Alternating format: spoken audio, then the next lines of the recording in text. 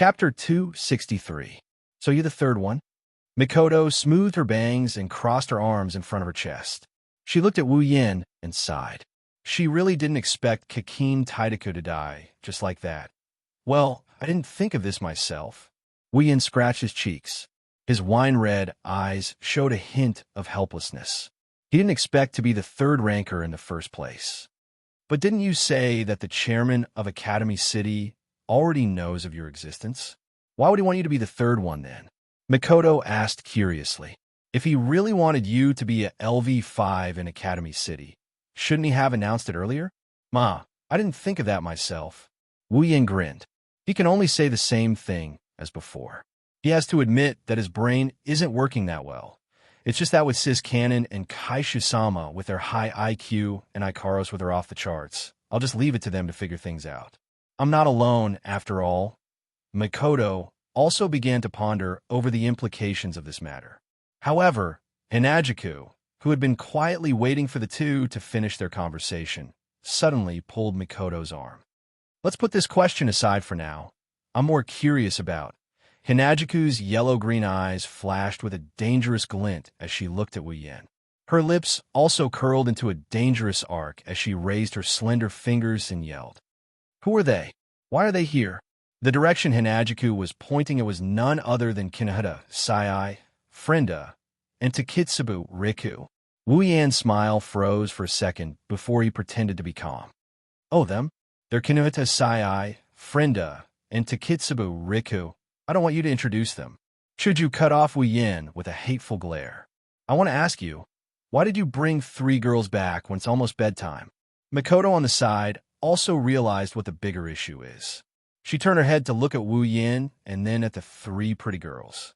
A blue and white electric current started flashing across her forehead. Wu Yan's smile didn't fade, but his back and clothes were drenched in sweat. This proves that Wu Yan's heart isn't as calm as it seems. For some reason, the system didn't share the contents of the third quest with Hinajiku and Mikoto like it did with Accelerator last time. That's why Hinajiku and Mikoto still don't know that they have a third quest that they love so much. Wu Yin didn't have the guts to tell Chuju and Mikoto directly. He couldn't possibly tell them that he brought these 3 cute girls back just to push them down.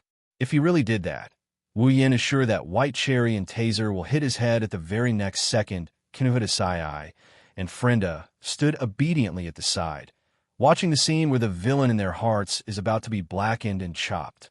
Their faces were filled with unconcealable schadenfreude. It's Wu Yan's fault for forcing them. Kinohita Sai hated Wu Yin to the core.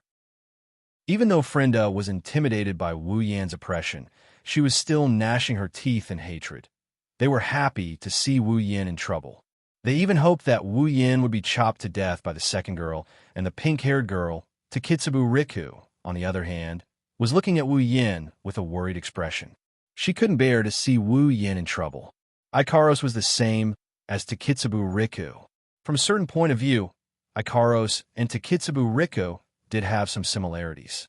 At least at this moment, they both hoped that they could rescue Wu Yin from his predicament, of course. There were also those who were gloating along with Kinohita Sai and Frenda.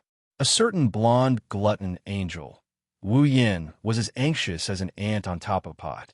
Even though Wu Yin already had this thought when he decided to bring Kinohita Sai, Frenda, and Takitsubu Riku to his house, but when it really came down to it, Wu Yin still felt that girls are precious, but life is even more precious. His eyes involuntarily glanced at Kinohita Sai and Frenda. When he saw the gloating expression on their faces, Wu Yan's face darkened. He cursed in his heart, but he didn't reflect on himself. Who's to blame the most for Kinohita Sai and Frenda's actions? Perhaps the two of them saw Wu Yan's glare. The gloating expression on their faces intensified. Wu Yan's eyebrows twitched. While he gritted his teeth, an idea popped up in his mind, and Wu Yan hardened his heart. While Kinohita Sai, Frenda, and Takitsubu Riku were stunned, Wu Yin looked at Chuju and Mikoto and pretended to be relaxed. The 3 of them are actually here to be maids. Maids Chuju, Mikoto, Kinohita Sai, and Frenda all screamed in shock. It's as if they didn't hear maids but fierce tiger. Yeah, Wu Yan's face was full of smiles as he looked at Chuju and Mikoto. Look, our house is big enough, right? It's usually Ikaros who cleans the house. She's the only one taking care of such a big house. My heart aches just looking at her, so I invited the three of them. Chuju and Mikoto fell into deep thought. As for Ikaros, when she heard Wu Yan's words, her indigo eyes shone with a charming light. Anyone can see that Ikaros is very happy.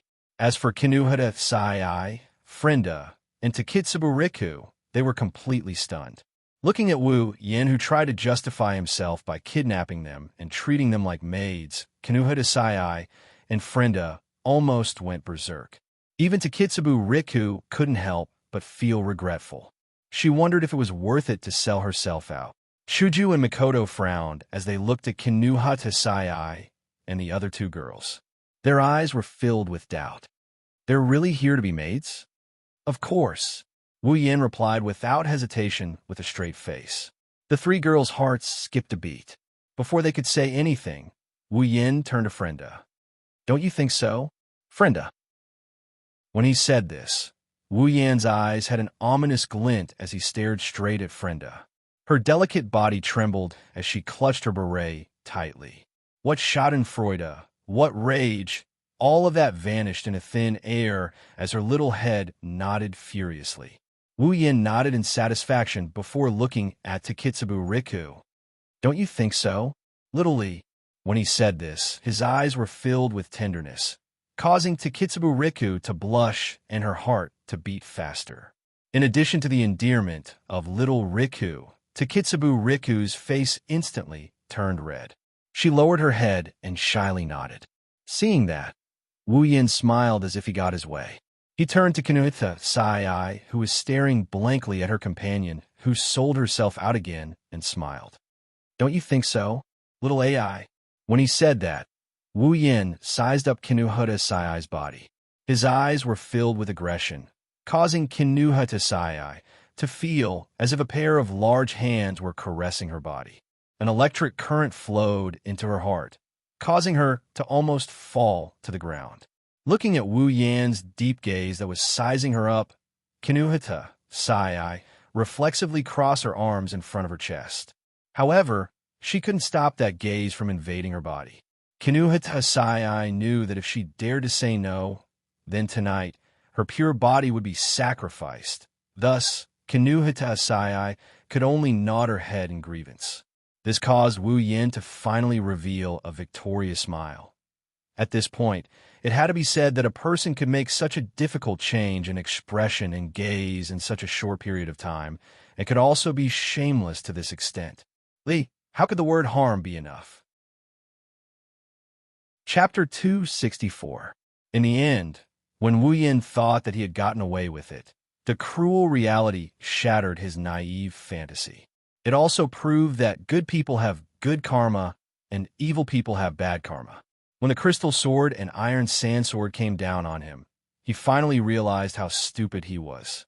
That so-called ingenious work of art might be able to fool the newcomers, but to think that he could fool Railgun and Kaisha-sama, who have been sleeping with him every day and have already seen through him, stealing Big Brother Egg's words, you're digging your own grave. Luckily, the kind Sis Cannon and Kaisha-sama are only playing the role of the hatchet goddess. Thus, when Wu Yan laid on the floor with a head full of bruises, the two girls let Wu Yan off the hook. Obviously, the two girls are just a little jealous of Wu Yan for bringing a girl home. In the end, Kinuhata Sai, Frenda, and Takitsubu Riku still ended up staying in the wolf's den. It's unknown if Sis Cannon and Kaosama knew about Wu Yan's wild ambition, or if they pretended not to know. In the end, the three women moved in as maids. However, a certain someone once again welcomed the delightful scene of being alone in an empty room. He was chased out of his room by Sis Cannon and Kaosama. Even Ikaros was dragged away for what they called an all-night-long talk. So when Wu Yan saw Ikaros looking at him with a pitiful and unwilling expression while being dragged away, Wu Yan cried and laughed. Crying? Of course, he was crying about his miserable experience. He had 3 delicate wives, but he still had to play the drama of staying alone in an empty room. It must be said that sometimes it was difficult to be a winner in life. As for laughing, of course, it's because he has other plans. His 3 delicate wives won't be able to eat tonight, but his 3 equally delicate future wives are waiting in the room for him to pamper them. As for a certain foodie, fine, Wu Yin has to admit that he has zero resistance towards blonde hair and big boobs. However, when he looked at Xianxia with a pitiful expression and got called an idiot by her blushing face before dashing back to her room, Wu Yin knew that there's nothing he can do about it here. Moreover, with that gluttonous angel's personality, if he were to touch her room, it was guaranteed that all the girls in the room would come and watch. Thus, Wu Yin decisively abandoned her. As for Kinuhata Sai, Frenda, and Takitsubariku, Kinuhata Sai is definitely at her wit's end. This loli is already dissatisfied with him for forcefully abducting her. She wants nothing more than to find a chance to add insult to injury in front of Mikoto and Hinajuku and push him onto the chopping block. If he dares to enter her room right now, then Kinuhata Sai would be more than happy to be the same as Xianxia. She would turn to the type of girl who would scream and scream when she meets a certain wolf. Then, she would happily watch the scene of Wu Yin being butchered. Thus, I pass for now. As for Takitsubu Riku, have to say, when he thought of Takitsubu Riku, Wu Yan's heart fluttered. With that girl's current favorability towards him, pushing her down wouldn't be a problem. Moreover, Takitsubu Riku's figure is the best among Kinuhata Sai, Frenda, and himself. In fact, in this family, she's probably in the top 3. That's why he's still interested in pushing down Takitsubu Riku, Wu Yan's heart that can't stand the test of time. However, after thinking about it seriously, he shook his head and decided to pass. Towards this girl who took the initiative to be with him and who has the highest favorability towards him, Wu Yin mysteriously felt pity for her. Or perhaps it should be said, of course, the best should be saved for the last. Thus, a certain high school student with a lowly body was lucky enough to be chosen by Wu Yin. But are you sure you're not making up all those excuses just to have a taste of a pure lowly? Night, when the small house was completely plunged into darkness, the sound of light breathing could be heard from every room. A certain wolf's room door opened. Poking his head out, he sneaked a glance at Chuju and Mikoto's room. Wu Yan's lips curled into a smug smile. Then, he looked towards Frenda's room. Wu Yan tiptoed towards Frenda's room. Right now, he has the aptitude to be a thief. Furthermore, this is his own home. His heartbeat quickened. With Wu Yan's personality, of course he wouldn't be nervous about the impending pushdown. Right now, he's just excited. This scene is like picking a flower. For some reason, Wu Yan felt all sorts of excitement. One couldn't help but sigh at his lustful and self-righteous heart at this moment. Wu Yin was once again glad that he has Mikoto's ability. The Electromancer ability is indeed very convenient. Whether it's hacking the internet or picking locks, Wu Yin would have to put in a lot of effort if he didn't have Mikoto's ability. But now, with just a grasp of the doorknob and a push of his ability, the tightly locked door opened to Wu Yin with a crisp sound. As the door opened, a certain cute blonde in pajamas hugging a pillow fell into Wu Yan's sight. Wu Yan's eyes lit up. The smug smile on his face turned into a sinister one, perhaps because Wu Yin didn't try to hide his actions. When Wu Yin entered the room, Frenda, who has been in the Dark Branch for quite some time, immediately noticed that her room was invaded. Her vigilance was honed through years of experience in the Dark Branch. She opened her eyes abruptly. There's a hint of suspicion in her eyes.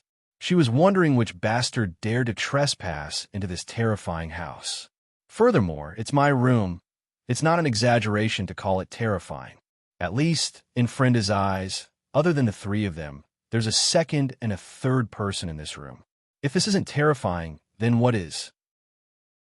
Of course, Frenda didn't know that the 2 girls who are really strong are the dull-looking Ikaros and the clumsy-looking Xianxia. When the intruder entered her line of sight, Frenda quickly realized who this fearless bastard is and why he's not afraid of death. Because this is his home. You. Frenda was stunned when she saw Wu Yin standing at the door smiling at her. She pointed at Wu Yin with her mouth wide open. You.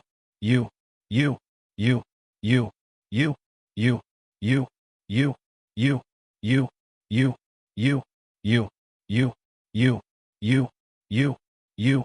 The intruder is Wu Yin, who abducted them with ulterior motives. He even came in the middle of the night when everyone is asleep. Frenda only needed to turn her head a little to know what he's here for. However, Frenda wasn't happy at all after knowing the truth. Before she could recover from her daze, the figure standing at the door blurred, and the door was closed. A pair of wine-red eyes met hers. Frenda jumped in fright and subconsciously took a step back, but she was quickly stopped by a pair of large hands. Yo, little Frenda. Wu Yin snickered as he lifted Frenda's chin. His wine-red eyes glowed with a demonic light. The heat in his eyes could be seen with the naked eye. Frenda's heart raced as her chest pounded. The sound of her heartbeat was very clear in this dark and silent environment. Looking at Frenda's cute face, Wu Yin lightly licked it, as if he's the most lustful villain. He teased, "Are you ready?" He didn't ask for a reason. He didn't explain himself. He just asked her if she was ready. His intention was obvious enough. Frenda's body trembled, and she started crying inside. She screamed in her mind like a madwoman. Why is it me? Chapter 265. When Frenda's soft body entered his senses, Wu Yin couldn't help but lick the corner of his lips. Wu Yin's heart was filled with eagerness. Frenda's body was, without a doubt, the smallest body he had ever tasted. Compared to Mikoto and Hinajiku, who were half lowly that had already outgrown their lowly shelf life, Frenda's body was that of a pure lowly despite being a high school student. Every geeky uncles have a grand dream in their heart, and that is to push down a cute lowly. Wu Yin may not be a geeky uncles, self-proclaimed, but at this moment he suddenly understood the dream of a geeky uncles, self-proclaimed. Therefore, at this moment, Wu Yan's heart was filled with unprecedented excitement. Guards, there's a weird uncle here. Wu Yin couldn't help but put his hand on Frenda's shoulder. When Wu Yin put his hand on Frenda's shoulder, Frenda's body visibly trembled, and her face stiffened. Frenda's heart started beating faster, and she pulled out a smile that looked worse than crying. Just when Wu Yin thought she was going to beg for mercy, the words that came out of her mouth made him choke on his own words. Why me? Takitsubu's figure is so much better than mine, and Kinuhida also has a pair of beautiful breasts. Why me? Frenda's face was filled with tears as she complained to Wu Yin. Wu Yin didn't know whether to laugh or cry. Gently patting Frenda's soft back, Wu Yin smiled and said, "Little Frenda, don't underestimate your charm. You must know, many times Mo is justice, and you, who have this secret, are the only one in the world." Hearing this, Frenda was dumbfounded. Listening to these words that clearly came from a different dimension, Frenda's head was filled with a well. At this time, he's still talking nonsense, but soon, Frenda was speechless again. Because this time, Wu Yin suddenly pressed her against him, and then her lips were blocked by a big mouth. With a loud bang in her head, Frenda's eyes widened. She could feel a tongue licking her small breasts. Frenda couldn't believe it. Every girl's first kiss is very important, very precious. Back then, the kiss came too fast, so fast that Frenda didn't have time to prepare. Frenda suddenly realized that such a precious thing was taken away in an instant. Moreover, this wasn't a normal kiss. This was the kind of deep kiss that only couples in love would have. Wu Yan's tongue easily broke through Frenda's teeth while she was still in a daze. Tightly intertwining with her breasts, Frenda's eyes widened again, her tongue passively accepting Wu Yan's invasion. Their tongues intertwined, and under Wu Yan's lead, Frenda's body slowly went limp. Her tongue also slowly and uncontrollably took the initiative. However, this action was still too immature. Wu Yan, who was familiar with all kinds of kissing scenes, laughed in disdain, as if looking down on Frenda's kissing skills. However, Wu Yin was happy to let Frenda perform, so he relaxed his control over his tongue, savoring the taste of Frenda's breasts and enjoying her immature actions. Frenda didn't know what was wrong with her, but her tongue was moving uncontrollably. She wanted to stop, but she couldn't bear to let go of this wonderful feeling. Thus, she could only sit there and let her subconscious drive her along. After their lips parted, Frenda looked like she was drunk, Her face flushed red, and her body seemed to have no energy left. If Wuyan didn't hold her, she would have been lying on the bed after a few seconds. Frenda woke up from that strange feeling. She widened her eyes again, looking at Wu Yin in disbelief. However, this time, the disbelief was directed at herself. She never thought that kissing would be such a comfortable thing. Frenda immersed herself in it, but now she couldn't believe that she was the one who took the initiative to entangle with his tongue. No, this wasn't me. I was forced. Frenda screamed crazily in her heart, but she didn't realize that her screams were getting weaker and weaker. At this time, Wuyan gently pushed Frenda on her own body, causing her to turn pale with fright. Feeling Wu Yan's weight on her petite body, Frenda struggled in her heart, and finally, please be gentler. I'm afraid of pain. Frenda shyly closed her eyes, preparing for the most important moment in her life. Wu Yan listened to Frenda's words in shock. Looking at her tightly shut eyes, he suddenly laughed. He originally thought that he was going to force her again. Then, Wu Yan's heart burned with lust. He couldn't wait. However, Wu Yan wasn't in a hurry to release his emotions. He moved his lips to Frenda's ear, licking her small earlobe. At the same time, he started to lightly touch her small asterisk through her clothes. Well, Frenda didn't expect Wu Yan to not invade her body right away. Instead, he started caressing her body gently. Frenda could feel a slight change in her body. Even though there was a layer of clothes between them, the temperature of Wu Yan's hand and the action of touching her asterisk were all felt by her sensitive body, causing her to tense up. Whenever Wu Yan's hand touches her body, Frenda's body will heat up, and the asterisk he's touching will heat up even more. At the same time, there's a strange tingling sensation. Wu Yan's experience in this area has been proven many times. For someone like Frenda, who's experiencing it for the first time, she can only let him do whatever he wants. How is it? Does it feel good? Wu Yan moved his head away from Frenda's ear, looking at her with a teasing look, as if he's planning to tease her. It feels so good. Hearing Wu Yan's words, Frenda subconsciously blurted it out, but when she realized what she said, she was so embarrassed that she wanted to die. What did I say? Wu Yan smiled proudly, continuing to touch Frenda's body. This time, his target was her asterisk, but when he placed his hand on a certain part of her body, he was a little surprised. It turns out, at some point in time, Frenda's thighs were already soaked. Wu Yan stared at Frenda blankly. He saw the intense pinkness on her body and her embarrassed expression. Only then did he realize something. Frenda was actually such a sensitive type. No way. Wu Yan pulled back his hand from Frenda's thighs, waving it in front of her face. You. Frenda's face couldn't get any redder. She's the one most familiar with her body condition. After seeing Wu Yan's hand, Frenda was even more embarrassed. She could only whimper twice to express her embarrassment. Wu Yan smiled, no longer teasing Frenda.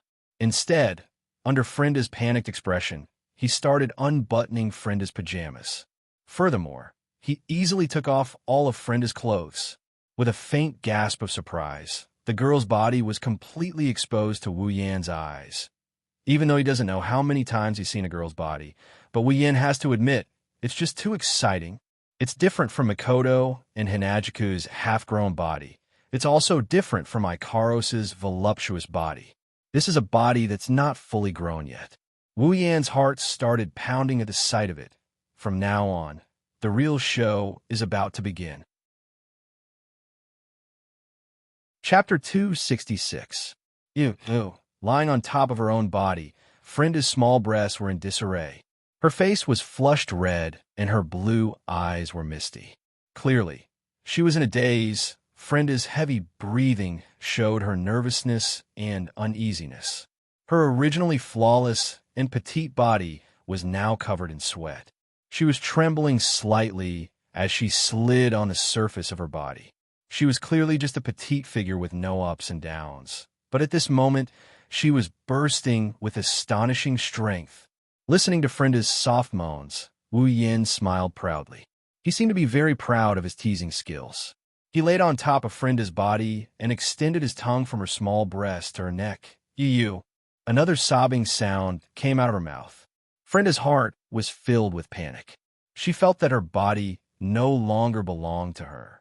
Frenda felt a little dizzy. Her body is very sensitive, and under Wu Yan's teasing, she couldn't take it anymore. Her body started trembling as if she couldn't take it anymore.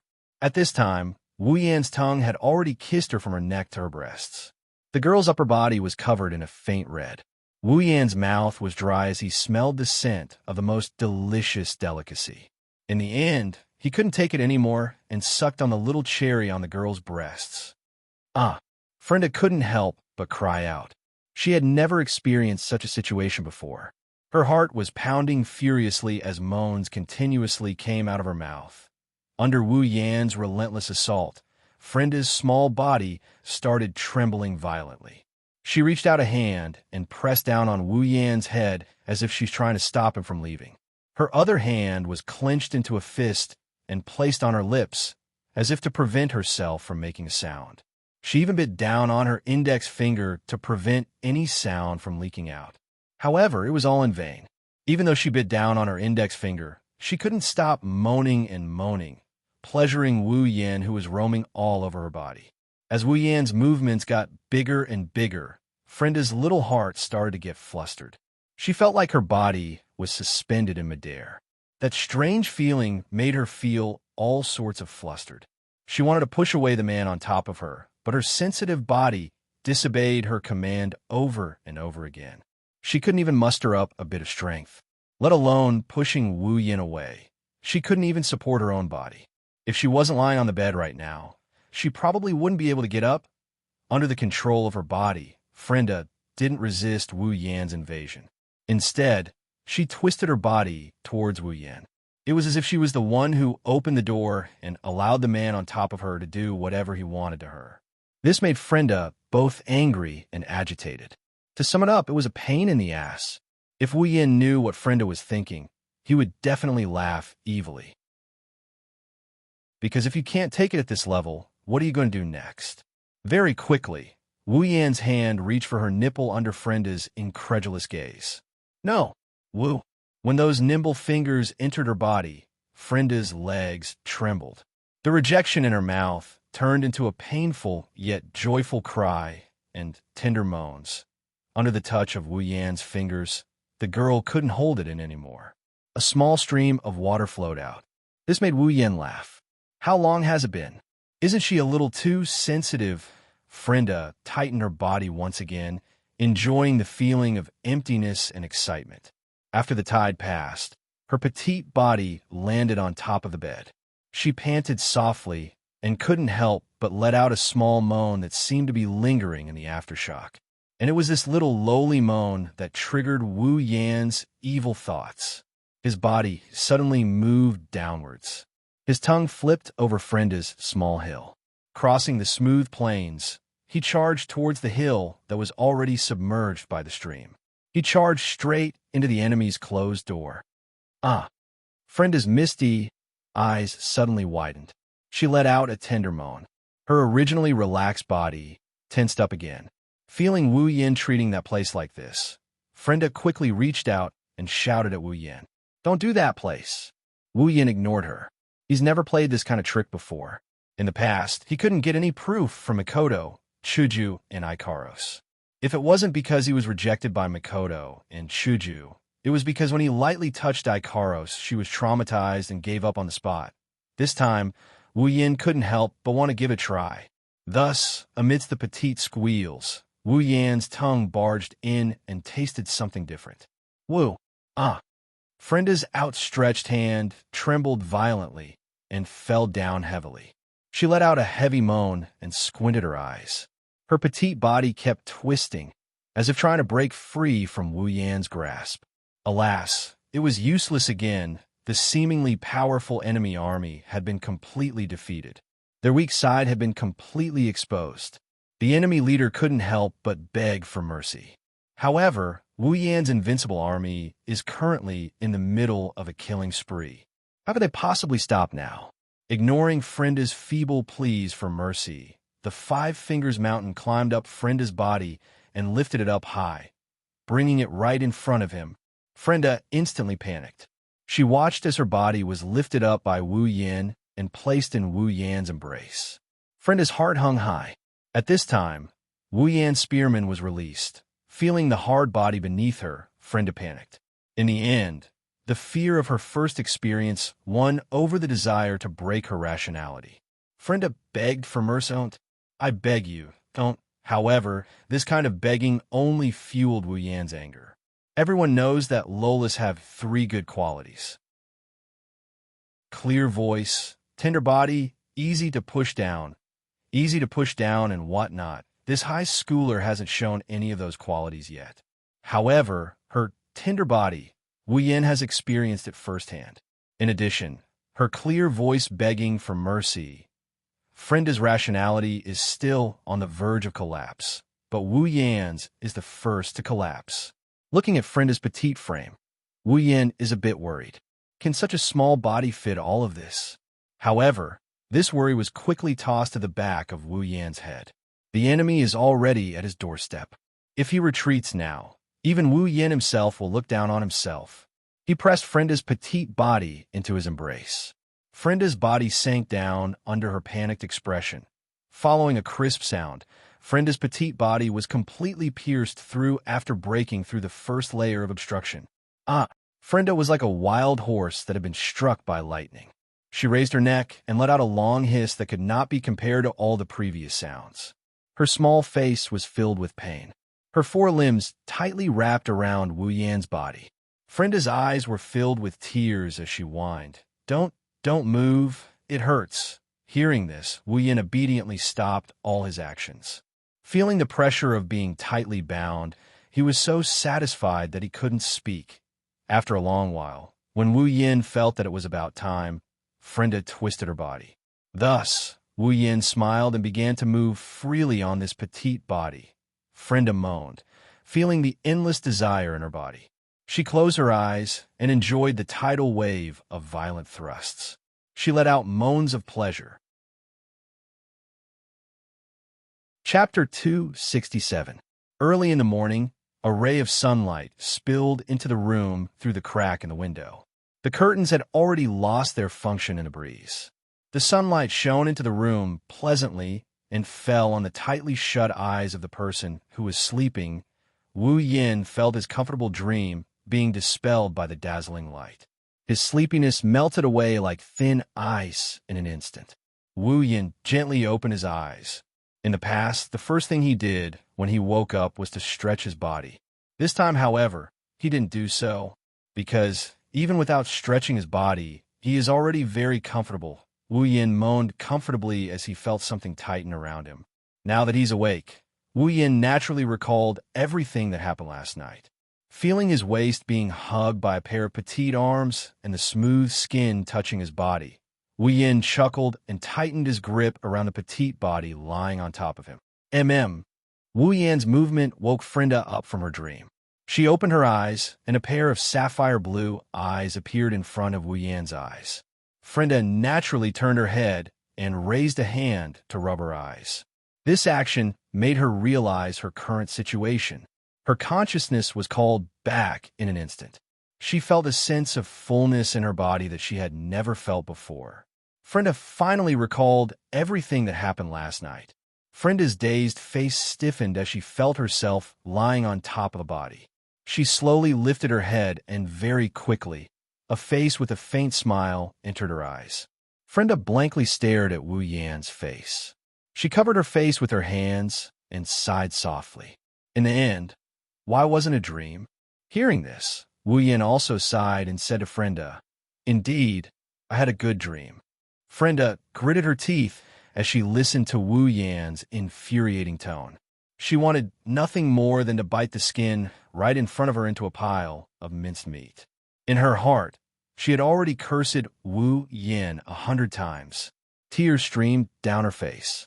Even though Frenda already knew that she would be eaten alive by Wu Yan sooner or later, she really didn't expect this day to come so quickly. It's only been one night. In just one night, who knows how many times she has been eaten alive. Not even her bones are left. There are still so many days ahead. How can she survive this? The most unforgivable thing is that her body actually became dependent on the other party's violent treatment. Is there anything sadder than this in the world? Really? Really? As she thought about it, Frenda, who was crying in her heart, couldn't hold it in any longer. Even on the surface, tears started to flow down her cheeks. Coupled with her cute little face, it was truly a sight to behold. Looking at the kelp-shaped tear lines on her face that were the same as when he was abused by Hinajika Mikoto yesterday, he smiled in a vengeful manner. This girl, she even dared to gloat over his misfortune yesterday. He straightened his body and sat up. Frenda, who was lying on top of him, was also passively pulled up into a straddle position. At this time, Wu Yan's *** is still inside Frenda's body. Therefore, with this movement and tug, Frenda immediately moaned as if her sensitive spot was poked. "What are you doing all of a sudden?" When she moaned, Frenda immediately recalled the countless times she begged for mercy last night. Countless times she was ignored by Wu Yan. Countless times she moaned like this. She was instantly angered. He forcefully pushed her down and still had so much fun playing with her. "Don't think that I won't lose my temper just because I'm on the receiving end." And so, Frenda chose to forget about Wu Yan's deterrence and yelled at Wu Yan. This yell also made Wu Yan raise an eyebrow. The corner of his mouth raised into a smile that made Frenda tremble in fear. Before Frenda could react, she felt Wu Yan's body move. Instantly, an indescribable electric current that she enjoyed countless times last night came from the deepest part of her body. Frenda moaned again. However, this was only the prelude to the storm. Therefore, this one shrug quickly became a lot more shrug. A blush crept up Frenda's fair face. Her petite body was tossed up and down by Wu Yan. Her long blonde hair bounced up and down with her body. Frenda couldn't help but start playing the song that made her feel ashamed and angry. Seeing Wu Yan's proud face, Frenda moaned and said with difficulty, You're still going." Hearing this, Wu Yan didn't slow down at all. He continued to toss her body and smiled nonchalantly. "Of course I'm still going. Do you think I can't do it? Aren't you underestimating me too much?" Indeed, Wu Yan hugged Frenda for an entire night. If it was the old Wu Yan, perhaps he wouldn't be able to do such a heroic thing. But don't forget, Wu Yan is now a true ancestor. With the increase in stamina and recovery, Wu Yan became a valiant general.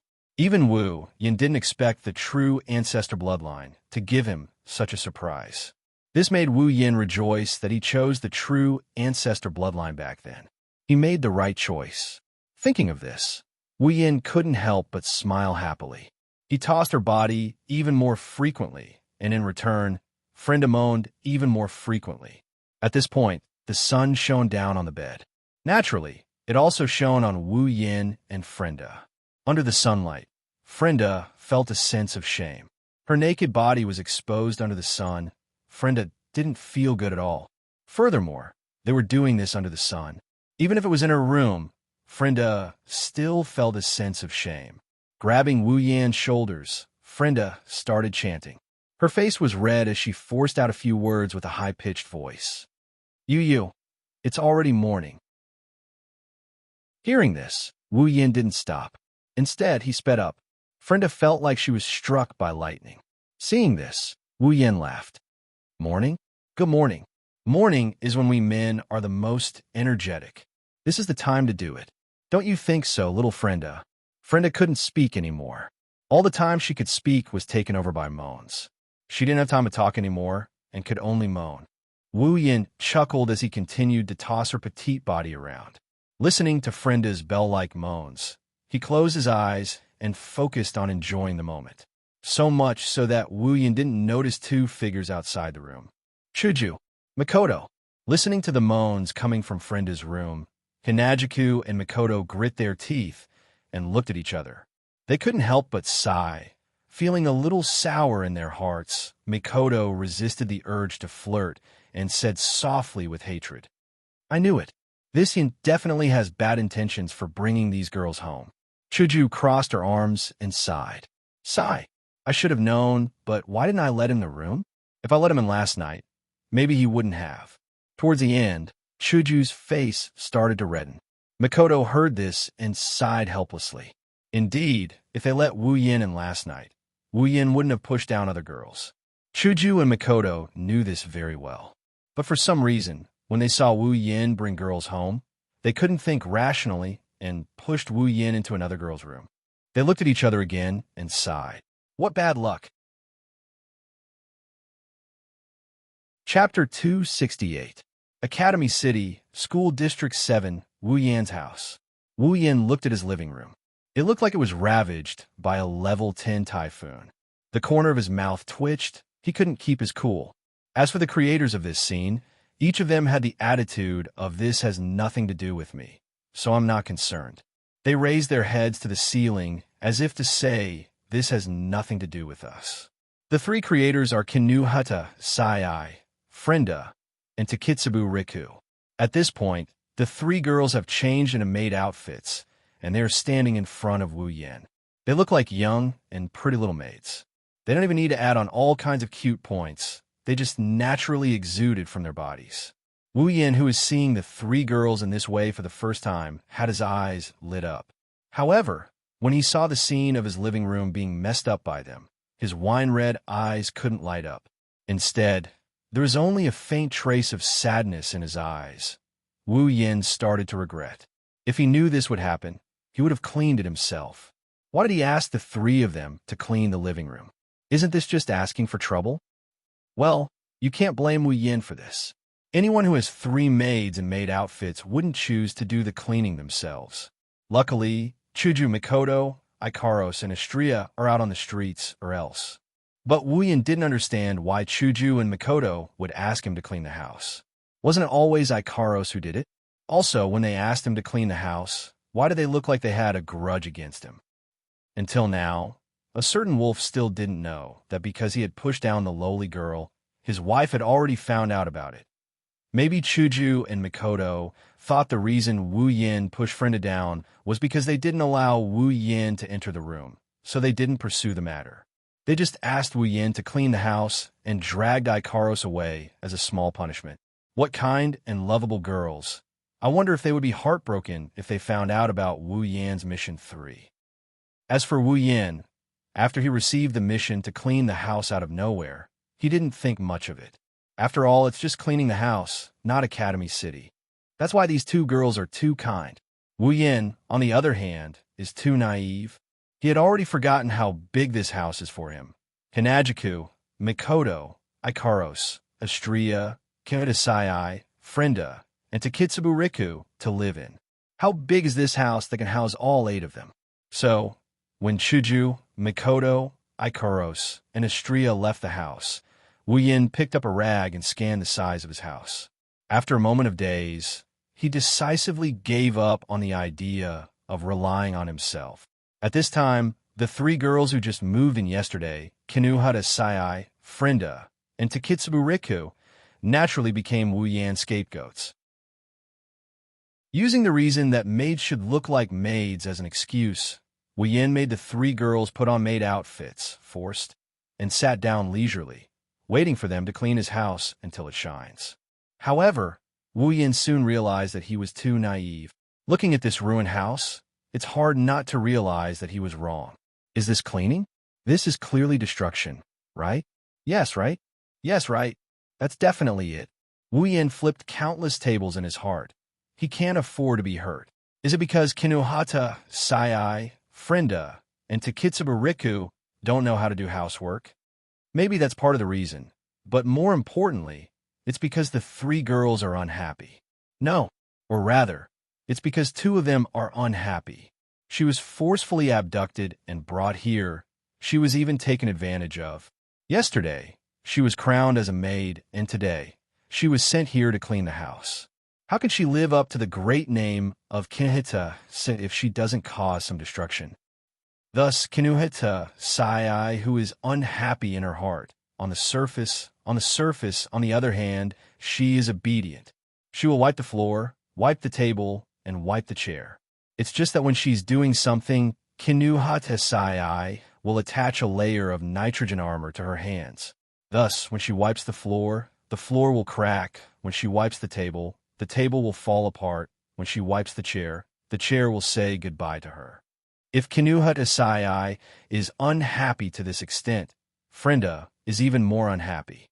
Yesterday, she snuck into her room and pushed her on Twitter. This morning, she was still messing around with her. Yet, not long after she left her room, she was called to clean a house. She even had to wear maid outfits. Frenda, on the other hand, erupted in secret. At this moment, Frenda miraculously thought of the same thing as Kinuhatesai. Thus, this house suffered a calamity.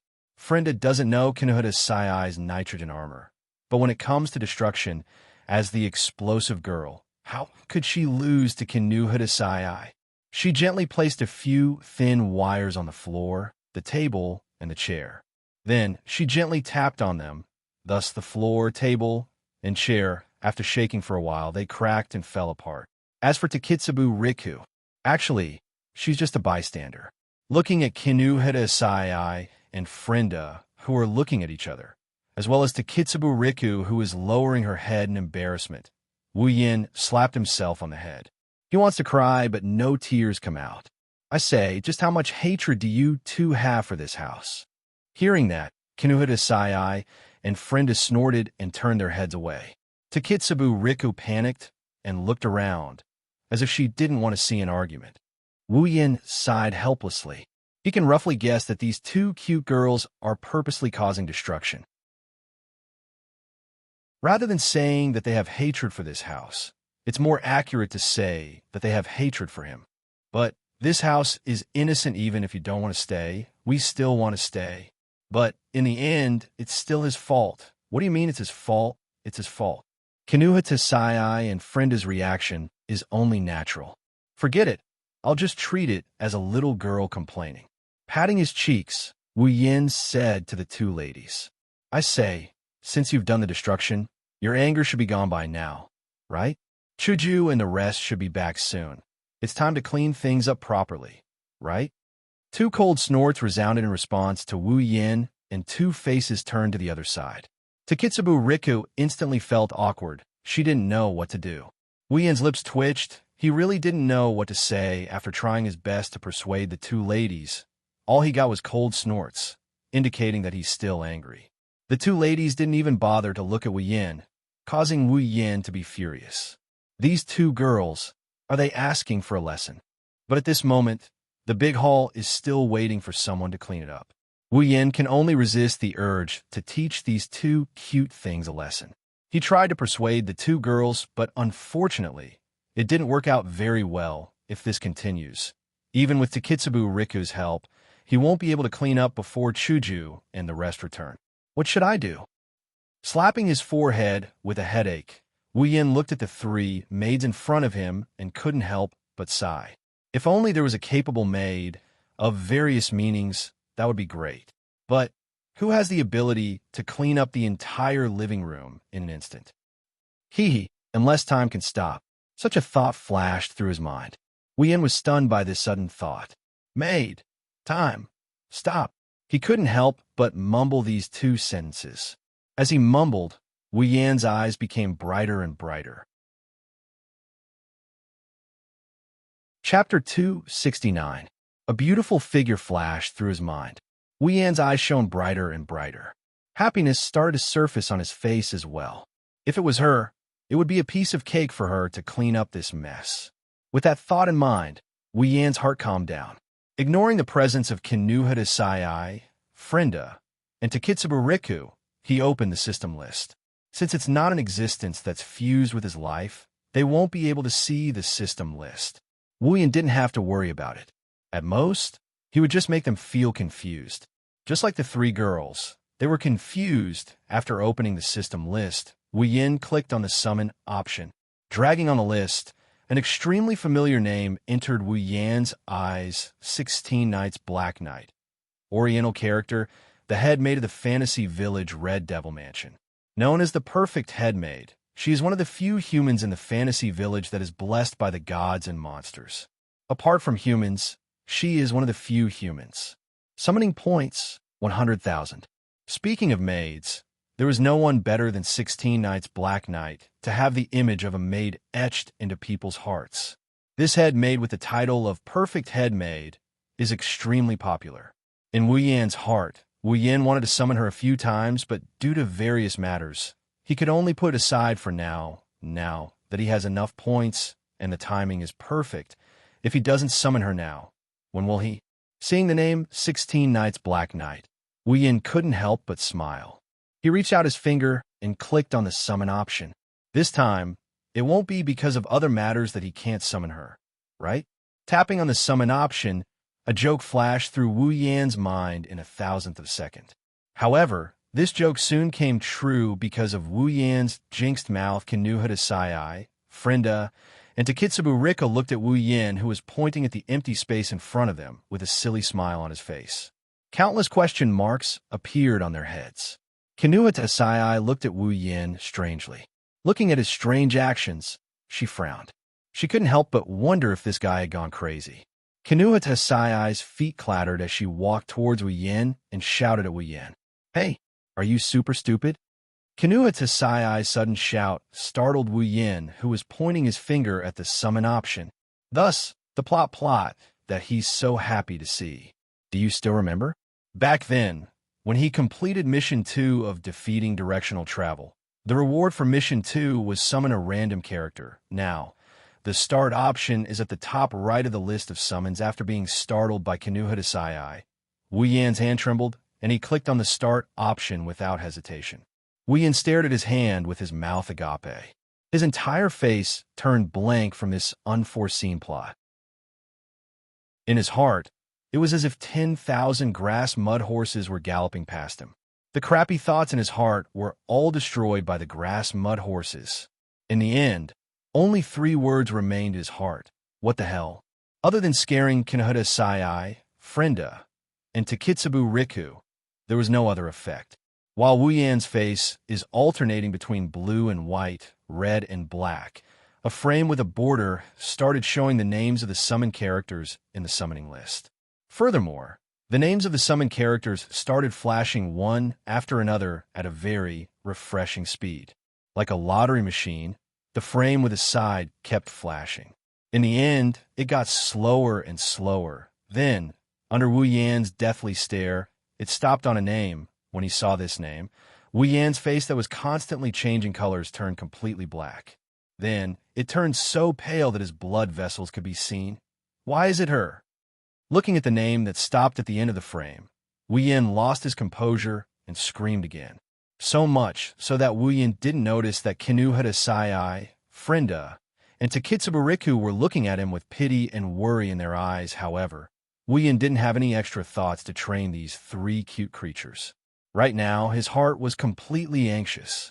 What to do, these 2 words filled his entire mind, making him so anxious that he wanted nothing more than to conjure up a hammer capable of smashing the system into smithereens. His wine-red eyes looked at the random name on the summoning list. Wu Yan's heart couldn't help but tremble. Could it be that the summoned character wasn't strong enough? Or maybe the character wasn't good enough? No. If the character wasn't good enough, then maybe it could be a little bit more. But if the summoned character wasn't strong enough, then there wouldn't be any strong characters in this world. But if such a strong character descends on Academy City, then it would be a disaster. No matter how anxious Wu Yan is, the randomization process is over and the summoned character has been selected. The system summon list is starting to glow. The glow stunned Wu Yan, who was burning with anxiety. Then, Wu Yan steeled his heart and took out a town return scroll. He crushed it and disappeared under the glow of the town return scroll. Kanuhata Sai, Frenda, and Takitsubu Riku were all stunned. They stared blankly at Wu Yan's position where he suddenly disappeared. The 3 of them looked at each other, and for a moment, they were stunned on the spot and lost their ability to react. Could it be that he's also a space ability user? Back then, on the beach where the Archangel God's power descended, following a flash of light, Wu Yan's figure suddenly appeared on the beach. A second after Wu Yan appeared, a dazzling light shone from the system's summon list in front of Wu Yan that hasn't closed since the beginning. At the same time, the familiar light of summoning appeared in front of Wu Yan. Even though Wu Yan has seen this familiar scene a few times, he still couldn't let his eyes adapt to the intense light of summoning. Under the illumination of the summoning light, Wu Yan couldn't help but raise his hand to block his wine-red eyes from being illuminated by the light. After an unknown amount of time, the light of summoning slowly dimmed. Following the dimming of the summoning light, a small, short figure, under the influence of an unknown power, was slowly drawn out like a painting. First, it was the brush, then the drawing. Finally, the figure was painted in color and completely appeared in front of Wu Yan. Looking at the small figure in his memory, Wu Yan couldn't help but smile bitterly. After the summoning light completed its task, when the small figure was completed, it disappeared. The full appearance of the person that Wu Yan was so anxious to summon finally surfaced. It was an extremely petite and cute little lowly. It wouldn't be an exaggeration to call her a little lowly because her height was much shorter than even the shortest Frenda. She looked like a 10-year-old girl. She had a head of light yellow, shoulder-length hair that shone like the sun. The side of her hair was tied into a single ponytail. She wore a very cute beret hat on her head. She wore mostly red, with some white gothic lowly clothing. She looked very charming and cute. Her eyelids were tightly shut, and her two small hands were clasped together in front of her chest. Paired with her delicate and beautiful face, she looked like a sleeping princess. However, no matter how you look at this cute little lowly, there was a pair of eye-catching wings on her back. Chapter 270. What kind of wings were they? Actually, it was a little far-fetched to call a pair of wings because it looked more like a large necklace or a bracelet. Looking at the Luan, it should be a pair of wings. However, the part that was supposed to be the wings had completely disappeared, leaving only the edges that looked like they had once supported the wings. Crystals of different colors hung from the edges of the wings, causing them to emit all kinds of different and unbelievable colors. However, their shapes looked a bit distorted. Character: Flandora. Scarlet abilities: ability to destroy almost any object. Rune card: Vampire Bloodline Strength. Endurance. S agility. A spirit. D equipment. Leviathan B grade. Level 82. Level 82. Tier 9. Wu Yan's heart skipped a beat. That's because he was shocked. Other than the Spider Queen, this was the first Tier 9 that Wu Yan had seen in his life. In terms of level, Flanders' level was even higher than the Spider Queen's. Looking at the petite lowly who looked like a sleeping beauty, who would have thought that she was a Tier 9 powerhouse? However, Flandra, Scarlet was a Tier 9. Wu Yan was not surprised at all. The reason was because of Flandra's ability. The ability to destroy almost anything. The ability called Sight. The so-called Sight was actually similar to the line seen by the demon Eye of Death Perception. It was the same. Flandra could see the damage points of all objects, which were the so-called Sight. By moving these Sight into her hands and destroying these Sight, Flandra could rapidly disintegrate things that could be touched and untouched. In other words, when Flandra stood in front of you and raised her hand with a smile, the Sight on your body was already in her hands. At that time, she only needed to lightly squeeze it and you would disappear from this world. What a terrifying ability. Although it was different from the Demon Eye of Death Perception, it was much scarier than the Demon Eye of Death Perception, because the Demon Eye of Death Perception had to rush in front of you to slash you, but Flandra did not need to do that at all. As long as Flandra could see you, your sight would not be able to escape. Moreover, Flandra was a vampire. Although she was not a true ancestor, she was scarier than some true ancestors. The ability to control eyes, coupled with the vampire's powerful strength and recovery ability, made this little lowly into an abnormally terrifying demon king. Yes, demon queen. This was not an exaggeration at all. Flandra's mental state was a little damaged because she controlled too much power.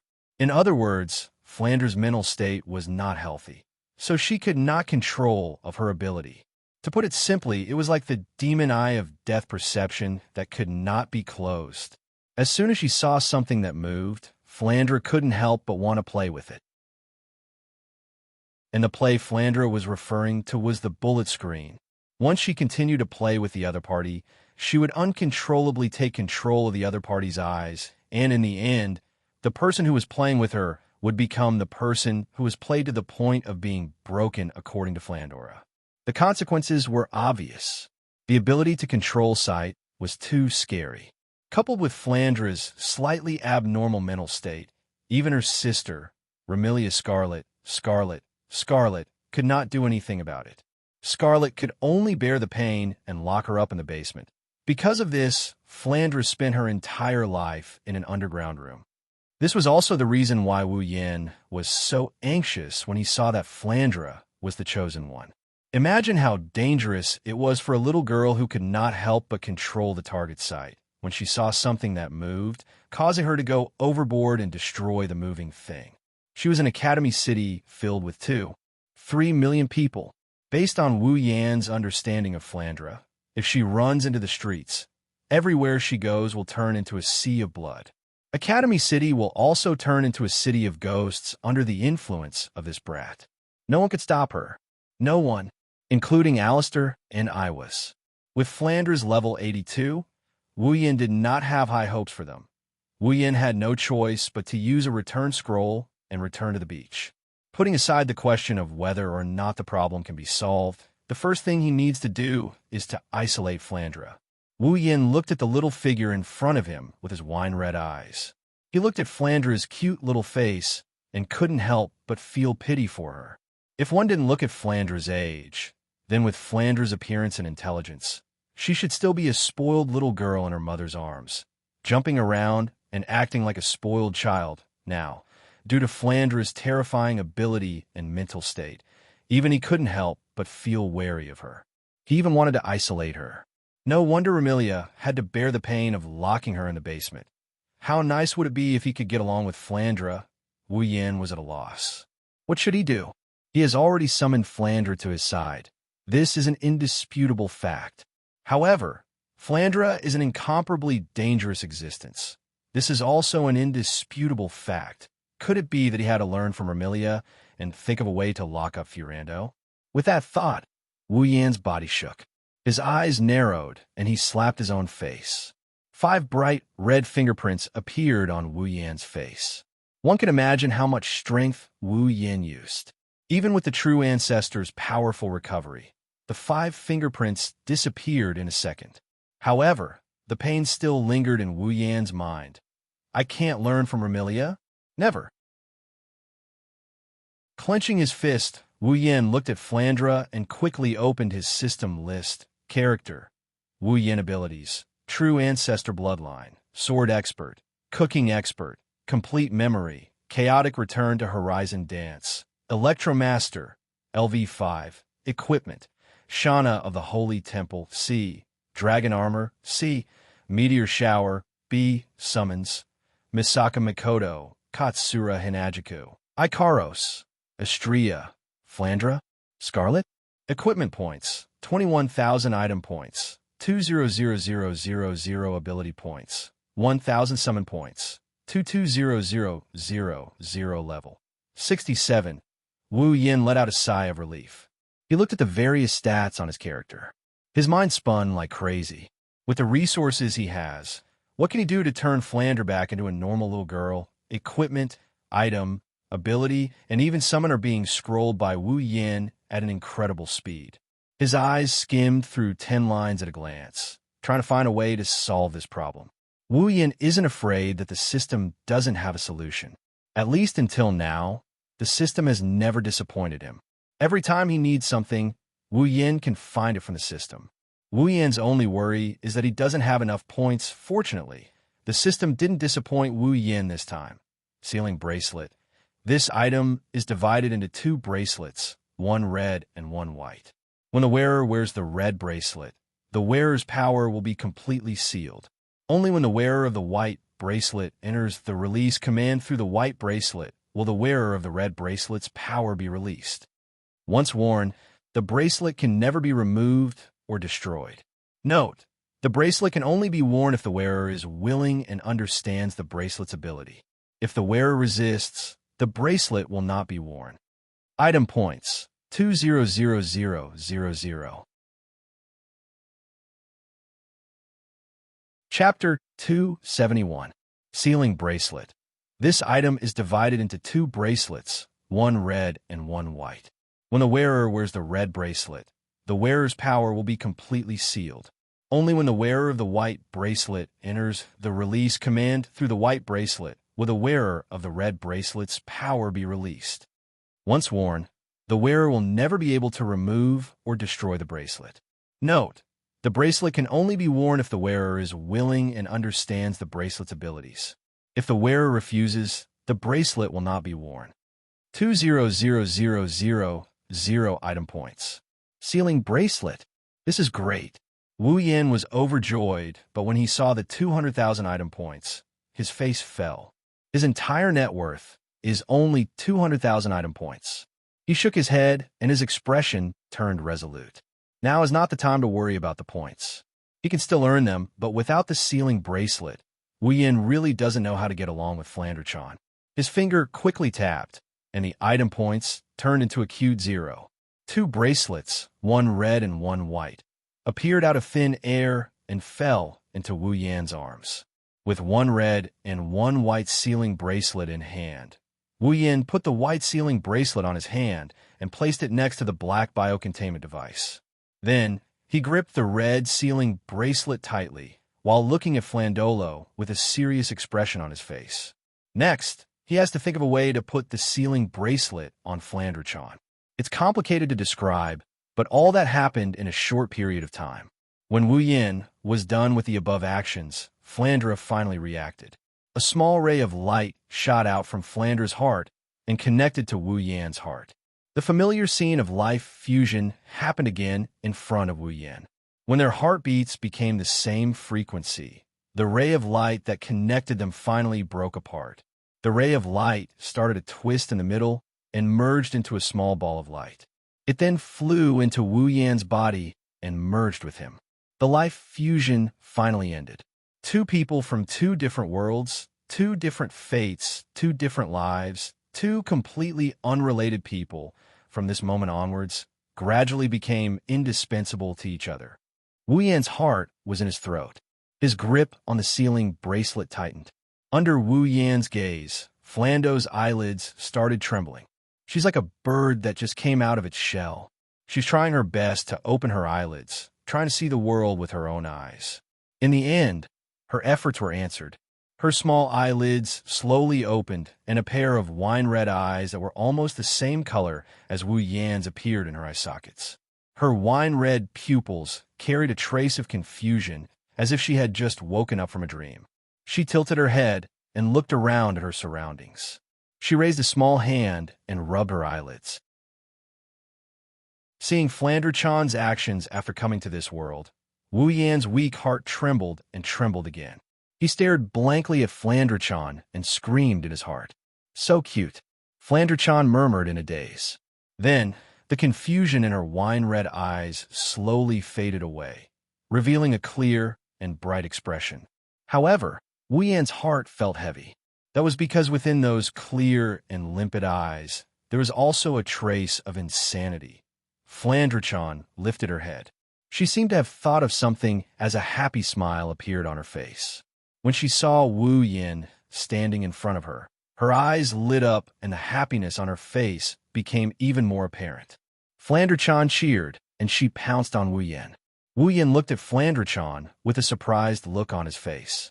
Stunned, Wu Yin watched as Flanderchan drew a beautiful arc in the air and landed on the ground. He quickly came to his senses and pulled Flanderchan into his arms. Wu Yin underestimated Flanderchan's strength. Due to her mental age, Flanderchan didn't know how to control her strength. Wu Yin felt like a truck ramming into his chest. His chest felt heavy from impact, and he almost lost his breath. Rubbing his chest, Wu Yin bitterly smiled. Thank goodness he exchanged for the true ancestor bloodline. Otherwise, with his strength and body, he wouldn't be able to catch this little lowly. Hugging Flandre-chan's soft and tender body, Wu Yin felt a wave of pleasure, but at the same time, he also felt a bit confused. Flandre-chan kept rubbing her face against his chest. He didn't understand what is going on. Why is Flandre-chan so close to me? Could it be that the system knew about my difficulties, so it raised Flandre-chan's intimacy level to 100? Thinking up to this point, Wu Yin couldn't help but laugh. Let's not talk about whether or not the system would do something so considerate. The summoned characters aren't like those virtual characters that can only be seen on the screen. They're alive, they're real. Even the system said that there can only be one summon, and it's impossible to summon a second one. In other words, every summon is unique.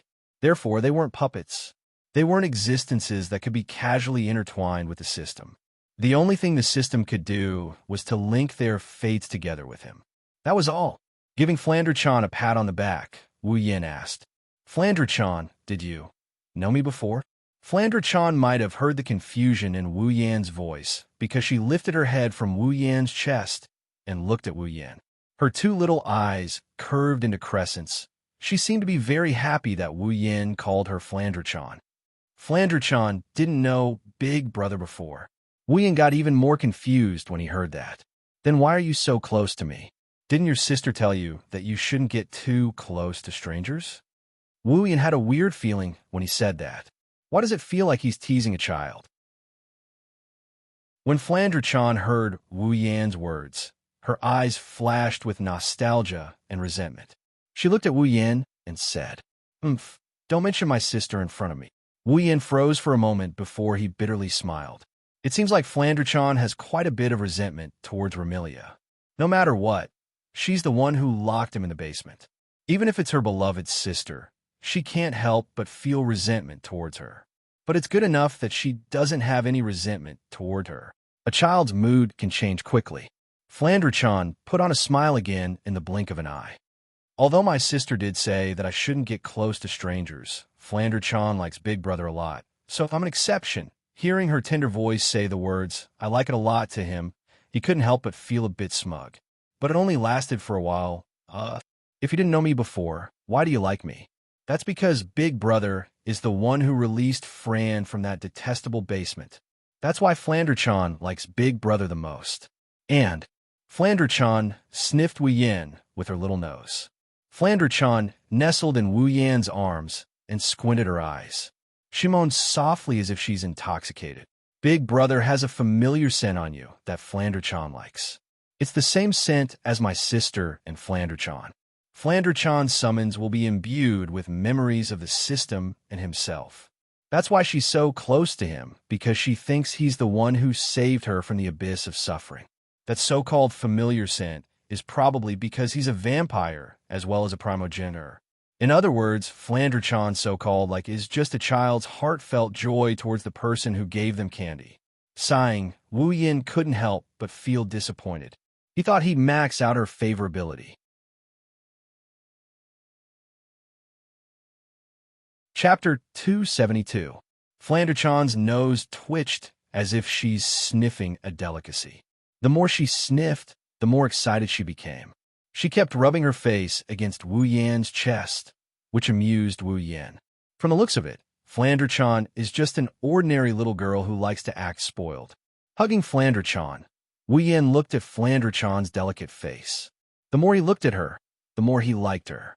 However, Flandre-chan's next words made Wu Yan's happy heart turn cold. Flandre-chan lifted her pretty face, and she excitedly said to Wu Yin, "Oni-chan, can you play with Flandre-chan?" "Play?" It's true. It's normal for a child to say something like "play with me." However, Wu Yin knows that the play she's talking about isn't something fun at all. If she doesn't play well, she might lose her life. Even though Wu Yin has an immortal body and is now a true ancestor, he can't help but feel suffocated. Flandre-chan's eyes are the same color as his, but they're filled with hope.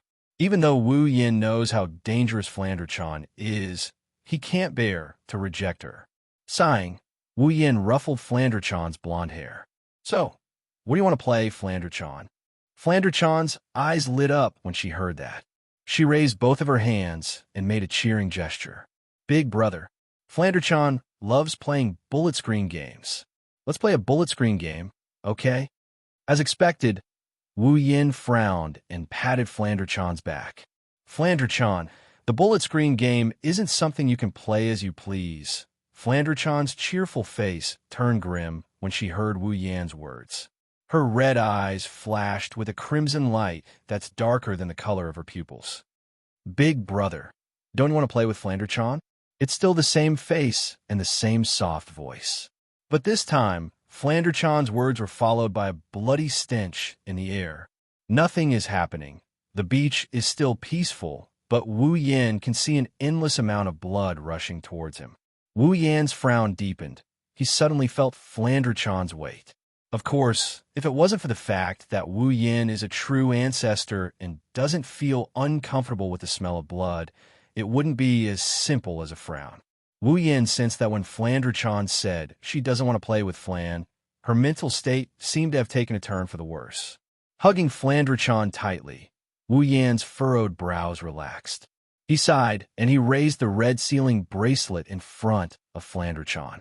Flanderchan, who had a weird expression on her face, froze up when she saw the bracelet.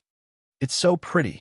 Flanderchan reached out and touched the bracelet in Wu Yan's hand.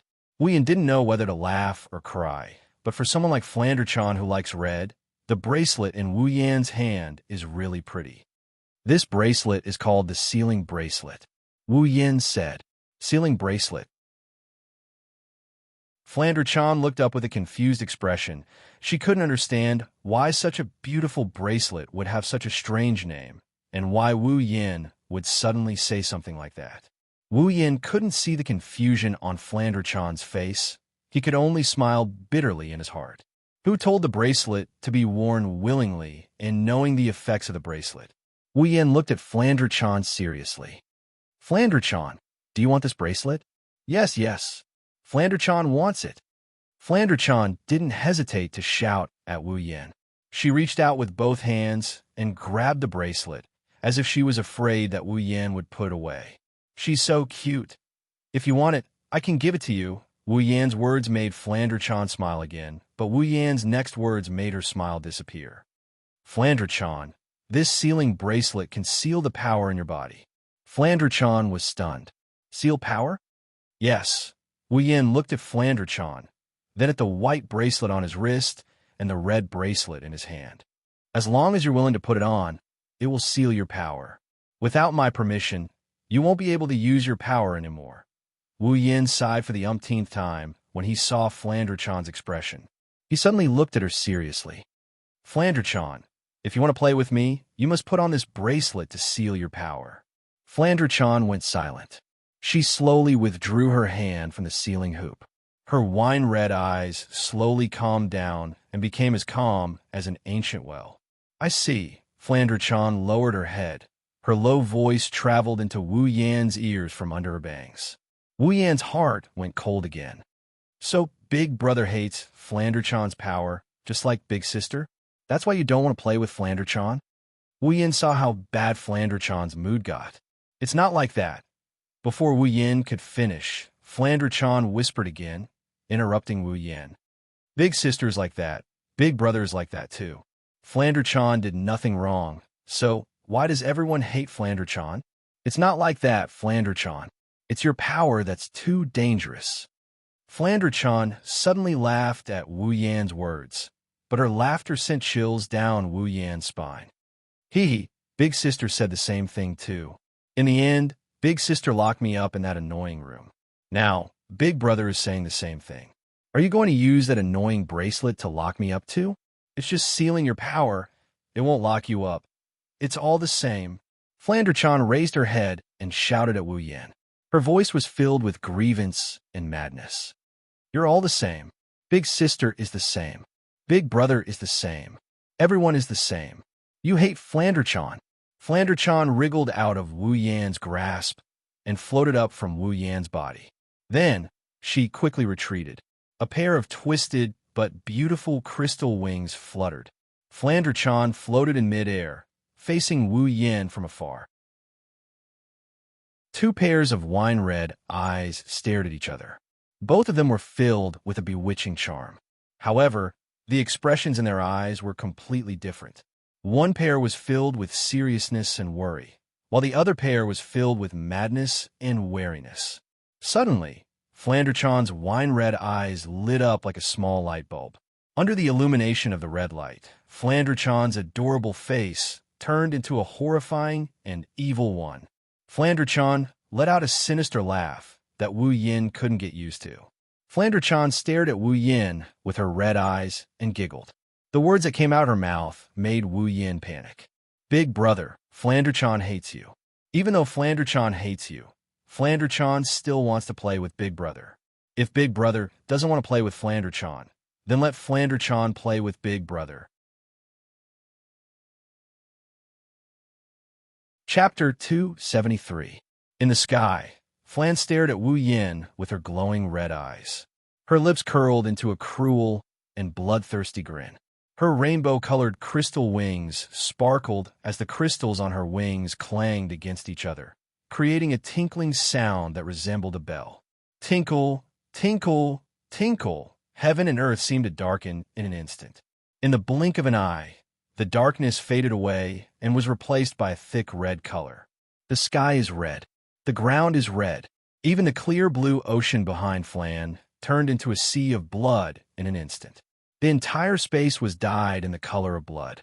Flan's clean and tidy clothes looked like they were covered in a layer of blood.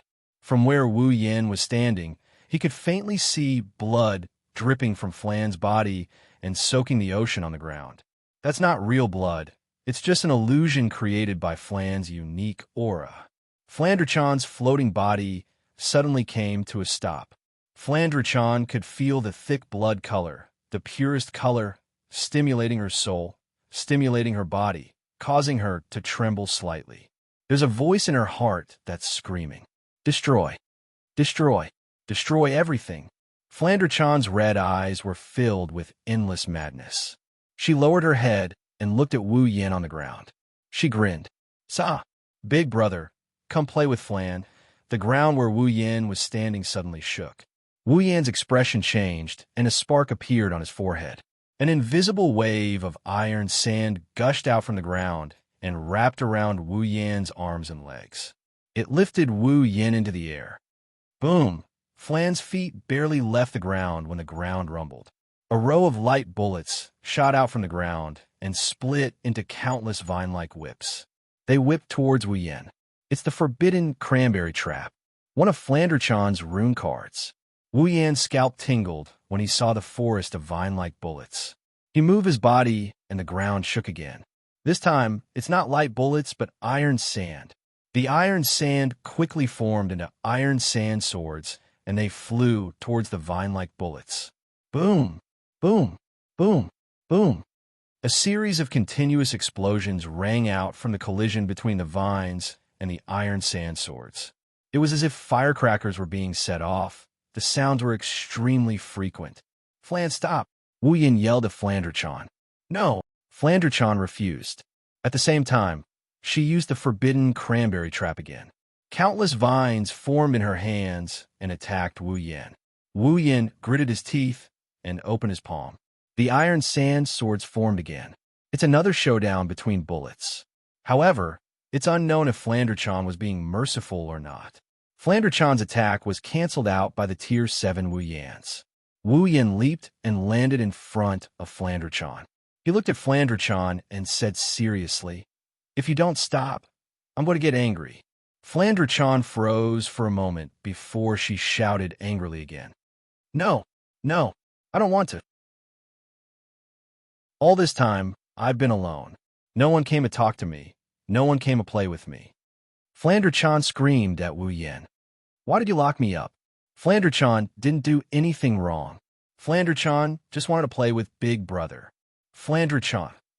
Wu Yin looked at Flan, who was yelling at him, and he felt pity for her. But he couldn't do anything about it.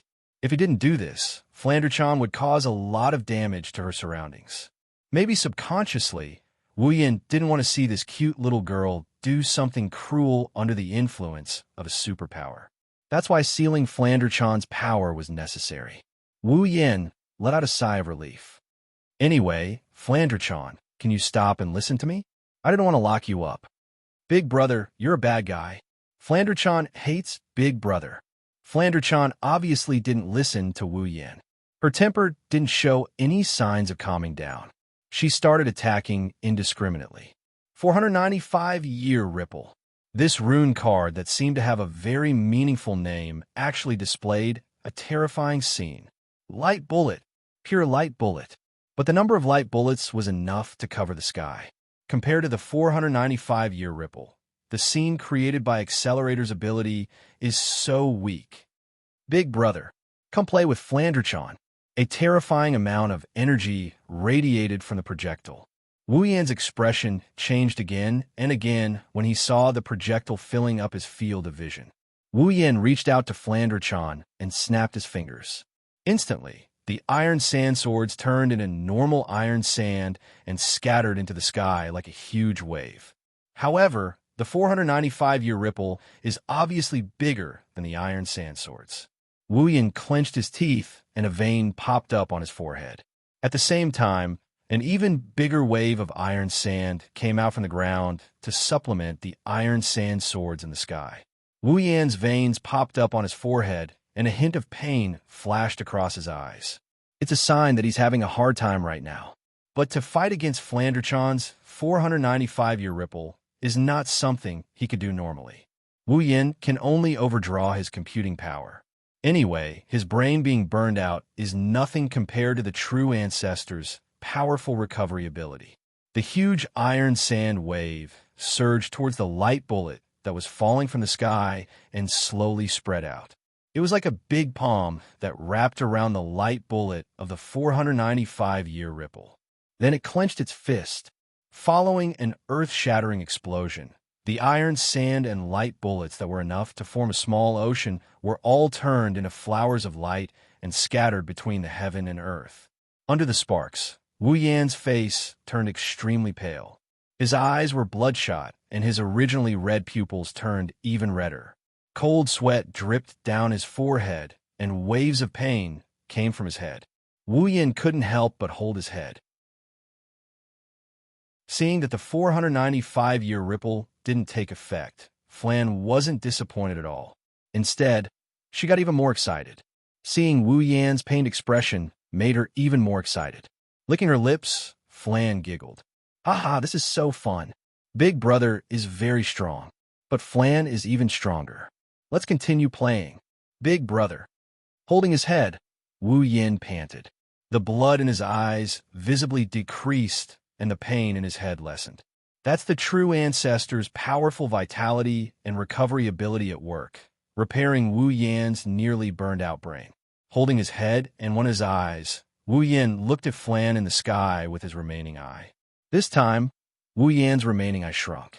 Flan's lips twitched into a smile of infinite joy. She smiled happily at Wu Yan, just like when they first met. So cute and pure. However, Flan's small hand is facing Wu Yan.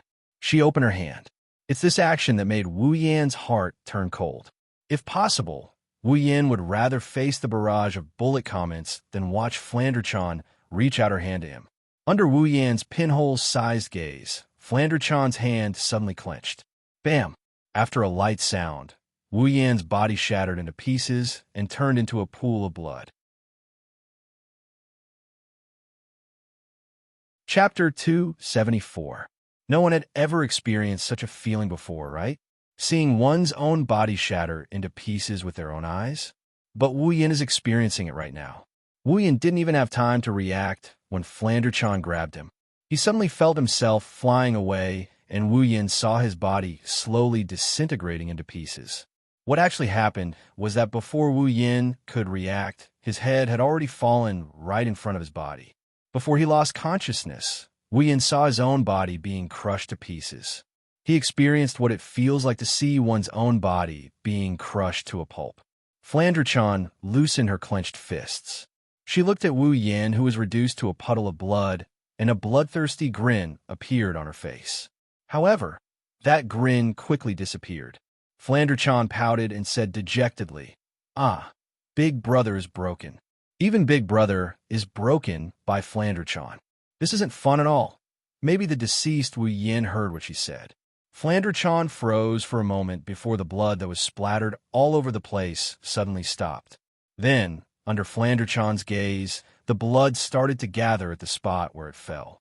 It didn't take long for all the blood to gather and form a blood ball. When all the blood was poured into the ball of blood started to twist. Slowly, it turned into a human figure. Then organs, bones, and skin started to grow on the surface of the bloody figure at a speed visible to the naked eye. At some point, all the necessary parts have grown out. Wu Yin reappeared in front of Flandre-chan. Wu Yin raised his head and looked at Flandre-chan. His wine-red eyes flashed with a trace of seriousness and fear. It's too scary. Flandre-chan's ability is too scary.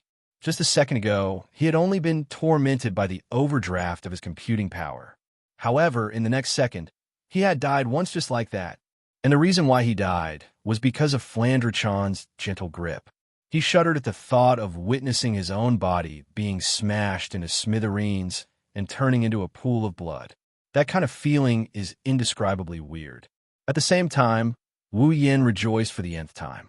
Thank goodness he exchanged for the true ancestor's bloodline.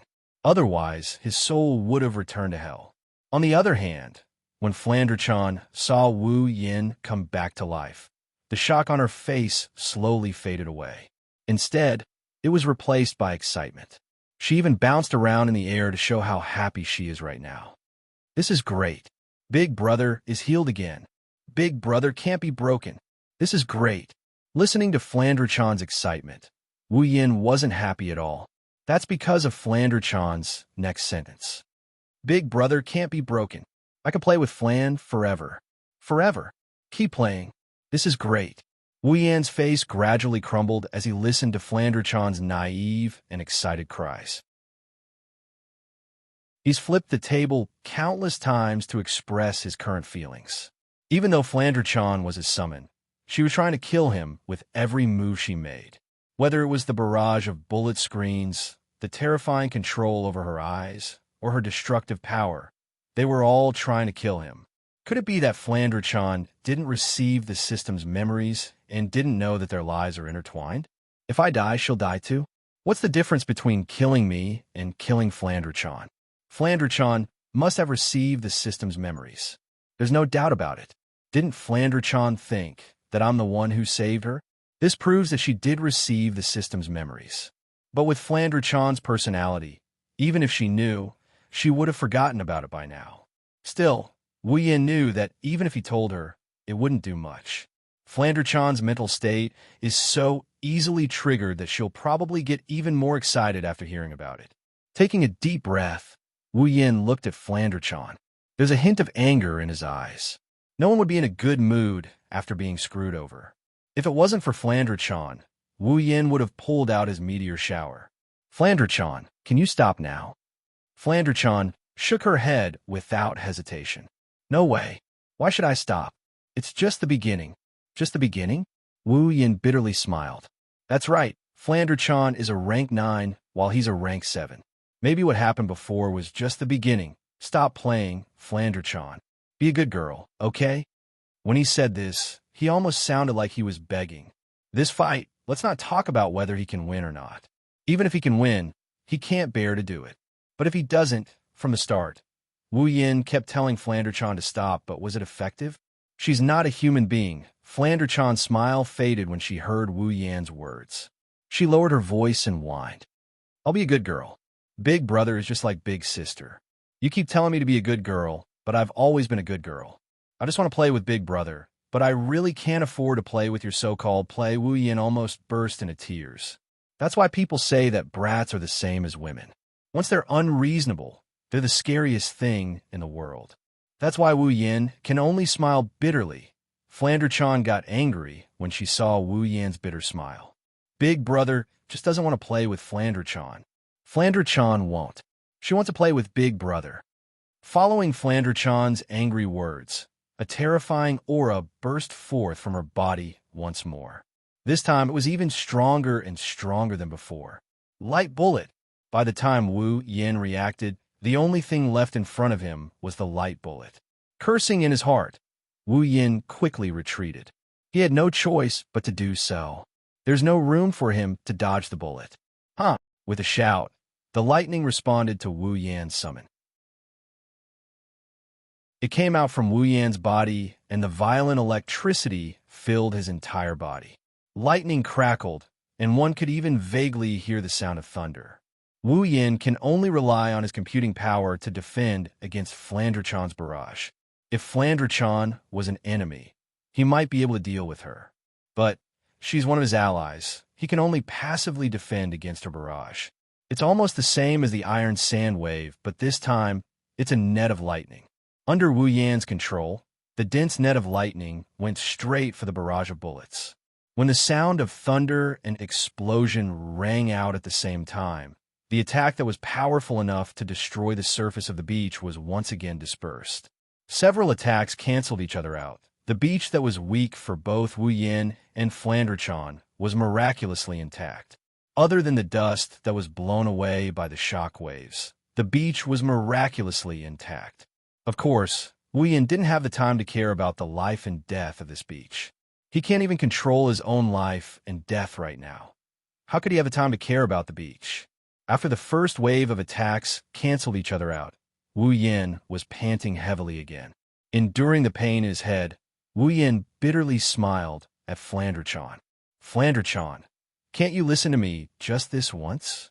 Flandrachon rarely had a cold expression on her face, but it didn't look cold at all.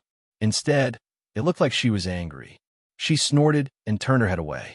Then, she reached out her hand to Wu Yan.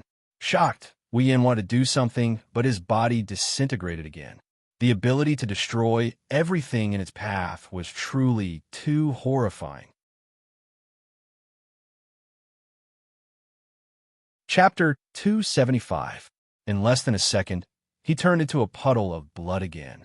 Even with his immortal body, Wu Yan's heart still felt cold.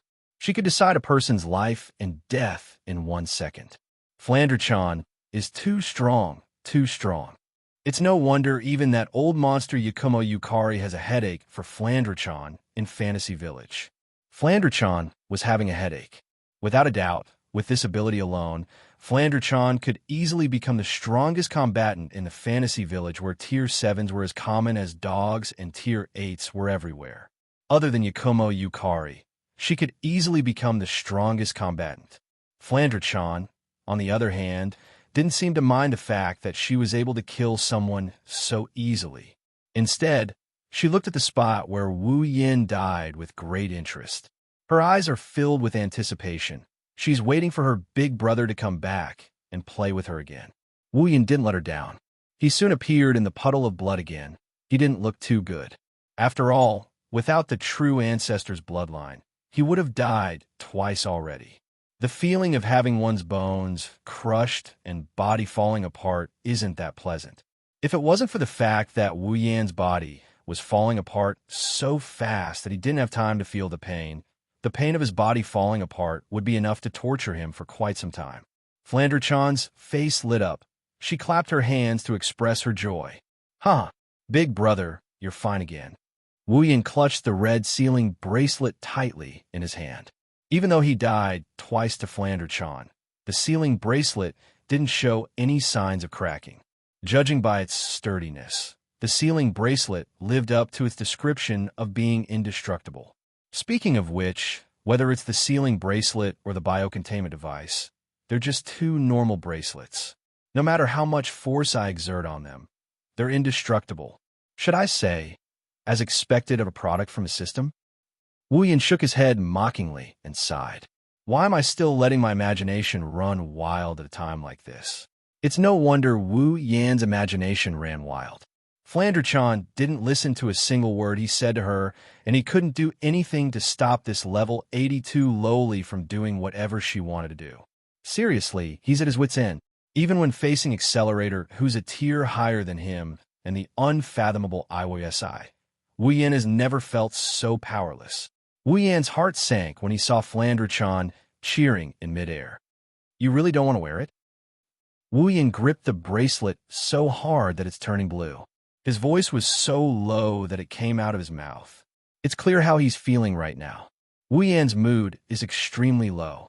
Flandrachan's unwillingness to wear the bracelet is the same as losing the chance to live peacefully with Flandrachan. It's been less than half an hour since Flandrachan was summoned. Even though Flandrachan had a good first impression of him, he still died twice. If he let Flandrachan do as she pleases then, would he dare to bring Flandrachan back to Academy City, bring her home, bring her to Chuju, Mikoto, and the others? Faced with this dilemma, Wu Yin felt like he's going to go crazy. Flandrachan, who was cheering, suddenly froze up. Her restless heart calmed down a little. Hearing Wu Yan's low voice, Flandrachan couldn't help but feel sorry for him. No matter what, Wu Yin is the one who saved her from that detestable basement. Plus, he smells like her. Flandrachan might say that she hates him, but she can't bring herself to hate him. Even after living for 495 years, Flandrachan's mind was still that of a child's. Her mental state was similar to that of a 10-year-old or even a 6-year-old child. This little bit of kindness was enough to increase her favorability towards Lin Sanjiu. However, being in a fantasy land that doesn't conform to common sense and being mentally unstable, Flandrachan doesn't have the concept of not hurting the people around her. To her, everything that happened before was just a game. However, when she saw the sealing bracelet in Wu Yan's hand, Flandrachan's calm heart started to stir again. She couldn't understand Wu Yan's thoughts, just like how she couldn't understand her sister's thoughts. She would remember those who treated her well, and she would also remember those who treated her badly. Her sister had locked her up in that room that she didn't like. This was not good to her, so she remembered it. And Wu Yin wants to lock her up because of his own power. That's not good for Flandrachan either. That's why she's against it. She's disgusted. Even if Flandrachan doesn't care whether she has the power or not, she still doesn't like it. In other words, Flandrachan is throwing a tantrum like a child, even if her childish tantrum has already killed Wu Yin twice. Flandrachan's wine-red eyes started to glow red again. She didn't even greet Wu Yin as she waved her hand. A wave of illusory bullets shot out from her hand. They were indescribably illusory as they flew towards Wu Yin. Forbidden Star Bow Break, Star Bow Break, Star Arc Break is coming at him with a shout. Wu Yan's expression changed, and he put away his thoughts. He didn't think he could just ignore this seemingly normal and illusory Star Bow Break, Star Arc Break. Wu Yin treated the air like it was flat ground. He tapped the ground with his feet, and the iron sand wrapped around his limbs carried him away. He started to dodge the barrage of bullets that were even more frequent than the meltdown atomic bomb. Cold sweat started dripping down his forehead. No matter what, Flandrachan's bullet barrage covered a wide area. Wu Yin had no choice but to endure the barrage of attacks. He looked like he was in a bad shape. Meanwhile, Flandrachan had already unleashed another barrage of photon bombs. The barrage of comments covered the sky above Wu Yin. It felt like the end of the world. Wu Yan's figure looked so small and insignificant in comparison to the barrage of barrage. A moment of carelessness and the bullets were already in front of Wu Yin. Wu Yan's figure was submerged in the barrage of bullets. He could vaguely see a flash of blue and white when he was submerged in the barrage of bullets. The explosion reverberated through the sky, accompanied by Flandrachan's excited screams. Flandrachan couldn't see what was happening in the center of the explosion due to the smoke and dust. Flandrachan pursed her lips as she looked at the center of the explosion. After a while, the explosion subsided, but the smoke and dust still covered the area. Flandrachan was a little impatient. She twisted her body in dissatisfaction and shouted at the center of the smoke and dust, "Big brother, come out." Flandrachan got annoyed when no one answered her. She waved her hand and summoned a gust of wind from the side to blow at the dust cloud in the air. Flandrachan's eyes turned into crescents as she stared at the center of the explosion. She finally found the person she was looking for. However, when the figure appeared, Flandrachan's body froze. His head was lowered to his chest. His bangs covered his eyes, making it impossible for others to see his expression clearly.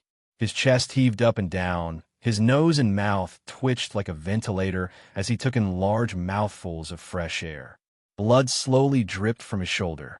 There was supposed to be an arm there, Under Flandrachan's gaze, Wu Yin took another deep breath. He slowly raised his head and looked at Flandrachan with a pair of cold eyes. Have you had enough fun? Chapter 276. Are you done fooling around? The cold voice was like a gust of cold wind that blew through Flandrachan's restless heart. The sudden change in tone was completely different from the caring and comforting tone from before. Flandrachan was extremely uncomfortable with the sudden change in tone. Flandrachan's wine-red eyes met with Wu Yan's. When she saw Wu Yan's eyes, Flandrachan's body shuddered. The wine-red color that was supposed to be her own has turned into a golden color. At the same time, an indescribable pressure emanated from Wu Yan's injured body and enveloped Flandrachan's body. It's a weak pressure to Flandrachan, but it's enough to make her tremble. Her eyes that were originally filled with excitement and craziness are now filled with fear. Flandrachan's body is still in midair. She couldn't help but take a few steps back. She's trying to get away from that weak pressure that instills fear in her. Alas, it's a futile effort. A faint pressure latched onto Flandrachan's body like a parasite. No matter how many steps Flandrachan took back, the uncomfortable pressure still lingered around her body. Flandrachan's little heart started to thump uncontrollably. No matter how weak Wu Yin is, he's still a true primogenitor. A true primogenitor is the pinnacle of existence among vampires. Even though the pressure from a true primogenitor is weak, it's enough to make a vampire like Flandrachan fearful. That's because the pressure comes from his bloodline. Golden eyes, it's a sign that a true primogenitor is using his bloodline to its limit. Dying twice, being crippled once, and having mixed feelings about Flandrachan, Wu Yan's helplessness finally turned into a raging fire that exploded in his heart. Under the pressure of a true primogenitor and Wu Yan's cold tone, Flandrachan's fragile heart crumbled. You. Flandrachan stumbled and landed on the beach. She looked at Wu Yin, who's still floating in midair. Her eyes reddened and tears started to flow uncontrollably. You. Big brother is a bad guy. You. Just like big sister. You. Flandrachan placed her tiny hand on the corner of her eyes, causing large drops of tears to roll down her cheeks, soaking the dry sand. Flandrachan wiped away her tears, causing them to roll down her cheeks in an aggrieved manner. Wu Yan's cold demeanor crumbled at the sight of Flandrachan crying. What followed was a deep sense of helplessness. Wu Yan was a little angry that Flandrachan killed him twice and had one of his arms blown off. But seeing Flandrachan like this, he couldn't bear to blame her. In the end, Flandrachan didn't do anything wrong. She was born with great strength. It wasn't something she wanted. It's already pitiful enough that her mind wasn't able to match her strength. What's more, Remilia had locked her up in the basement for so many years because of this. He made it clear that he wanted to seal Flandrachan's great strength.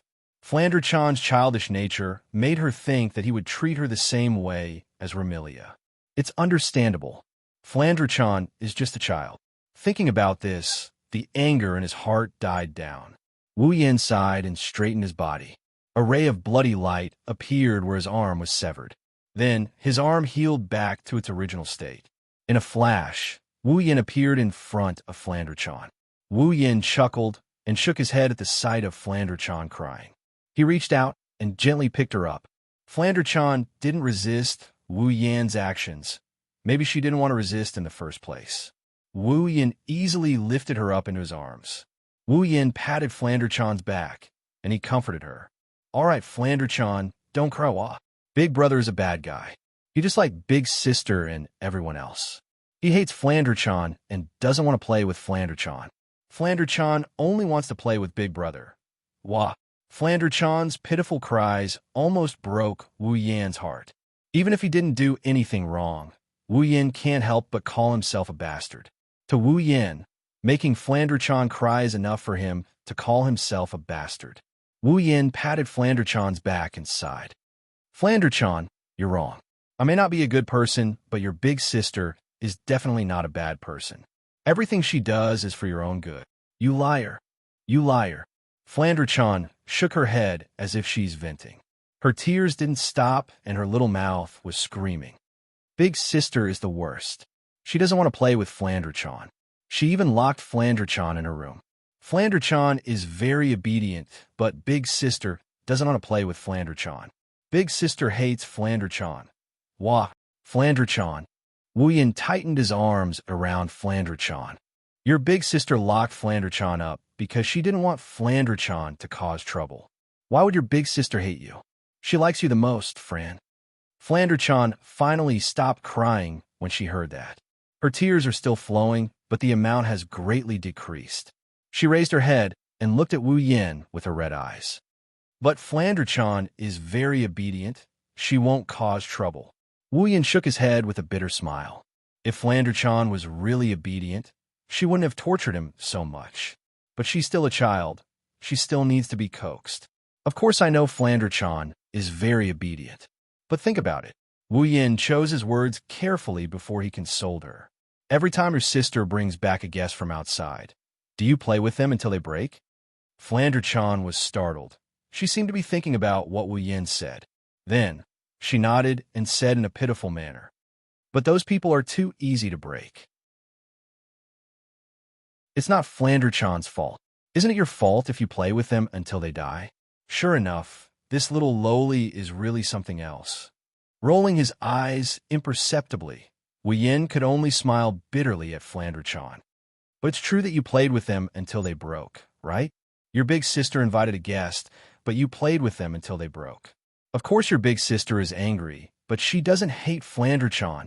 In fact, she loves Flandre the most. Flandre lowered her head and kept quiet for a while. Then, she looked up at Wu Yin with a glimmer of hope in her eyes. Big sister, do you really like Flandre? Of course I do. I promise. You don't hate Flandre? Wu Yin nodded with a smile. Flandre stopped crying and looked at Wu Yin expectantly. Then, big brother, do you like Flandre too? Wu Yin smiled. It was a very happy smile. He stroked Flandre's beautiful blonde hair and said with a firm tone, "Of course, I like Flandre the most too." Flandre's eyes that were red from crying suddenly lit up. Deep joy rushed into her heart and into her eyes, causing her wine-red eyes to be filled with joy. Really? Really? You don't hate Flandre? Flandre looked at Wu Yin like a child. Wu Yin shook his head helplessly. Flandre, you have to know that no one will hate you. Me too. Flandre finally stopped crying and smiled. Her little face was filled with joy. She grabbed onto Wu Yin's shirt and rubbed her face against it. Then, she closed her eyes in comfort. Rubbing Flandre's head, Wu Yin had a warm smile on his face. His eyes were filled with love and affection. She's still a child after all. Chapter 277. Flandre's unstable mental state slowly calmed down under Wu Yin's comforting words. The bloodstained space slowly faded away as well. The sky once again regained its azure blue color. The earth also shed its monotonous blood color and was dyed with a myriad of colors. Life began to come alive. The ocean that was like a sea of blood also finally regained its original color. Flandre's terrifying aura is gone as well. Heaven and earth have returned to its previous state of calmness. If it weren't for the fact that his clothes are in tatters and one of his sleeves is missing, a newcomer wouldn't be able to tell that such a horrifying scene took place in the bullet screen. Everything returned to normal, and Wu Yin let out a sigh of relief. He wiped the sweat off his forehead and bitterly smiled inside. This unexpected summon really messed him up quite a bit. Flandre, who was afraid of Wu Yin's prodigal aura, suddenly fell in love with Wu Yin's scent. She rubbed her cheeks a few times before looking up at Wu Yin. Big brother, will you play with Flandre from now on? Wu Yin sighed sadly. This time, it's not because of Flandre's words. It's because his clothes are covered in tears and snot from Flandre's rubbing. However, when he saw the bright smile on Flandre's face, Wu Yin felt that it was worth it even if his clothes were dirted 100 times or 1,000 times. After all, Flandre's attack just now had destroyed most of his clothes already. Wu Yin pinched Flandre-chan's nose lovingly and said with a smile, "If you're a good girl, Big Brother will take you out to play right now." "Really?" Flandre-chan was ecstatic. She nodded repeatedly, as if she was afraid that Wu Yin would change his mind. She grabbed onto Wu Yan's tattered clothes and stared at Wu Yan's face with her red eyes. "Flandre-chan will listen to Big Brother." Then, Wu Yin handed the red sealing bracelet to Flandre-chan. He looked at Flandre-chan with a serious expression. "Put on this sealing hoop, okay?" Flandre-chan looked at the red bracelet in front of her. She liked it at first because of its exquisite appearance. Later on, she was afraid that Wu Yin would treat her like how he treated her sister, so she hated the pretty bracelet. Flandre-chan calmed down a bit after Wu Yin talked her out of it. She fell in love with the bracelet once again. A child's mind is just like a woman's face. It changes faster than flipping the pages of a book. Flandre-chan wiped away the remaining tears on her face and nodded seriously. She took the sealing bracelet from Wu Yan's hand and slowly put it on her wrist under Wu Yan's gaze. The red sealing bracelet wrapped itself around Flandre-chan's wrist. The sealing bracelet, which was bigger than Flandre-chan's fist, glowed red the moment it was wrapped around her wrist. Then, under the gaze of two pairs of red eyes, the sealing bracelet shrunk at a speed visible to the naked eye until it's the size of Flandre-chan's wrist. At the same time, the red sealing bracelet on Flandre-chan's wrist and the white one on Wu Yan's wrist lit up at the same time. The light disappeared in a flash, and the two bracelets returned to normal. When the light disappeared, Wu Yan's eyes suddenly lit up. He looked at the white sealing bracelet in his hand, a little confused and a little enlightened. An idea flashed through his mind. Wu Yan slowly raised the sealing bracelet in his hand. Seal! The white sealing bracelet on her wrist glowed brightly, and under Flandre-chan's curious gaze, the red sealing bracelet vibrated and a strange energy flowed into Flandre-chan's body. Flandre-chan could feel the sealing bracelet glowing in Wu Yan's hand. A cold current flowed out of the sealing bracelet, and it started circulating inside her body. Following the circulation of the cold current in his body, the powerful energy that originally filled his body slowly calmed down. Under the guidance of the cold current, slowly, it sank into the depths of his body. Flandre-chan was stunned. Her red eyes flashed with surprise because the eyes that filled her vision all disappeared. Only when all the energy in his body had sunk into the depths of his body and all the eyes in his eyes had disappeared did the cold current from the red sealing ring finally stop and sink into the depths of his body as well. The white sealing bracelet on Wu Yan's wrist dimmed until it disappeared. The moment the sealing bracelet in his hand dimmed, Flandre-chan's status in the system changed to character. Flandre, Scarlet, ability, none sealed, power, none sealed, endurance, none sealed, agility, none sealed, spirit, none sealed, equipment, none sealed, level, 0 sealed, whether it was ability, strength, endurance, agility, or spirit, all of them had become none. Even his equipment column had become none. His level had gone from level 82 tier 9 to level 0. Her vampiric physique has also been sealed away. Aside from her incredible regenerative abilities, Flandre-chan is now an ordinary human. She's no longer a threat to him. The white sealing bracelet on Wu Yan's wrist now has a red border. This red border means Flandre-chan's power is sealed.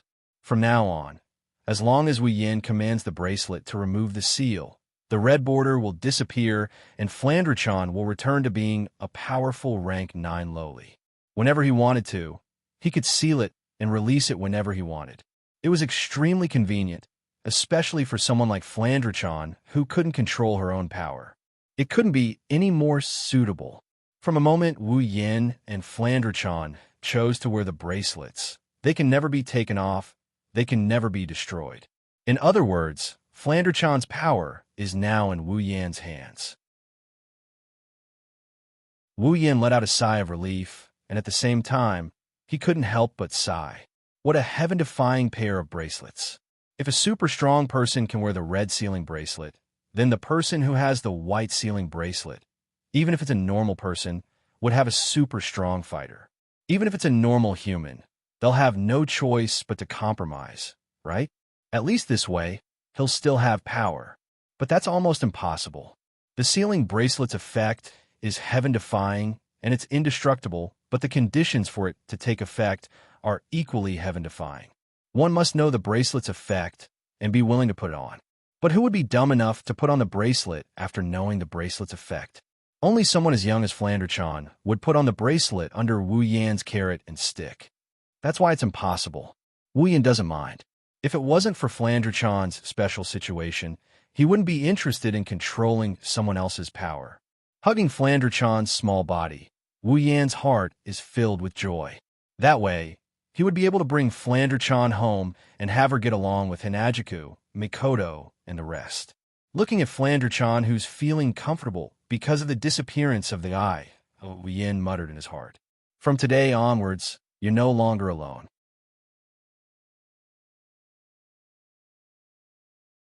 Chapter 278. Academy City, School, District 7.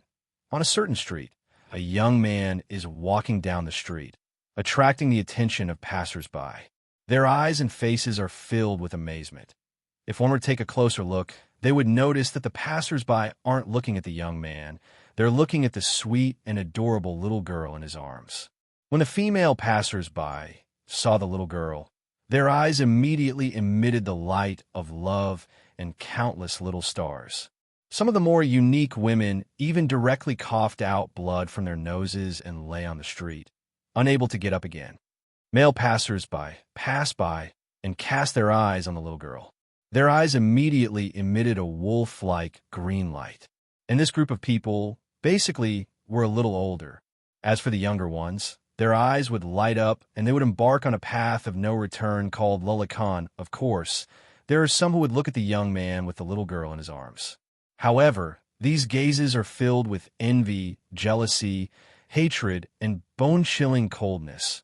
The young man who has been baptized by these gazes countless times is already used to it. He's walking down the street with a calm expression. So what if these gazes are twice as hot? Fighting 5 trash, that's all. Young man, or should I say uncle, you're an uncle. Your whole family are uncles. Of course, it's Wu Yan, and the little girl is undoubtedly Flandre-chan. Flandre-chan wrapped her arms around Wu Yan's neck and let Wu Yan hug her. Flandre-chan looked at the dazzling array of shops and buildings on the street and gasped in surprise. In the fantasy village, even in a human world where humans lived, there were very few elements of modern society, living as if they were living in ancient times. Flandre-chan, who had never been to the human world even once, was naturally surprised to see the advanced technology of Academy City. Flandre-chan has never seen such interesting scenery before. Flandre-chan's wine-red eyes are filled with amazement and joy.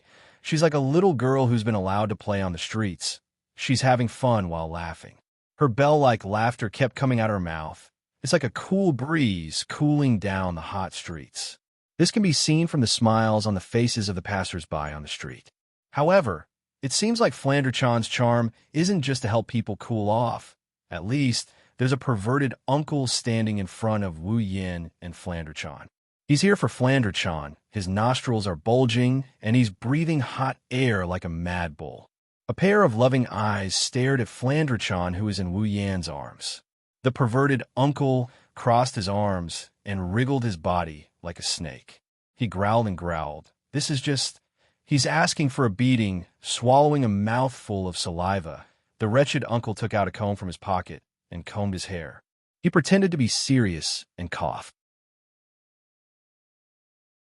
However, his series of actions just now had already caused him to lose control of his body. Young man, the perverted uncle took a look at Flandre-chan. His eyes are glowing. He's just an ordinary person, but he's exuding a strong aura. He's shouting at Wu Yan. Please give that lowly, cough, cough, cough, cough, that little girl in your bosom to me to raise. I have 2 chain stores, 5 companies, and several tens of houses in Academy City. People who are commonly known as filthy rich refer to people like me. If you let me raise this little girl, I'll definitely be able to let her live a life of happiness. How about it? Are you tempted? Don't hesitate. Just give her to me, and I'll take care of her." In the beginning, he still sounded quite righteous when he ignored the words that lowly. However, towards the end, the vulgar uncle's face was already flushed red. His nostrils flared up again, and he was panting like a cow. It was simply disgusting. Wu Yin smirked at the sight of this perverted uncle who tried to stop him and even tried to raise Flanderchan. Wu Yin smiled at the sight of this perverted uncle who tried to make Flanderchan live the life of a Fu family. Although he said that he was smiling, there was a thick black aura behind his back. The wretched-looking uncle instinctively felt a chill run down his spine. Before he could react, a fist suddenly enlarged in his line of sight. Following that, it smashed his glasses and sent him flying into the sky like a cannonball with a scream. Then, it violently smashed into a person who was walking out from a corner not far away. The person was smashed to the ground, and the ingredients in his hands were scattered all over the ground. It was as if he had obtained a precious treasure. "Oh, no, my special ingredient. I spent all my living expenses this month to buy it." The person didn't care about the blood on his head. Instead, he cared about his so-called special ingredient. It's like he's already used to getting injured. He reached out his hand towards the ingredients scattered all over the floor as if he's trying to keep something. The person looked up at the sky and screamed in pain. "Why did someone fall from a sky? Why did it hit me? How unfortunate." Wu Yan's mouth twitched when he heard the familiar screams. He couldn't stay calm. "This unlucky guy is a bit far away from me, but if I'm not mistaken, he's the hedgehog head." As for the passers-by around them, they all glanced at the hedgehog head and the wretched-looking uncle who dared to make a move on the little lowly. They all unanimously chose to ignore them. Wu Yin even saw one of the people who wanted to look for him after seeing him injure someone. After understanding what happened, that person ran towards the bruised and swollen uncle and handcuffed him. "I'm a disciplinary committee member. I'm arresting you for molesting an underage girl. If you have anything to say, you better keep it to yourself. Your words will determine the severity of your punishment." The person who called himself a disciplinary committee member gave him a thumbs up. It's like he's saying, "That was a good punch." His words shouldn't be used as evidence in court, but to determine the severity of his punishment? Is this a direct sentence? Although the decision of the wretched uncle who dared to make a move on Flanderchan was definitely a wise one, why do I feel like I should change my view of Academy City? Speechless, he watched the perverted uncle being dragged away. Yes, he's being dragged away. Wu Yan's heart is throbbing. If his heart wasn't strong enough as a primogenitor, he would have died from a heart attack by now. Flanderchan giggled as she watched everything unfold. Maybe she knew she was the cause of all this, but she happily told Wu Yan. "Oni-chan, I'm the one who did this. Those people are so interesting. They're so fun." Wu Yan retracted his awkward expression and he rubbed Flanderchan's head. He smiled at Flanderchan. "Yeah, are you happy, Flanderchan?" "Yes, I am," Flanderchan said without hesitation. She even cheered excitedly at Wu Yan. "Flanderchan is so happy. There's so many weird houses here, it's so fun." Flanderchan glanced at the passers-by, and after killing a bunch of them with her cuteness, she turned to Wu Yan with a strange look in her eyes. "Also, there's so many people here." Wu Yan was surprised. "So many people?" Flanderchan nodded vigorously and said in a low voice.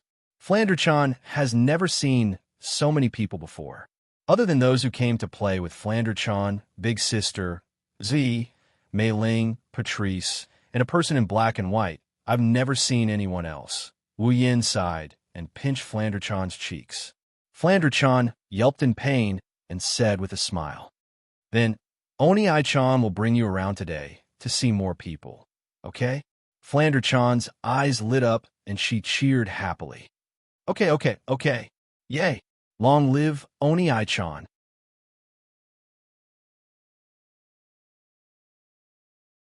Chapter 279. Big bro, what's that? That's cotton candy. What about that one? That's a lollipop. What about that one over there? That's a bubble gum. What about that one? That's chewing gum. Wait, you can eat it, but don't swallow it. Spit out. Wu Yan almost died from exhaustion when he finally got the gum out of Flanderchan's mouth. Wu Yin has to admit that he underestimated the curiosity of a naughty brat, especially a naughty brat who spends all her time cooped up in her room. It hasn't been long since Flandre-chan asked Wu Yin a question of what is 100,000. After answering the question, Wu Yin felt his breathing quicken. Looking at Flandre-chan, who's happily licking her lollipop, Wu Yin asked weakly, "Flandre-chan, you don't know what these are?" "I don't know." Flandre-chan didn't even turn her head as she focused on the lollipop in her hand. Wu Yin felt dejected. A lollipop is more important than him. "You've never eaten anything before? Then what do you usually eat at home?" Wu Yin continued to walk while holding Flandre-chan's small body under the stares of the passers-by. He turned his head to look at Flandre-chan curiously. Flandre-chan tapped her chin, as if she's trying to recall something. After a while, she answered truthfully, "I made a cake and black tea at night." Wu Yin was surprised. He looked at Flandre-chan, who's still licking her lollipop. "That's it. That's right." Flandre-chan giggled at Wu Yin. Wu Yin blushed with shame when he heard what she said. Big Sis said the cake is dessert and can be eaten after meals. The black tea is a meal, and Flandre-chan only needs to drink that. Oh yeah, the taste of the black tea is the same as that of those who were ruined by Flandre-chan. Eyebrows twitching, Wu Yin laughed dryly and wiped the sweat off his forehead. He almost forgot that Flandre-chan is a vampire. The black tea should be the same as the one Remilia drank, right? Type A blood or something. Flandre-chan didn't know that her words made Wu Yin sweat. She was still talking as if she wanted to say all the things she couldn't say while being locked up in the basement. Although the black tea and cake made by Zhuyi are delicious, Fran thinks that this thing called lollipop is even more delicious. This place is really fun. It's smaller than the Red Devil Mansion, but there are more interesting things here. It's even more fun than the bullet screen. Fran likes it here. Smaller than Devil Red? This was a huge street. Just how big was this Red Devil Hall? Looks like the head maid is really something. She can use her ability to make Scarlet Devil Mansion so big. Wu Yin kept the smile on his face. It's just that it's a little distorted. Stroking Flandre-chan's light yellow hair, Wu Yin laughed dryly. Well, as long as you like it." Flandre-chan nodded with a smile and started playing with the lollipop in her hand. Wu Yin couldn't help but sigh. Lollipops are really the best thing to use against Lolis. If he knew this would happen, he would have prepared a dozen lollipops before summoning Flandre-chan. That way, he wouldn't have been played so badly. Wu Yin forgot that summoning Flandre-chan was just an accident. Wu Yin's original intention was to summon the head maid. It's just that he's already forgotten about the head maid title. Even though the head maid is very loving, but compared to the cute lowly that he can hug anytime he wants, how can a head maid give him such benefits? "I'm afraid I'll be shot to death by the flying dagger." Flandre-chan, who doesn't know that she's fallen into the wolf's mouth, kept nodding her head at the lollipop in her hand. Her eyes were full of joy. After living for 495 years, her real age is almost 30 times that of Wu Yin, the person she calls her brother. However, her memories are even more lacking than a 5-year-old child. At least a 5-year-old child can still go out, buy candy, play games, and make friends. Flandre-chan, on the other hand, only has memories of her sister Remilia, her sister's friend Patchouli, the maid 16 Nights, the guard Hong Miling, and Black White who came to steal things from time to time. The only thing left in her mind is the lonely memory in the basement. That's why Flandre-chan was so happy when she was summoned by Wu Yin and received the memories from the system. She knew that she had left the Red Devil Mansion and even her original world. The people, things, and things she saw while walking around Academy City with Wu Yin are countless times more than the things she has seen in her entire life. To Flandre-chan, these few short hours of memories are more than her 495 years of memories. Therefore, Flandre-chan crazily took in all the images in her eyes. Ever since she put on the sealing bracelet, her smile never faltered. Today is undoubtedly a very important day for Flandre-chan. She got to know about lollipops, cotton candy, and all sorts of other things. More importantly, she got to know the man who has always held her in his arms and brought everything to her, Wu Yin. Flandre-chan raised her head and sneaked a peek at Wu Yin. Her wine-red eyes stared at Wu Yan's face. She wants to carve Wu Yan's face into the deepest part of her mind. Flandre-chan, who only has her sister and 5 other people, believes that everything Wu Yan has done is enough to engrave himself into the hearts of the few people who still live in Flandre-chan's heart. Flandre-chan suddenly felt that if she had really broken her brother before, would she still be able to get so many fun things in such a fun place? The answer is no, of course not. Flandre-chan felt a shiver down her spine when she thought of this. She grabbed Wu Yan's shirt with her tiny arms and buried her face in it. She's afraid of him. This is the first time in her 495 years of life that Flandre-chan is thinking about the cause and effect of something. If Wu Yan knew about this, he would definitely be overjoyed. In the past, Flandre-chan would only allow her limited rationality to be dominated by great power. She would follow her heart's desire to find someone to play with, trampling on lives and spilling blood all over her life. Because of her incomplete mind, Flandre-chan had never thought about anything seriously. But now, she was thinking about it seriously. What does this mean? This means that Flandre-chan's flawed mind is slowly being normalized. His mind at a young age was also gradually maturing. But this was to be expected. Originally, Flandre-chan's mental state was unstable because she didn't have the mental state to match her strength. Now that her strength was sealed, the reason for her unstable mental state was also removed. Flandre-chan's mental state became normal, and that was to be expected. But when her power is unsealed, will she be as normal as she is now? Feeling someone tugging at his shirt, Wu Yan looked down at Flandre-chan and tilted his head in confusion. What's wrong?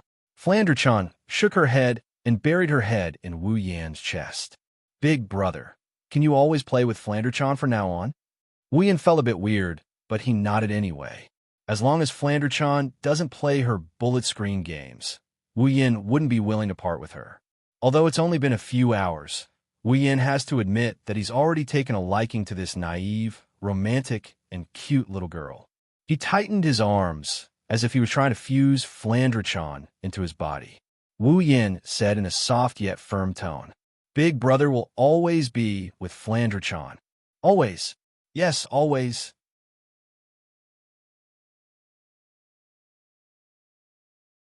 Chapter 280.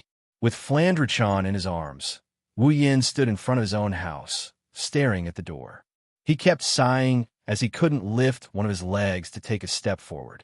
A lot has happened in the span of one day, but that doesn't mean Wu Yan has forgotten about today's events. With a perfect memory ability, it's hard to forget something like this. If I'm not mistaken, Hinajiku, Mikoto, Ikaros, and Xianxia should be going out today. Also, I have to ask. They asked me to clean my house. If I'm not mistaken, Kinuhata Sai, Frenda, and Takitsubu Riku should be wearing maid outfits and helping me clean my house. If I'm not mistaken, the house I was planning to clean today was probably turned into a wasteland by Kinuhata Sai, Frenda, and Takitsubu Riku. If I'm not mistaken, Chuju Mikoto, Ikaros, and Xianxia shouldn't have gone out until late at night, right? And if I'm not mistaken, Kinuhata Sai and Frenda, those 2 cute girls, are probably still hating me. In other words, they shouldn't be cleaning up after me. In other words, Chuju and Mikoto are already looking at the rubble of the living room. It's his own house, but Wu Yan stood in front of the door for 15 minutes without opening it. It's like he went out to pick up girls and came back late at night, afraid that his wife will teach him a lesson. Other than the aforementioned reasons, the situation is more or less the same. He didn't go to pick up girls, but he did bring back a lowly. It might not be late at night yet, but the sky has been dark for who knows how long. Flandre-chan looked at the house in front of her curiously. She looked at Wu Yan with a curious expression. Even after playing for an entire day, this lowly who had her powers sealed didn't look tired at all. Seeing Wu Yan staring at the door in a daze, Flandre-chan pulled on Wu Yan's sleeve. Oni-chan, what's wrong? Do you hate that door?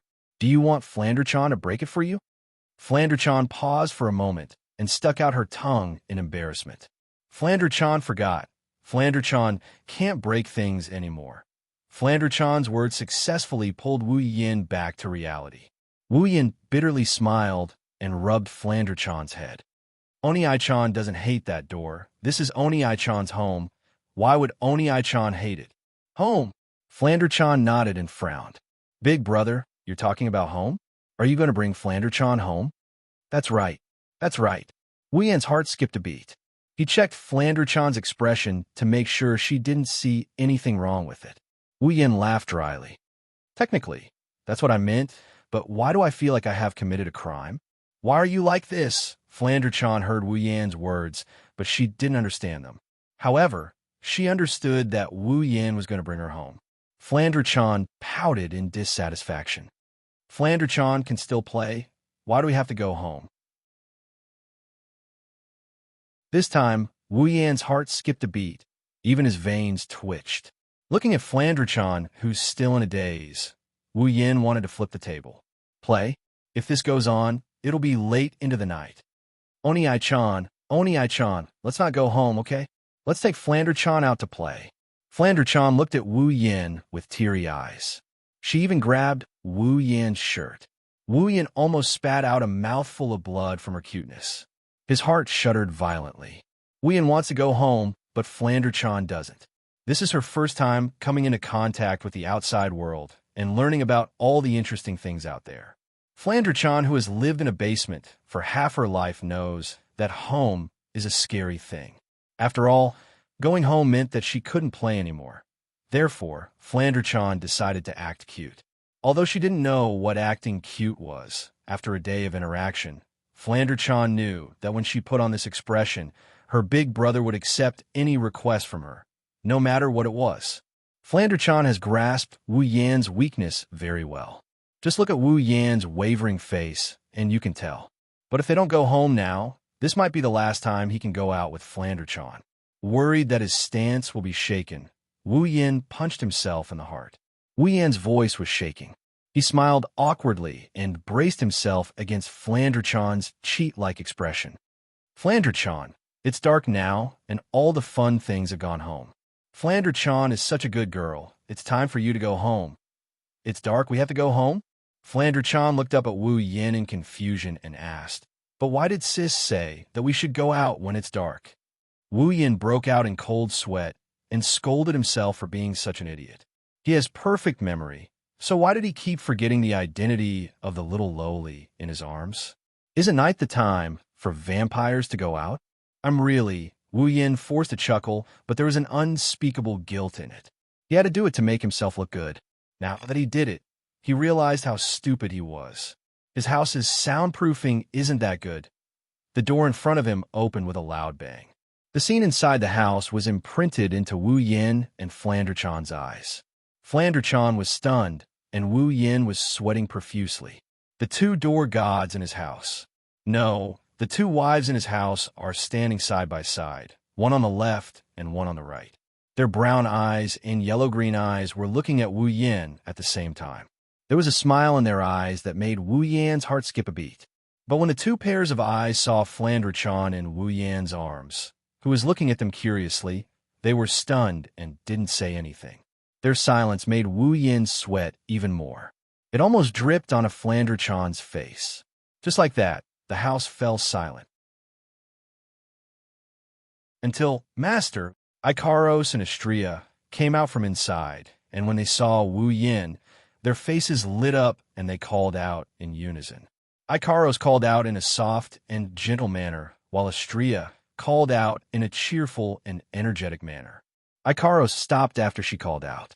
She turned her indigo eyes to Wu Yin and Flanderchan in his arms. There was an inexplicable fluctuation in her eyes. At this time, Hinajiku, Mikoto, and Xianxia, who was also staring at Flanderchan, finally reacted. Their eyes lit up and they shouted in unison. So cute! The sudden shout startled Wu Yin and Flanderchan. Before they could react, Hinajiku, Mikoto, and Xianxia appear in front of them.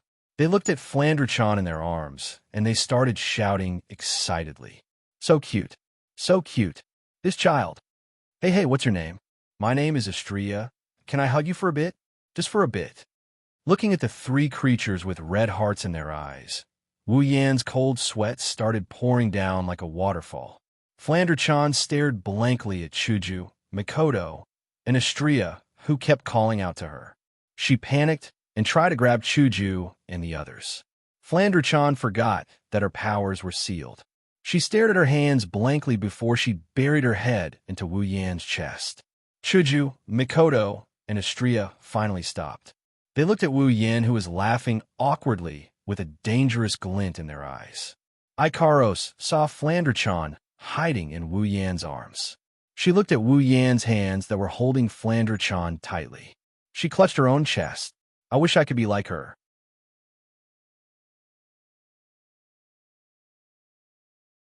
Chapter 281. Nighttime. Smoothing out Flandre-chan's bangs. Wu Yan looked at Flandre-chan, who was fast asleep with her thumb in her mouth and her other hand clutching onto his shirt. He couldn't help but grin at the sight of her sweet and adorable sleeping posture.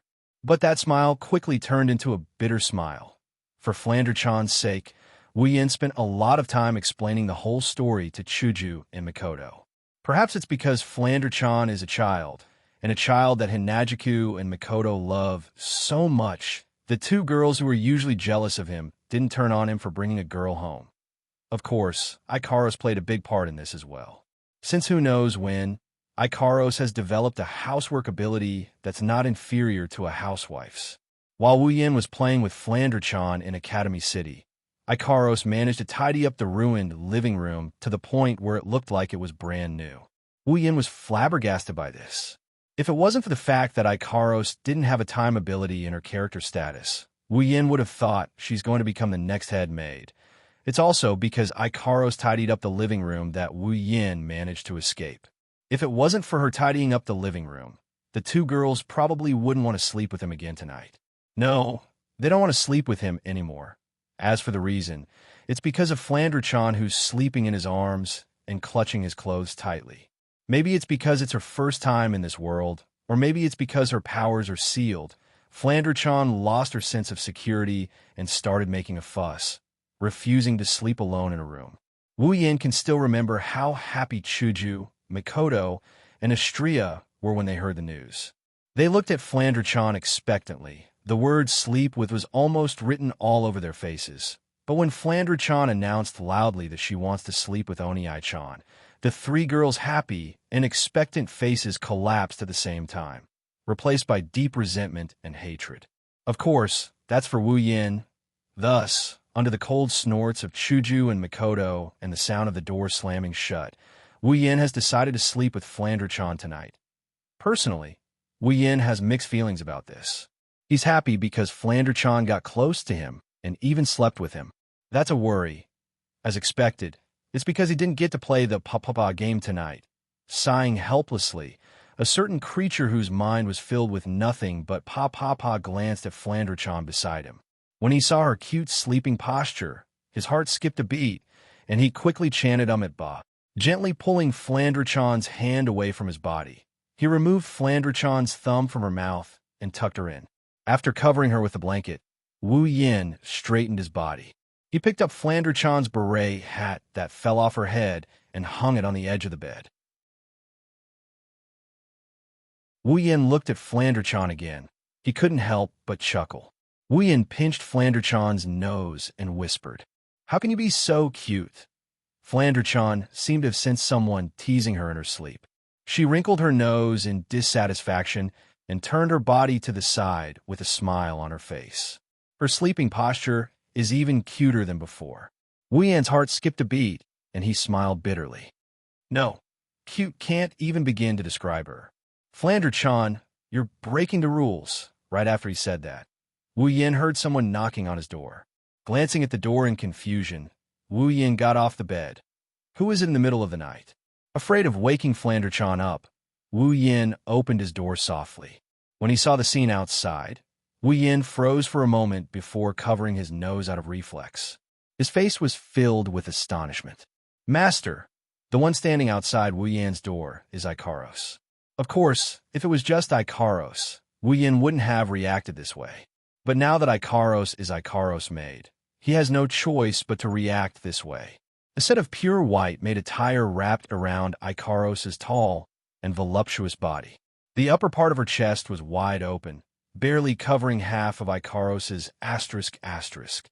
The bottom part was a skirt that barely covered her underwear. Ikaros blushed as she stood in front of Wu Yin. Her hands clutched the hem of her skirt tightly. Her tall and slender body was bashfully pinching the hem of her skirt.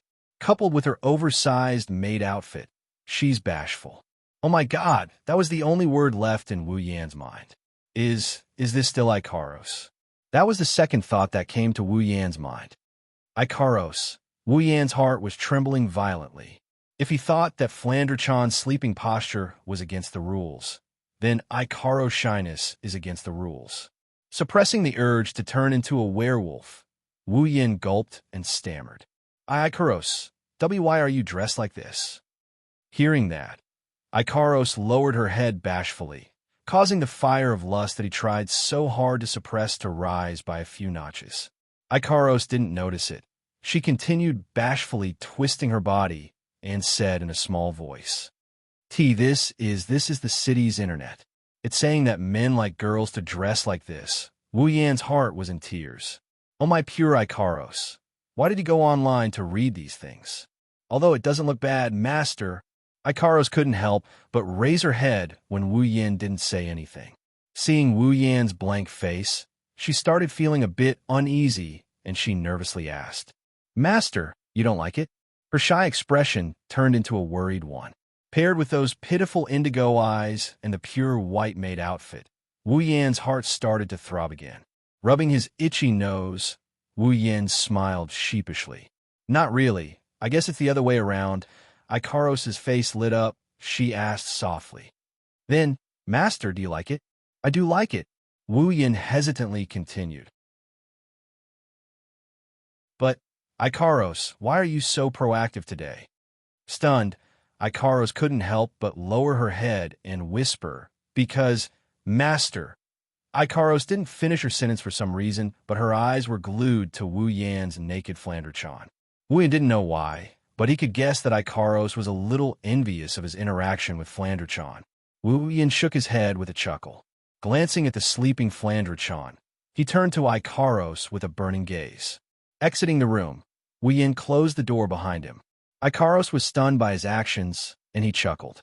Her hand suddenly reached out and grabbed Ikaros' shoulder. She pulled the maid outfit that was barely hanging on her shoulder to the side and pulled it down. Ikaros gasped in surprise. A pair of naked bunnies jumped out and bounced a couple of times. This made Wu Yan's heart burn even hotter. Pressing Ikaros against the wall, Wu Yan reached under her skirt and pulled down her panties. Master! Ikaros blushed as she called out to him. Wu Yan quickly cut her off. Keep it down. Before Ikaros could react, Wu Yan forcefully penetrated her, turning her words into moans of agony.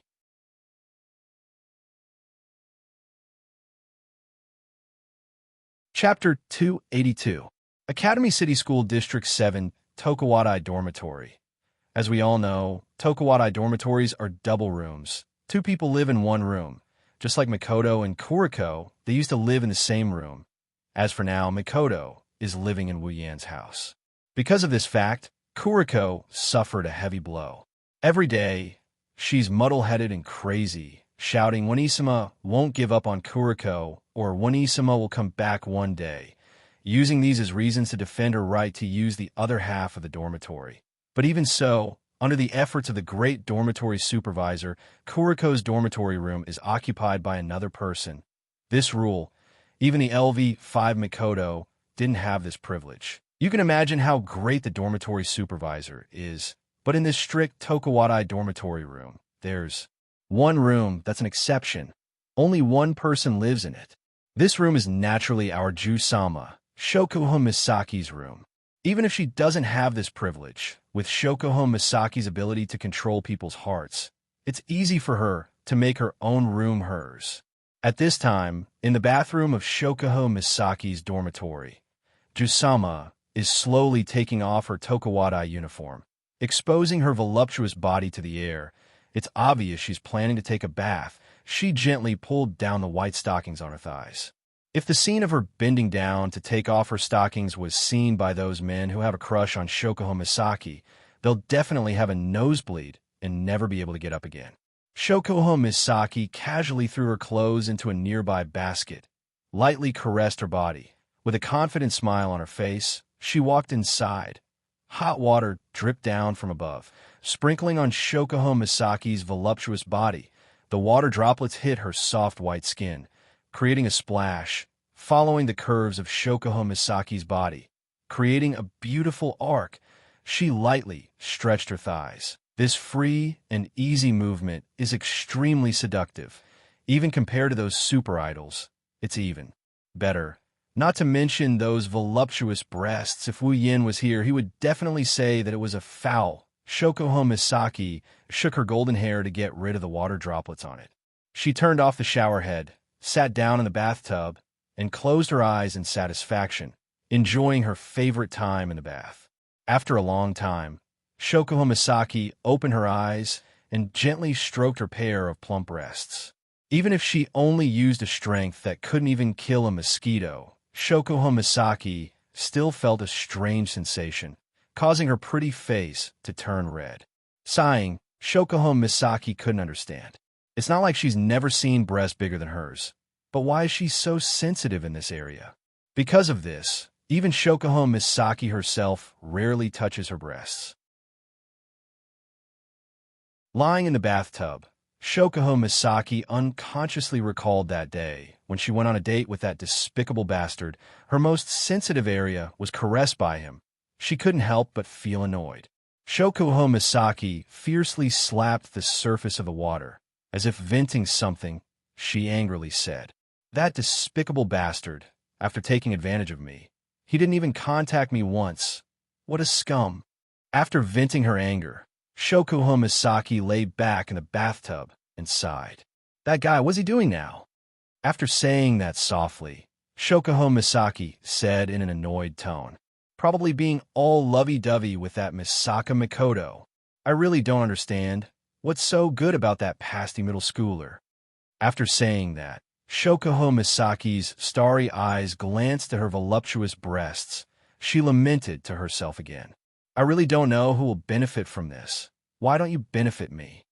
The sudden teasing caused Shoko Misaki to lose her composure. She reflexively buried her body in the hot water. Shoko Misaki immediately looked towards the source of the voice. "Who is it? Oh, you were just thinking about me. Now you're asking me who I am?" After hearing the voice again, Shoko Misaki finally recognized the owner of this familiar voice. Her eyes flashed with a strange light. Then, she saw a figure standing in front of her bathroom door. Short black hair casually covered his forehead, a pair of wine-red eyes filled with an inexplicable charm. It made that ordinary face look even more handsome. At this moment, those eyes were filled with a smile. Looking at her in the bathtub, he didn't even try to hide the fact that she was naked. He was openly admiring her body. "It's you." Shoko Misaki didn't know what kind of emotion she was feeling when she said this. There was joy at seeing the other party, anger at the other party openly admiring her naked body, and also resentment at the other party for not contacting her for a long time. All in all, it's complicated to the extreme. In the end, it's the reserved nature of a woman that won over the other emotions in Shoko Misaki's heart. Shoko Misaki's face was bright red. She was angry and shy. She shouted at the other party, "What are you waiting for? Get out." Wu Yin turned his head away in disdain. "Tisk. What? You just said that I didn't come looking for you. Now that I'm here, you want me to leave?" Hearing this, Shoko Misaki's embarrassment turned into anger. "Then can you please pick a good time?" Wu Yin snickered as he sized up Shoko Misaki's jade-like body. He teased her. "Isn't this a good time? I'm glad I picked a good time." "You." Shoko Misaki didn't know what kind of expression she should use to face this shameless guy. She only knew that her expression right now must be very interesting. This made Shoko Misaki scold herself for being such a disappointment. As the queen of Tokuwadai, a queen who should be confident and free at all times, Shoko Misaki was very dissatisfied with herself for being so easily swayed in front of Wu Yin. Perhaps sensing Shokuho Misaki's dissatisfaction, Wu Yin helplessly shrugged. Well, Queen, don't mind it so much. You've already touched it. Looking at it won't hurt. Shokuho Misaki sighed and buried her body into the water, trying her best to find some sense of security. Wu Yan's words made her even more amusing. Finally, Shokuho Misaki had no choice but to sigh and bury herself in the water to give herself a sense of security. Even if she thought of herself as a free and easy queen, Shokuho Misaki still couldn't ignore the fact that her body was exposed to the eyes of a stranger. But isn't this the most adorable part of her? Her starry eyes met with Wu Yan's pair of wine-red eyes. For some reason, Shokuho Misaki felt an unusual fondness for his eyes. Every time Shokuho Misaki would want to look at those eyes, it made her feel very comfortable. But after a while, Shokuho Misaki shifted her gaze and said to Wu Yin in a bad mood, "You came here at such a good time. What's the matter?" Wu Yin replied in a righteous manner, "Of course I am here to see Ju-sama." Hearing this, Shokuho Misaki's starry eyes stared straight at Wu Yan's righteous face. She didn't say anything.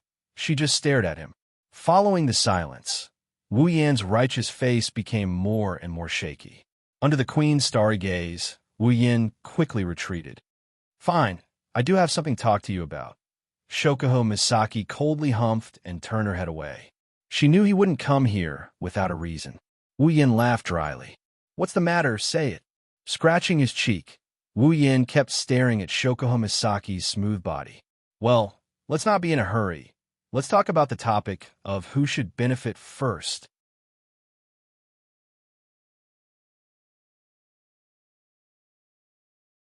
Chapter 283.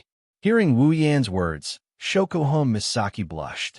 She realized that he might have heard everything she said. "You heard everything?" Shokuho Misaki pursed her lips. Her starry eyes reddened as she looked at Wu Yan.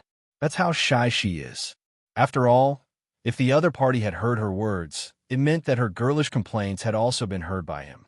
This is enough to make Shokuho Kosama feel embarrassed.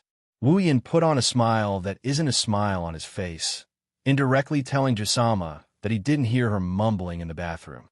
Shokuho Misaki's face turned a deep shade of crimson red. Shokuho Misaki could only lower her head, lower and lower until it reached her full breasts. Only then did she stop. She was just short of drowning herself in the water and suffocating herself to death. Seeing Kosama acting like a little girl, Wu Yin rubbed his forehead with one hand and made a cute expression. His laughter, however, is a bit strange. It's obvious that he's teasing her. Shokuho Misaki really wanted to use mind control on him and make him run around naked to relieve her embarrassment. Alas, this beautiful wish of hers was turned into a fantasy because of Wu Yan's electromancer ability. Realizing that Kosama might go berserk if he continues to tease her, Wu Yin stopped before going too far. Keeping his teasing expression, he coughed and walked towards Shokuho Misaki. Shokuho Misaki was stunned for a moment before panicking. Don't forget, she's naked right now. A bad feeling rose in her heart. Shokuho Misaki shrunk back into the bathtub.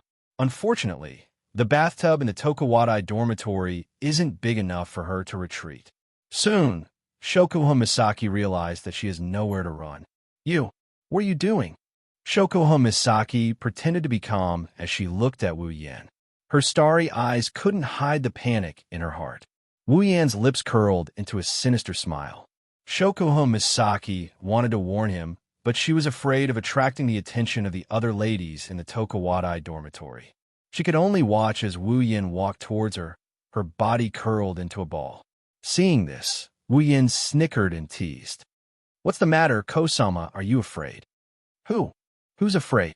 Shokuho Misaki wanted to be like before, puff out her chest confidently, and speak her mind confidently. Unfortunately, she knew that doing so would only benefit a certain despicable bastard, so she gave up on that thought. However, Shokuho Misaki, who has always been the strong one, is obviously at a disadvantage because of this. While Wu Yan's jaw dropped, he also noted down Shokuho Misaki's weakness. After all, Kosama is also an important target of her third mission. And now, it's an even more important opportunity. Realizing this, Wu Yan's heart was suddenly on fire. Even his eyes looked like they were about to burst into flames. Shoko Misaki's heart couldn't help but beat faster. "Hey, Kosama."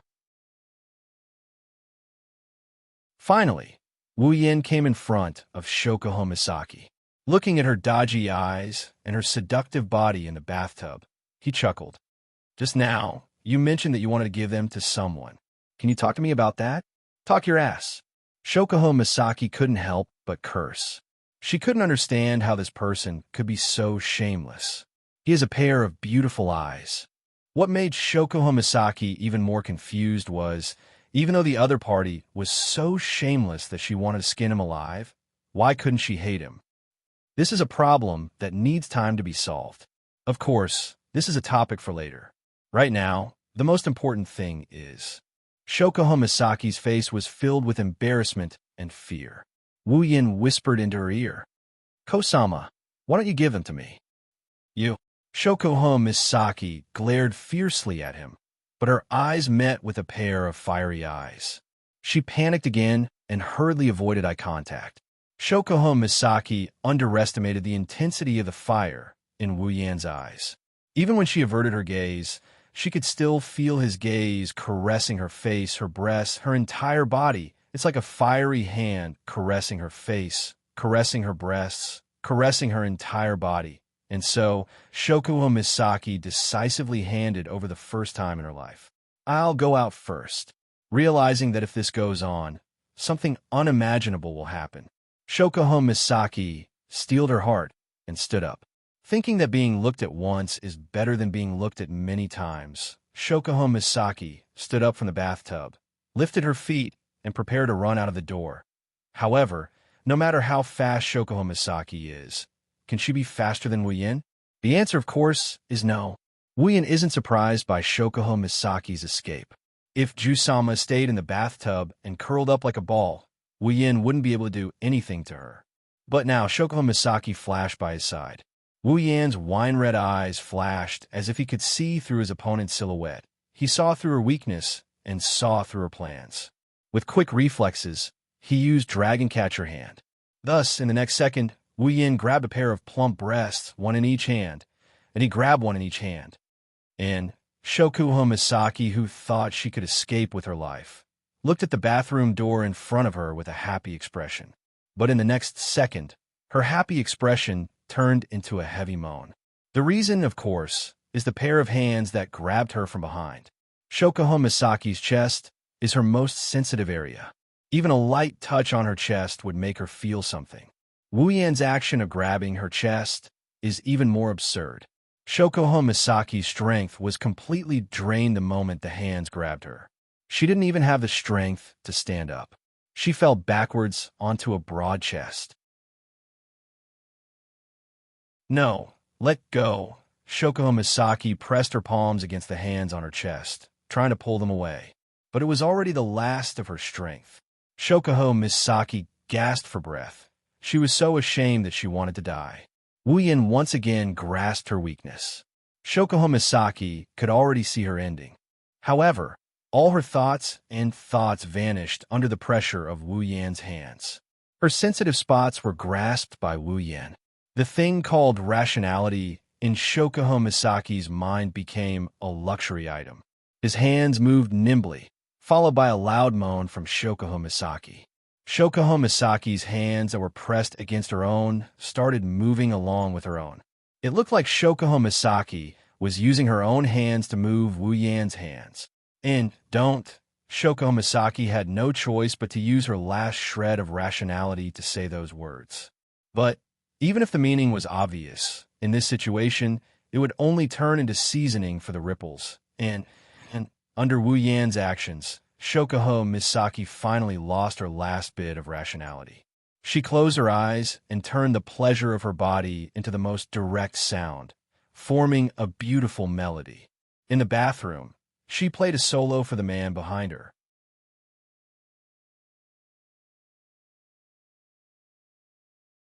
Chapter 284. Inside the Tokuwadai dormitory, Two young ladies of Tokuwadai were chatting and laughing as they walked past the door of a dormitory. However, when their eyes landed on the door of the dormitory, a look of longing flashed past their eyes. Because this is the room of their most admired and longed Shoko Misaki, their queen's room. For them, passing by Shoko-sama's room with no longing in their eyes is unforgivable. However, the two Tokuwadai ladies who passed by the dormitory didn't hear the strange sound coming from inside the door. In the dormitory, the sound of flirting echoed in the room. The sound was not soft, but when it reached the door, it was blocked by the door. It could be seen that the soundproofing effect was not bad. At this time, Wu Yin and Shoko Misaki were no longer in the bathroom. Instead, they turned their battlefield to the bed. Shoko Misaki's breathing was a little rapid. Wu Yin, who was lying on top of her, could clearly hear her rapid breathing. This was only natural. After all, even for her lady queen, she had only experienced this sort of battle once. As Wu Yin kept teasing her, cute sounds kept coming out of Shoko Misaki's moist lips. Because of Wu Yin's hands, she can't even breathe properly. "Queen, are you comfortable?"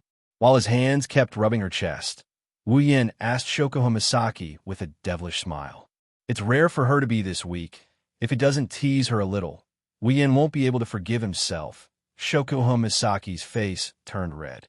This is too magical. It's rare to see her blushing, although a certain someone has been lucky enough to witness it many times. It's just that Shoko Misaki didn't have the strength to speak. Her sensitive spots were constantly being electrocuted into the deepest part of her heart, causing her body to tense up like a string, waiting for someone to exert force and snap it. And obviously, Wu Yin is that final force. Unknowingly, Wu Yan's hands seemed to be guided by some unknown force. It slid down from Shoko Misaki's slender waist and landed somewhere else. Feeling a certain part of her body being caressed and kneaded, Shoko Misaki's eyes widened. Her starry eyes were filled with emotions, making Wu Yan's heart tremble. Wu Yan whispered into Shoko Misaki's ear, "Jusama, your eyes are so beautiful." Hearing this, Shoko Misaki's starry eyes lit up. A faint sense of happiness welled up in her heart. Shoko Misaki suddenly didn't feel as fearful as she had been in the past. No one knows about Shoko Misaki's past. Who were her parents? What kind of past did she have? What kind of past pushed her to become a LV5 who is second only to a handful of people? No one knows, not even Wu Yin. But thinking about the endless darkness in Academy City and Jusama's ability to control people's hearts, one can imagine that Jusama's past is definitely not that good. Ignoring everything else, just looking at Jusama's starry eyes, the emotion she showed towards Wu Yin, it's clear that this pair of starry eyes brought back some bad memories for Jusama.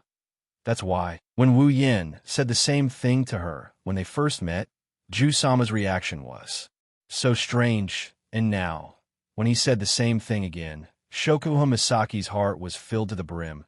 She closed her eyes, her pair of soft breasts actually stuck out, as if they're offering themselves up for Wu Yin to play with. Wu Yin can feel that something's different about Shoko Misaki, but that doesn't stop Wu Yin from continuing with what he's about to do. Shoko Misaki's pair of soft breasts, they're just too beautiful. The softness in his hand is constantly attracting Wu Yan's hand, making his fingers move involuntarily, and each of his movements would make Shoko Misaki's body tremble. Heavy muffled moans came out from between Shoko Misaki's fingers. The feeling in her chest, as well as a certain part of her lower body, made Shoko Misaki's heart that hasn't been moved for a long time. It started to feel uneasy, unable to hold back that feeling, unable to hold back her own voice. Shoko Misaki actually took the initiative to kiss Wu Yan's lips. This time, it's Wu Yan's turn to be surprised. His eyes widened. Looking at Shoko Misaki's pretty face in front of him, Wu Yin couldn't believe it, because this is the first time he's been kissed by someone forcefully. When he came back to his senses, Wu Yin couldn't help but cry. He thought he would be able to gain the upper hand against Jusama. He didn't expect Jusama to be Jusama after all. She's always the one on top. never the one on the bottom. However, such thoughts were quickly drowned out by the pleasure of their tongues intertwining. Wuyin simply rolled his tongue, entangling it with Shokuho Misaki's tongue, and then he fully immersed himself in kissing Shokuho Misaki. Shokuho Misaki's little face is completely red, not sure if it's because of shyness or because of the pleasure of her body, but in short, Shokuho Misaki at this time is like an ostrich, very cute. Between the overlapping lips, more smooth saliva slowly flowed in their mouths, intertwining two little tongues, but at the same time, it brought great pleasure to both of them, especially Wuyin. The smoothness of Shokuho Misaki's tongue made him even more excited. While Shokuho Misaki's feeling is a little different from Wuyin's, it's pretty much the same. Shokuho Misaki never thought that just kissing could bring her so much pleasure. Last time in the amusement park, although she already had a taste at that time because it was her first kiss, Shokuho Misaki didn't have much awareness. She didn't really think about how she was feeling. Now, after seriously kissing Wuyin, Shokuho Misaki realized that kissing is such a beautiful thing. In the past, Shokuho Misaki didn't understand why a woman would need a man to rely on. She thought, even though I'm just a woman, but at the same time, I'm also a queen-sama. Men are just toys in my hands. With her mind control ability, Shokuho Misaki has the qualifications to say this, especially after using her ability to peek into the dirty thoughts in the hearts of those men. She felt that way even more. Now, after kissing Wuyin deeply, Shokuho Misaki suddenly understood why a woman would need a man. Shokuho Misaki couldn't peek into Wuyin's thoughts, but with her understanding of Wuyin, she's afraid that Wuyin's dirty thoughts are no less than those men she looked down on. But everything in this world is so strange. Shokuho Misaki, who looked down on men's dirty thoughts at this time, felt that if it was Wuyin, she wouldn't be unable to accept it. That's why sometimes a woman's thoughts are so unfathomable and so blind. So, they need more love, including Shokuho Misaki.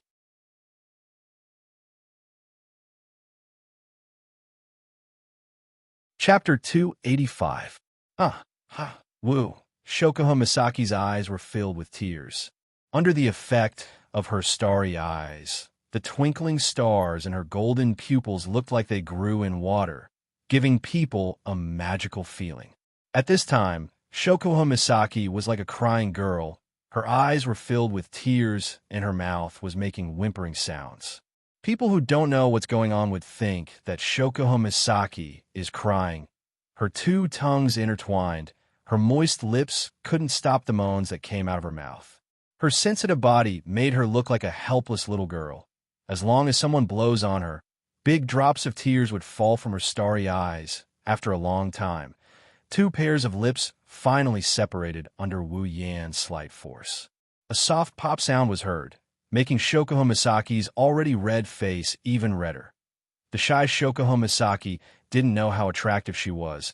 Wuyin's eyes almost popped out of their sockets. What's more, Shokuho Misaki was still naked. A soft cry came out of Shokuho Misaki's mouth. That's because Wuyin's hands had already split into two, one above and one below, grabbing her mounds and started to knead them. In a sensitive spot is a sensitive spot. Under his teasing, Shokuho Misaki surrendered without hesitation. She raised her head and moaned in a mixture of pain and pleasure. Her moaning made Wuyin's heart burn with lust. He couldn't wait to take advantage of Ju-sama right there and then. Gently caressing Shokuho Misaki's thigh, Wuyin felt that it wasn't time yet. He could only suppress the lust in his heart and continue to tease Shokuho Misaki's sensitive body. For some reason, this sensitive body didn't last long, making Wuyin feel suffocated at the same time. The power that was supporting Shokuho Misaki all this time seemed to have disappeared. Shokuho Misaki's hands seemed to have lost their bones. They drooped down softly. All the power was removed. Only her lips were left. As if they were supported by another power, they were constantly moving, gasping for breath, moaning, begging for mercy. They were all coming out from those lips. It seems that the kiss from before has caused Shokuho Misaki to lose a lot of her power.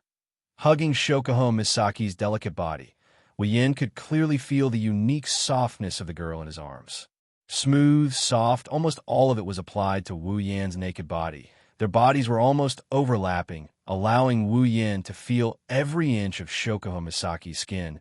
Really, no matter where it is, it's soft. It's a kind of limitless softness, without layers, without limits. It's a softness that embraces everything. Ew.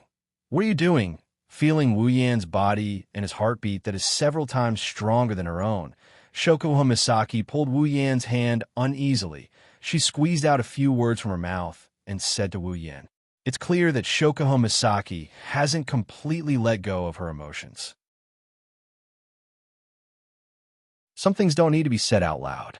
At times like this, both sides can sense each other's emotions. Just like how Wu Yin can sense Shokuho Misaki's uneasiness, Shokuho Misaki can also sense what Wu Yin wants to do. It's natural for Shokuho Misaki to feel uneasy. Everything happened too fast. Just like the first time she had intimate contact with Wu Yin, it's so fast that Shokuho Misaki couldn't catch her breath. How could she have imagined that she was just taking a shower like normal? But the result was that she was covered in sheets by this person who just barged into her life not long ago. Shokuho Misaki also didn't expect Wu Yin to have already planned to push her down. Clearly she has only known him for less than 3 months. Plus, the time they met was only a few times. That's why everything in this world is so strange. Of course, it's about doing this, and that with Jisuma. At this time, one of Wu Yan's hands is still on Shokuho Misaki's soft buttocks. The other hand is still on Shokuho Misaki's plump, soft flesh, maintaining the position of moving his hands up and down. Wu Yin smiled evilly at Shokuho Misaki. Wu Yin can feel that after he said those words, Shokuho Misaki's soft breasts that are different from her buttocks, a violent thump, heartbeat. Without a doubt, Shokuho Misaki is panicking. Wait. Shokuho Misaki shook her head in a fluster. Her face was still flushed red. It made Wu Yin feel suffocated. Isn't this too fast, Ju-san? Wu Yan's hand touched Shokuho Misaki's warm breasts, gently squeezing them. Her warm body quivered and quieted down. Some things can't be measured with time, although Wu Yan's words from a certain point of view are correct and philosophical. But when he said it this time, it gave Shokuho Misaki a feeling. Trap. It's too much of a trap. At this time, Wu Yin is still holding Shokuho Misaki's breasts, one on top and one on bottom. He lifted Shokuho Misaki's body from the bed and straddled her on top of him. For some reason, Wu Yin likes this position. Shokuho Misaki, under Wu Yan's guidance, sat on top of Wu Yin. She could feel Wu Yan's evil intentions. She felt something hard pressing against her buttocks. Shokuho Misaki panicked. Wait! She grabbed onto Wu Yan's shoulders tightly. She screamed in panic. But as she screamed, her voluptuous body was pressed down by Wu Yin. Shokuho Misaki could feel something inside her body, followed by the shattering of something else inside her body, followed by a sharp pain. She couldn't help but feel a sharp pain in her chest. Shokuho Misaki couldn't help but sigh. Like a swan that was shot by a hunter's arrow, Shokuho Misaki fiercely raised her head and let out a miserable cry. The cry echoed throughout the room, showing the pain of its owner. Ew. Such intense pain. Shokuho Misaki, who has never suffered any physical trauma, broke down her tears. Big drops of tears flowed out from her eyes and dripped onto Wu Yan's body. It hurts, you evil bastard. You made me hurt you. Her hands gripped onto Wu Yan's shoulders so hard that they turned blue, but Shokuho Misaki still felt that this is not enough to vent her pain. So she complained to Wu Yan, who took everything away from her. At this moment, she also has the right to complain. All right, don't cry. Wu Yan coaxed Shokuho Misaki like he's coaxing a child. Such a clumsy method, but at this moment, it's surprisingly effective. It made Shokuho Misaki feel a lot better, and her tears also lessened a lot. After the pain subsided, a strong sense of emptiness spread throughout Shokuho Misaki's body, causing her to involuntarily twist her body. Receiving Shokuho Misaki's signal, Wu Yin simply shrugged. causing Shokuho Misaki to let out another cry. But this time, it's mostly happiness. Finally, he can fully enjoy the beauty. Wu Yin hugged Shokuho Misaki's voluptuous body and began to toss her up and down, enjoying the wonderful pleasure that comes from both body and mind. Moaning sounds could be heard.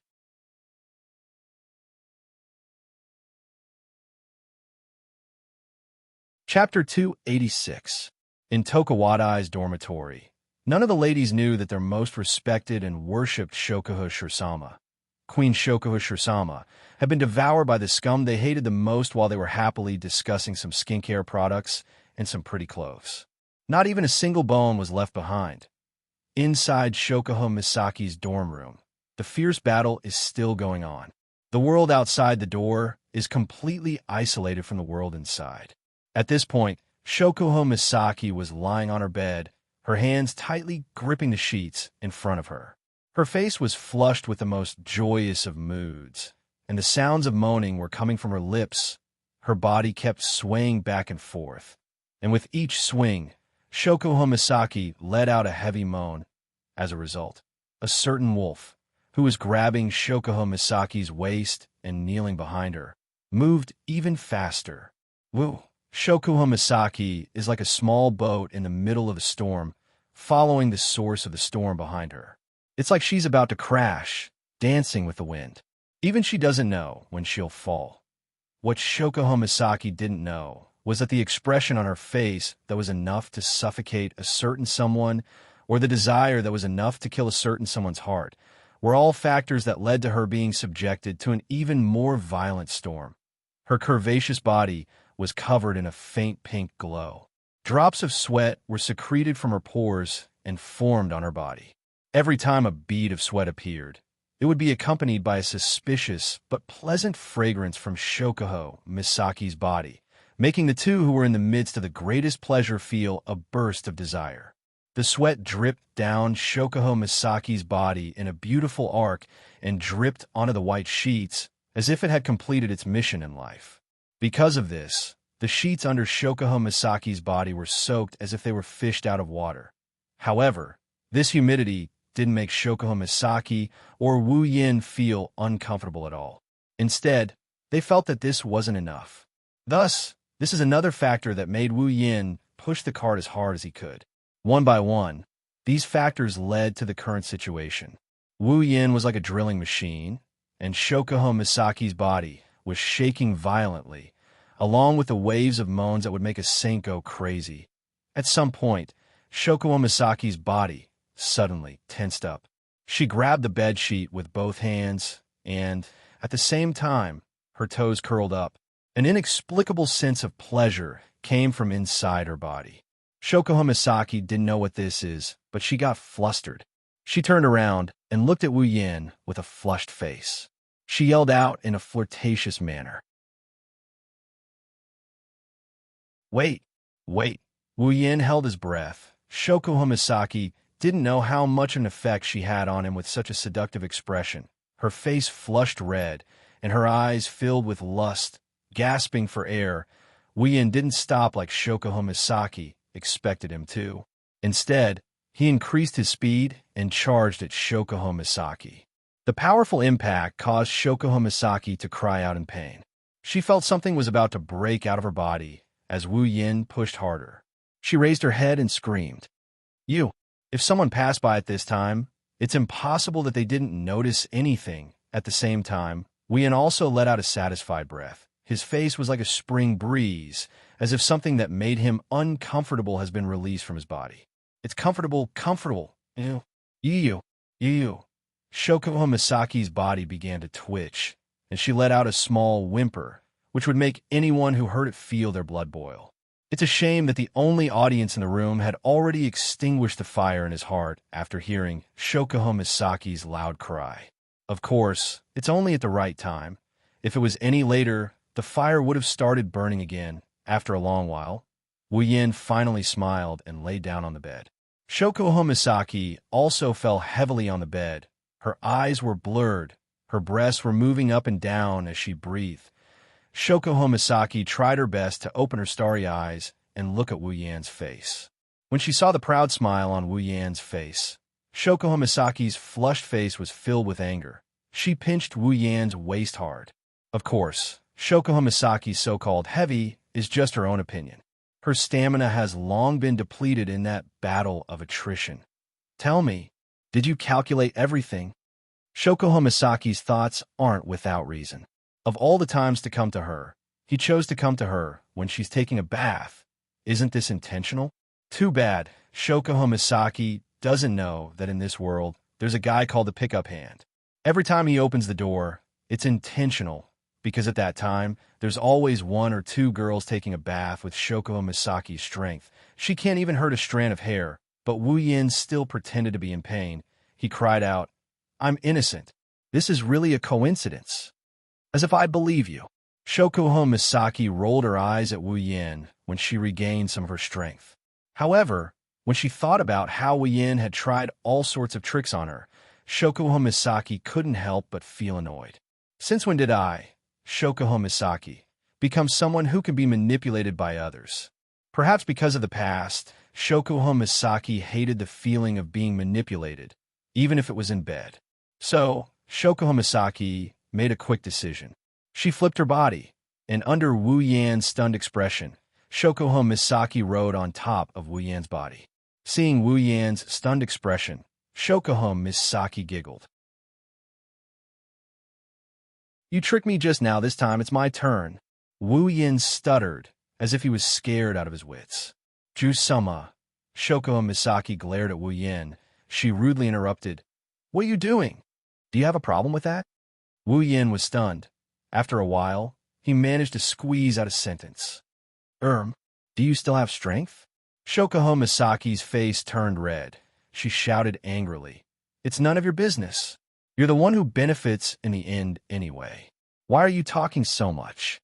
And so, Wu Yin shut his mouth. He couldn't help but feel a strange desire in his heart. Maybe it's not a bad idea to take the queen by force. Shoko Misaki gritted her teeth. Her body trembled. She suppressed the shyness in her heart and slowly sat down in Wu Yan's arms. When the two were tightly connected again, Wu Yan let out a satisfied sigh, while Shoko Misaki let out a soft moan. Then, using his half-baked skill of mind control to peek into other people's minds, he slowly began to use it. Looking at the pair of throbbing breasts in front of him, listening to the soft moans in his ears, and feeling the comfort of his body, Wu Yan closed his eyes and focused on enjoying himself. The moans never stopped.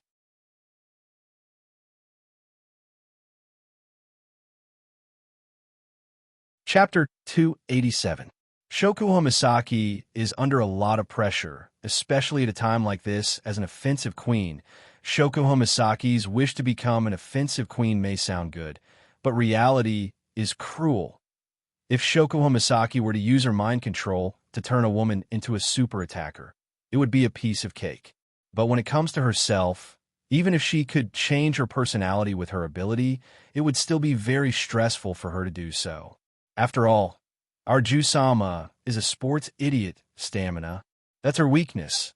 Thus, our Her Lady Queen became a true 3 minutes god.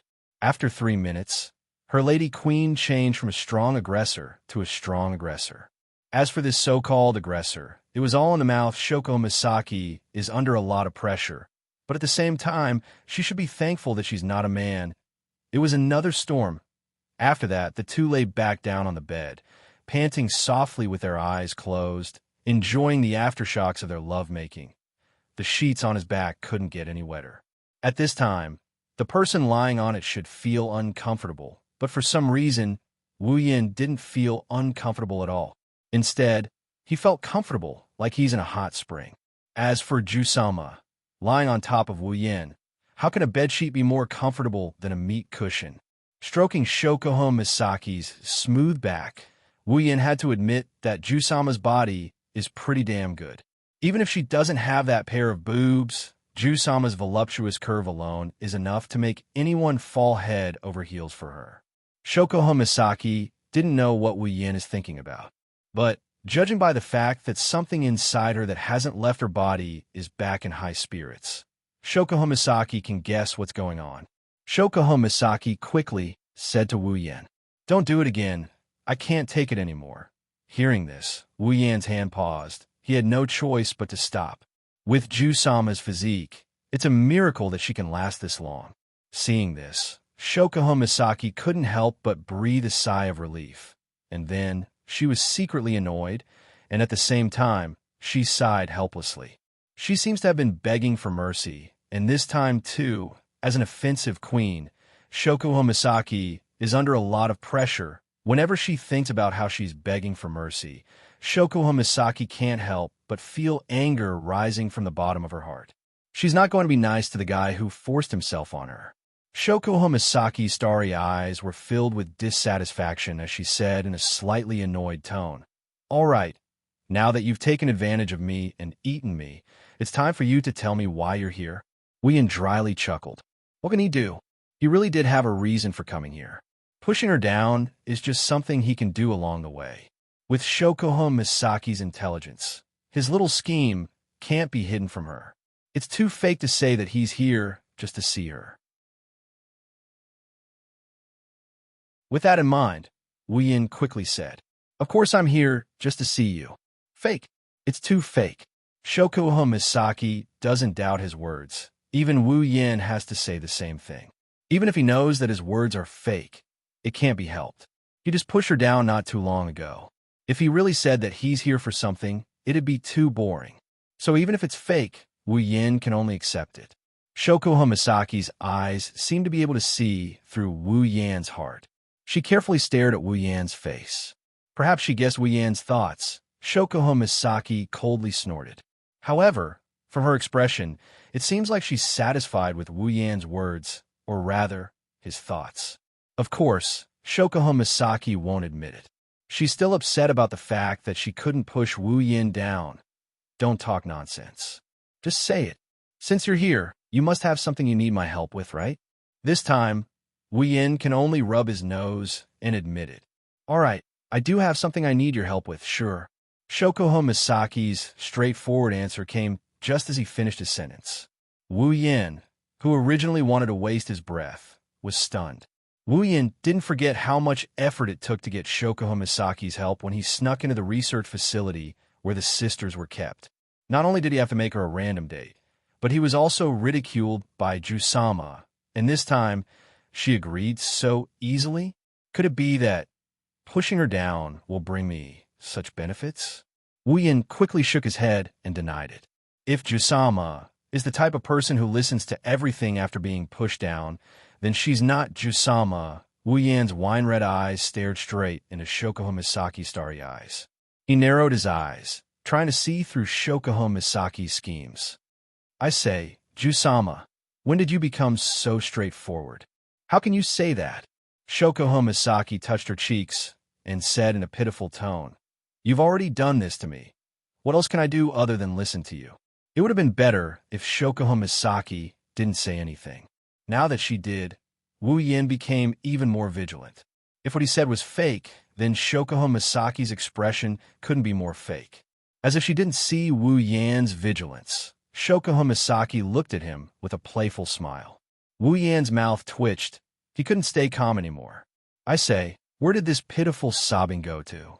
As the saying goes, a woman can change her mind as quickly as flipping a page.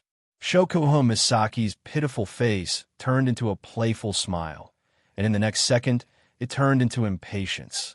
Are you going to tell me or not? If not, I won't help you. Wu Yan, who couldn't see through Shokuho Misaki's thoughts, turned his face away and shrugged helplessly. Whatever, she's already his woman. Putting away his mischievous grin, Wu Yan put on a serious face. His expression gave off a serious vibe. I want you to help me take a look at a child. Take a look at a child. Shokuho Misaki had an odd expression on her face. Her eyes started flickering as she looked into Wu Yan's eyes. She continued with a weird tone. We just had sex, and you want me to take care of a child? Wu Yan almost spat out a mouthful of saliva when he heard that. What are you thinking? I want you to take a look at a child's psychological condition. Psychological condition?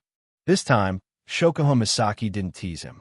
She frowned and said softly, The child you're talking about, Does he have some psychological problems? Yeah, Wu Yin said helplessly. His mental condition is very unstable. In the past, he would go berserk from time to time. Although I've managed to suppress it, my method can only treat the symptoms, not the root cause. It can only prevent the child from going berserk, but it can't solve the problem. Wu Yin looked at Shoko Misaki. That's why I want you to take a look at him. See if there's any way to make him normal. Go berserk. Shoko Misaki didn't care about the method Wu Yin mentioned. Instead, she was curious about the words Wu Yin used. She was curious about what kind of situation could make this guy, the third strongest in Academy City, say something like go berserk. As for the mental and psychological problems of this so-called child, Shoko Misaki didn't care. With her ability, it's a piece of cake. This is why Wu Yin came to Shoko Misaki.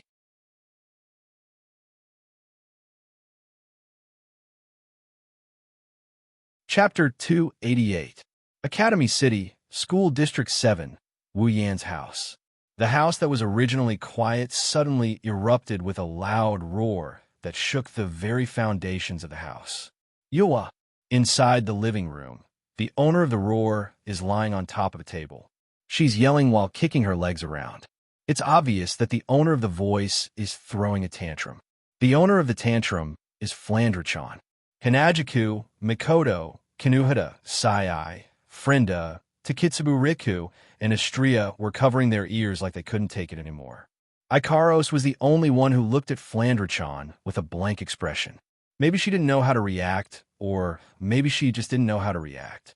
Hinajiku and Mikoto looked at each other helplessly. Even though the two girls are the ones who can make the decisions in this family other than Wu Yin, they really don't know what to do with a child throwing a tantrum. Let alone them. None of the girls here have any experience in taking care of a child. Although Hinajiku and Mikoto have taken care of little Liren before, little Liren was too obedient and didn't know how to take care of her. So Hinajiku and Mikoto are really at their wits' end. Chuju has a headache looking at Flandra-chan, who's rolling around on the table. She walked up to her and said, Flandra-chan, be a good girl and calm down, okay? I don't want to Flandra-chan doesn't seem like she's going to be obedient. She's still lying on the table, waving her arms and legs around. Chuju and Mikoto can't get close to her. I want Oni-chan. Flandra-chan wants Oni-chan. That's right. That's why Flandra-chan is throwing a tantrum. For Flandra-chan, in this unfamiliar world, her sister isn't here. The people from Scarlet Devil Mansion aren't here either. The only person she can rely on is Wu Yin, whom she just met yesterday. Wu Yin is a very important person to her. Perhaps due to her power being sealed, Flandra-chan has become very reliant on Wu Yin. But from another perspective, it's understandable. If a child's family brought her to a strange house and then disappeared, then the child would definitely make a big fuss.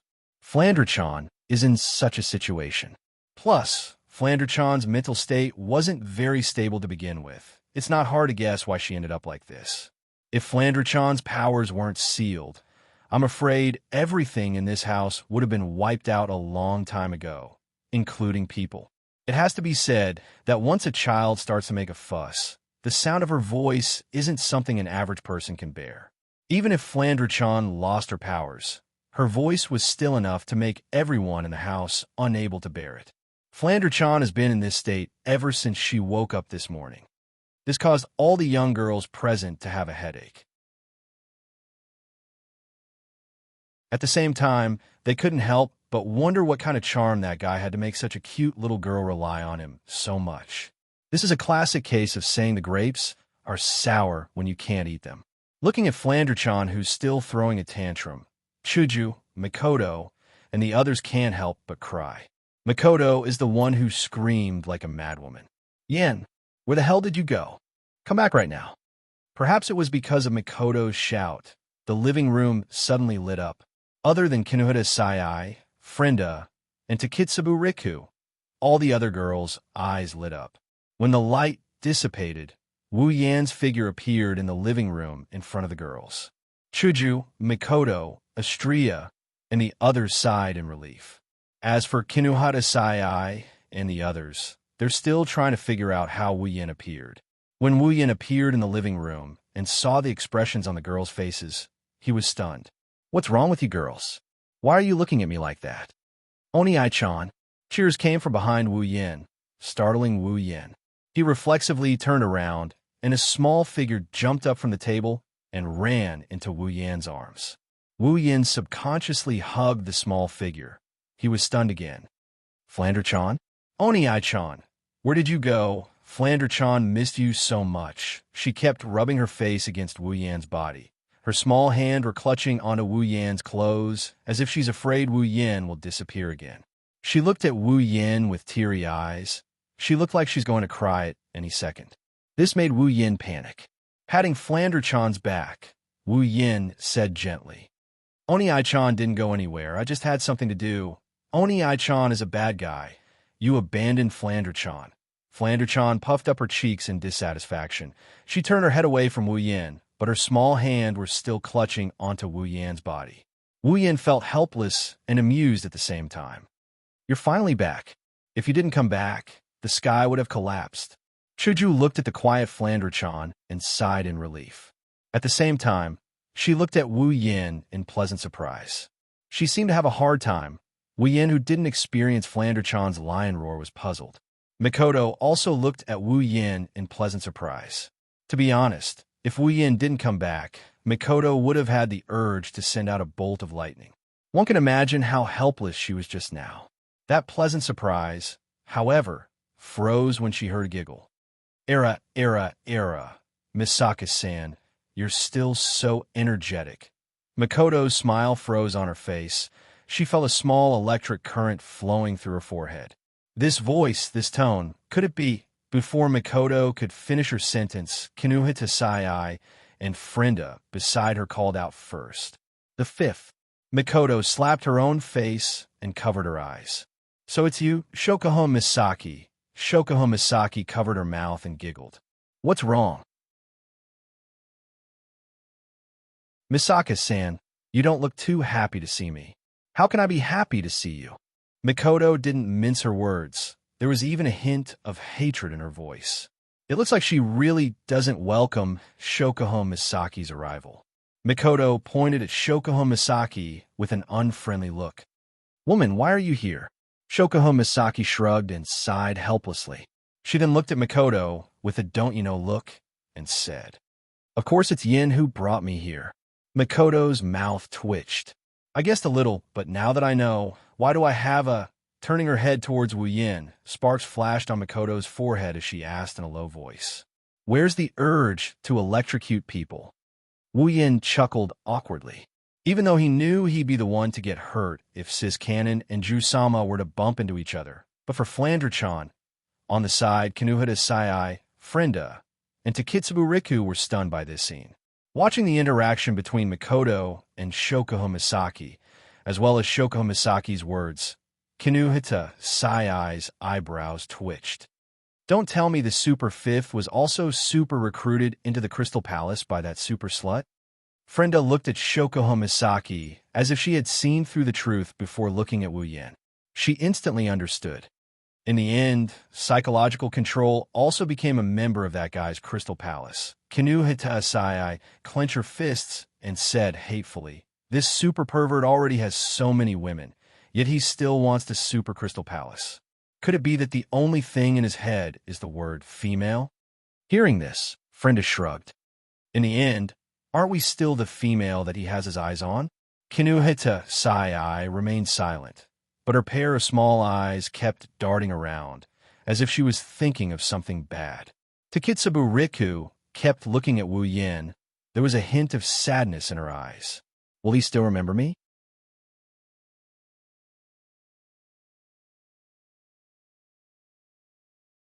Chapter 289. Seeing Shokuho Misaki looking like she's going to humiliate Mikoto, he knew that if this goes on, Sis Cannon will go berserk, so he quickly interrupted her. "Ju-sama, let's get down to business first. Business is more important." Shokuho Misaki rolled her eyes at Wu Yin, clearly displeased that Wu Yin didn't let her tease Mikoto. This made Wu Yin laugh dryly. When will he find a way to make these two happy? After all, they're both his women. Wu Yan's face was soon covered in tears, because the answer is no. Mikoto and the rest knew that Wu Yan brought Shokuho Misaki here for a reason. Recalling what Wu Yan explained to them, Mikoto and Chuju finally understood. At the same time, they looked at Flandre-chan in Wu Yan's arms with pity in their eyes. Mikoto humphed and turned her head away, refusing to look at Shokuho Misaki. Flandre-chan may only stick to Wu Yan, but the other girls are quite fond of her. Other than Ikaros, who doesn't have a strong emotional system, most of the girls here have a preference for Flandre-chan. Seeing Mikoto ignoring her, Shokuho Misaki also turned her head away. This made Wu Yan a little speechless. Why does it feel like Gisama isn't here to help? She's here to cause trouble. Soon, Shokuho Misaki finally noticed Flandre-chan in Wu Yan's arms. Seeing how cute Flandre-chan is, Shokuho Misaki's eyes flashed with fondness. Even Gisama isn't immune to this. It's easy to see how charming Flandre-chan is. However, when Shokuho Misaki saw Flandre-chan's wine-red eyes that are the same as Wu Yan's, she froze. Without thinking, Shokuho Misaki blurted out, "This child, don't tell me she's your and someone's daughter?" Chuju, Mikoto, Estrella, Kinuhata, Sai, Frenda, and Takitsuba Riku all stumbled and fell to the ground. Ikaros also looked at Shokuho Misaki in shock. This proves how shocking Shokuho Misaki's words are. If he wasn't carrying Flandre-chan, Wu Yan would have fallen to the ground and wouldn't be able to get up again. Wu Yan can only reply in an annoyed tone. "Where the hell did you get that conclusion from?" Shokuho Misaki suspiciously looked at Wu Yan before looking at Flandre-chan. She pointed at Flandre-chan's eyes and reasoned with her. "Look, aren't your pupils the same?" Wu Yan choked. He didn't know what to say. There are plenty of people with the same pupils in this world, but wine-red eyes are a rare sight. Since they happen to have the same pair of pupils, anyone would think they're related. However, Jusama's words are a bit shocking. Wu Yan really wanted to explain that Flandre-chan isn't his daughter, but he can't explain why they have the same pupils. Wu Yan could only come up with one sentence. "If I say no, would you believe me?" Hearing this, Shokuho Misaki tapped her chin with her index finger, looked around at everyone, nodded, and gave an unexpected answer. "I believe you." Wu Yan's eyebrows twitched. "Why would you believe me so easily?" Hearing Wu Yan's words, Shokuho Misaki smiled. She looked at Wu Yan with her starry eyes and said, "Because I don't believe you can give birth to such an excellent breed with your ability." As soon as Shokuho Misaki finished speaking, the girls heard a sound of something breaking. It came from Wu Yan's body. It came from his brain. Taking a deep breath, Wu Yan told himself not to get angry. "Don't get angry, don't get angry, don't get angry. How can I win against Gisama when it comes to talking? Even if I'm angry, I should get back at her." Yes, that's right. With that thought in mind, Wu Yan felt relieved. A smile bloomed on his face. This made the girls who were familiar with him a little confused. Only Shokuho Misaki looked surprised. She seemed to have thought of something. She lowered her head in regret. Shokuho Misaki's heartbeat quickened. Her legs felt like jelly, as if she was reminded of something. To avoid embarrassing herself, Shokuho Misaki quickly told Wu Yan, "Okay, didn't you ask me to see this child? Let's start." Wu Yan narrowed his eyes. He put this matter in his heart. He'll deal with Jusama later. Looking down at Flandre-chan in his arms, Wu Yan said, "Flandre-chan, let that big sister take a look at you." Flandre-chan didn't understand. She didn't know what Wu Yan and Shokuho Misaki wanted to do to her. But since Wu Yan said so, Flandre-chan looked at Shokuho Misaki and nodded. Seeing this, Shokuho Misaki smiled and nodded her chin. She took out a remote control from her purse and pointed it at Flandre-chan. Then she pressed the button lightly. After the beep, Flandre-chan's pupils seemed to have lost their light. Her eyes that were full of life lost all color and became as still as water. She didn't move at all. Chuju, Mikoto, and Estrella held their breaths. They didn't want to disturb Shokuho Misaki. Kinuhata Sai, Frenda, and Takitsubu Riku didn't know what's going on, but anyone with a brain would know what to do and what not to do. Thus, they quieted down and waited. Shokuho Misaki's starry eyes also seemed to have lost their light. Even the stars in them didn't shine. but after a while, her starry eyes trembled violently. At the same time, Shokuho Misaki's face turned pale. Everyone's heart was in their throats. They were worried something might happen to Flandre-chan. Luckily, Shokuho Misaki quickly regained her composure. Everyone released a sigh of relief. Wu Yin bitterly laughed. This Ju-sama, is she trying to scare people to death with her sudden outburst? After a long time, under the strange silence, Shokuho Misaki finally finished her work and put away the remote control in her hand. However, her pair of starry eyes kept flashing, and her expression was extremely complicated. How is it? Is there any way? Seeing Shokuho Misaki put away the remote control, Wu Yin quickly asked. Everyone turned to look at Shokuho Misaki.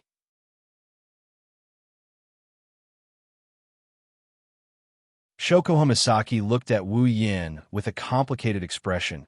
Her eyes were filled with resentment. Wu Yin didn't understand.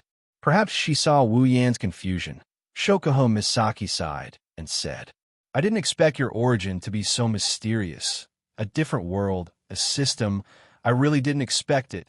Hearing this, Wu Yin, Chuju, and Mikoto were shocked. Wu Yin looked at Shokuho Misaki in shock and asked, You know everything? After asking this question, Wu Yin suddenly remembered that Shokuho Misaki, with her mind control ability, can peek into other people's memories. In other words, Shokuho Misaki peeked into Flandre-chan's memories and obtained the system's memories from Flandre-chan's memories. In other words, Ju-sama really knows everything. Shokuho Misaki looked at the dumbfounded Wu Yin. The resentment in her starry eyes intensified. No wonder you said Misaka Mikoto has a bigger world waiting for her. Indeed, compared to you guys who can travel through worlds, a small Tokuwadai is nothing to you guys. Wu Yin laughed awkwardly. He knew that Shokuho Misaki was complaining about how he protected Mikoto during their first meeting. However, while Shokuho Misaki understood, the others didn't. What are you guys talking about? Kinuhata Sai shouted. What different world? What super system? What super time travel? Explain it all to me. Wu Yin, Hinajuku, and Mikoto looked at each other, helplessness in their eyes. Great. Now they're exposed. What a blunder.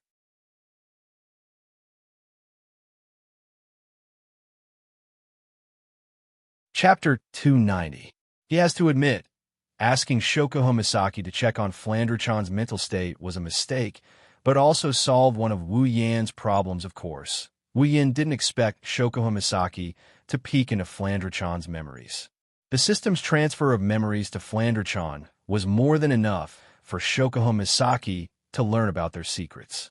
Coincidentally, Wu Yan's problem was solved by Shokuho Misaki, Kinuhata Sai, Frenda, and Takitsubu Riku. Wu Yan's mission 3 was to push down at least 3 characters and make them follow him out of this world. Wu Yan already had a target in mind. He successfully pushed 2 of them onto his bed and rolled around in the sheets with him. However, he didn't know how to explain his situation to them. He didn't know where to start at this moment. Now, Ju-sama's peek in her memories gave Wu Yan a chance to explain himself to everyone. In a way, Wu Yan's problem has been solved. In the huge living room, Shokuho Misaki, Kinuhata Sai, Frenda, and Takitsubu Riku were listening to Wu Yan's story. Other than Shokuho Misaki, who exclaimed from time to time, the other 3 were stunned. Shokuho Misaki obtained a lot of information from peeking into Flandre-chan's memories. Now, with Wu Yan's explanation, she didn't have much of a reaction. However, this is the first time Kinuhata Sai, Frenda, and Takitsubu Riku have heard of something so absurd. That's right, to the 3 of them. This matter is indeed absurd. What system? What transmigration? What Spalier world? What instance dungeon? Every single one of them made their little brains swell up. They almost short-circuited. It could be said that Kinuhata Sai, Frenda, and Takitsubu Riku didn't want to believe Wu Yan's words at all. After all, this is the science world. Everything has to be based on science. Is everything Wu Yin said scientific? However, when Ikaros and Astria revealed their wings, Flandre-chan revealed her tail and crystal wings, the 3 girls were stunned. Even Shokoko Misaki, who saw this for the first time, couldn't help but cover her mouth with her hand. She was shocked beyond words. In other words, everything you said is super real. Kinuha Tasai stared blankly at Chuju and Mikoto. If it was Wu Yan's words, no matter how convincing, Kinuha Tasai wouldn't choose to believe it. It's obvious how much Kinuha Tasai's hatred towards Wu Yin two's level. But since it came from Hinajiku and Mikoto, she had no choice but to believe it. She knows that Wu Yin might be bullshitting, but Hinajiku and Mikoto, with their temperaments, they wouldn't be so immoral when it comes to matters like this. That's why when the two nodded, Kinuha Tasai grabbed her head and shook it. She had a "I've already fainted, the world has already been destroyed" look on her face. She couldn't accept it. However, from another perspective, Wu Yan's words did indeed destroy their world. To be more precise, it should be their worldview. That means Kinuha Tasai turned to look at Wu Yan with excitement in her eyes. "You'll leave this world one day, won't you?" Wu Yan nodded. Kinuha Tasai almost jumped up in joy when she saw Wu Yan nodding. She wanted to cry in her heart. Finally, I can escape from this devil's clutches. Wu Yan knew what Kinuha Tasai was thinking when he saw the excitement in her eyes. Wu Yan smiled and said, "We will leave this world, but when the time comes, we will bring you with us. So, don't worry about us abandoning you." What? This time, Kinuha Tasai really jumped up. However, she wasn't happy. She pointed at Wu Yan and complained loudly. "You super pervert. You won't super let us go even if we super leave this world?" Ma, calm down, girl." Wu Yan patted Kinuha Tasai's shoulder and smiled. "We have such a good relationship. How can I abandon you? So don't worry, I don't want to give up on such a cute maid." "You're the maid. Your whole family is super maids." Friend sighed and said dejectedly, "I already knew the result. How can this wolf let us go so easily?" As for Takitsubu Riku, after accepting Wu Yan's words, she didn't care anymore. She was once a member of the Black Ops in Academy City. She had seen too much of the dark side of Academy City. She didn't have much of a sense of belonging to Academy City, so she didn't care about leaving. Instead, it was Shokoko Misaki who showed great interest in this matter. She placed the back of her hand on her mouth and smiled. "Spalier world, interesting. I'd like to see that so-called other world." Wu Yan couldn't help but ask, "Jusama, you're not thinking of coming with us, are you?" "Oh, can I?" Shokoko Misaki looked at Wu Yan and said with a sad voice, "Don't tell me, Xiaoyan, you're planning to go back on your word after pushing me down?" Hearing Shokoko Misaki's words, Wu Yan cursed. Sure enough, almost at the same time, Chuju, Mikoto, Kinuha Tasai, and Frenda all screamed in shock. "Push her down." Among them, Mikoto's reaction was the most intense. She couldn't help it. If it was someone else, it would be fine. If it was someone else, it would be fine. But this is Shokoko Misaki. The Shokoko Misaki he hated the most. Asterisk beep. Asterisk a flash of lightning came from Mikoto's body. Wu Yan's body trembled, and he almost ran away. When Wu Yan slowly turned to Mikoto's direction, Mikoto's body was already filled with blue and white electricity. Lowering her head, Mikoto raised a fist and said in a low voice, "Yin, don't you have anything to explain?" Wu Yan smiled bitterly and waved his hands as if to tell Mikoto to calm down. But his action, which was equivalent to admitting it, made Mikoto go berserk. Hearing the lightning getting more intense, Wu Yan glared at Shokoko Misaki, who was gloating over his misfortune. Looking at Mikoto, who was about to turn into a goddess, he steeled his heart. With a leap, Wu Yan jumped in front of Mikoto. With one hand still holding Flandre-chan, he used his other hand to pull Mikoto into his embrace. Mikoto shrieked, and the electric current in her body disappeared. She fell into Wu Yan's arms, and before she could react, a big mouth covered her little mouth, causing her to widen her eyes. "Oh!" Kinuha Tasai, Frenda, and Astria gasped in shock. Hinajiku, on the other hand, had already covered one of her eyes. She couldn't bear to look at it anymore. The world is getting worse. That "oh" didn't just mean the girls were shocked. It also woke Mikoto up. Looking at Wu Yan's face so close to hers, Mikoto's face started to heat up. Starting from her neck, a bright red color started to crawl up her face until it covered her entire face. Following a bang sound, Mikoto's head boiled with water. The steam rose slowly, showing how embarrassed its master was right now. She pushed Wu Yan away and pointed at Wu Yan. What are you doing? There are so many people here, you. Looking at Mikoto's red face, Wu Yan chuckled. This is the effect he wanted. Wu Yan even wiped his lips with a wicked smile. His scum temperament was on full display. Mikoto's face turned even redder. She felt everyone's gazes were so piercing. She covered her head and ran back to her room. Chuju gave Wu Yan a reproachful look before she chased after Mikoto. Xianxia followed suit. Ikaros gave Wu Yan a hesitant look before following as well. Wu Yan let out a sigh of relief. At least his life is saved.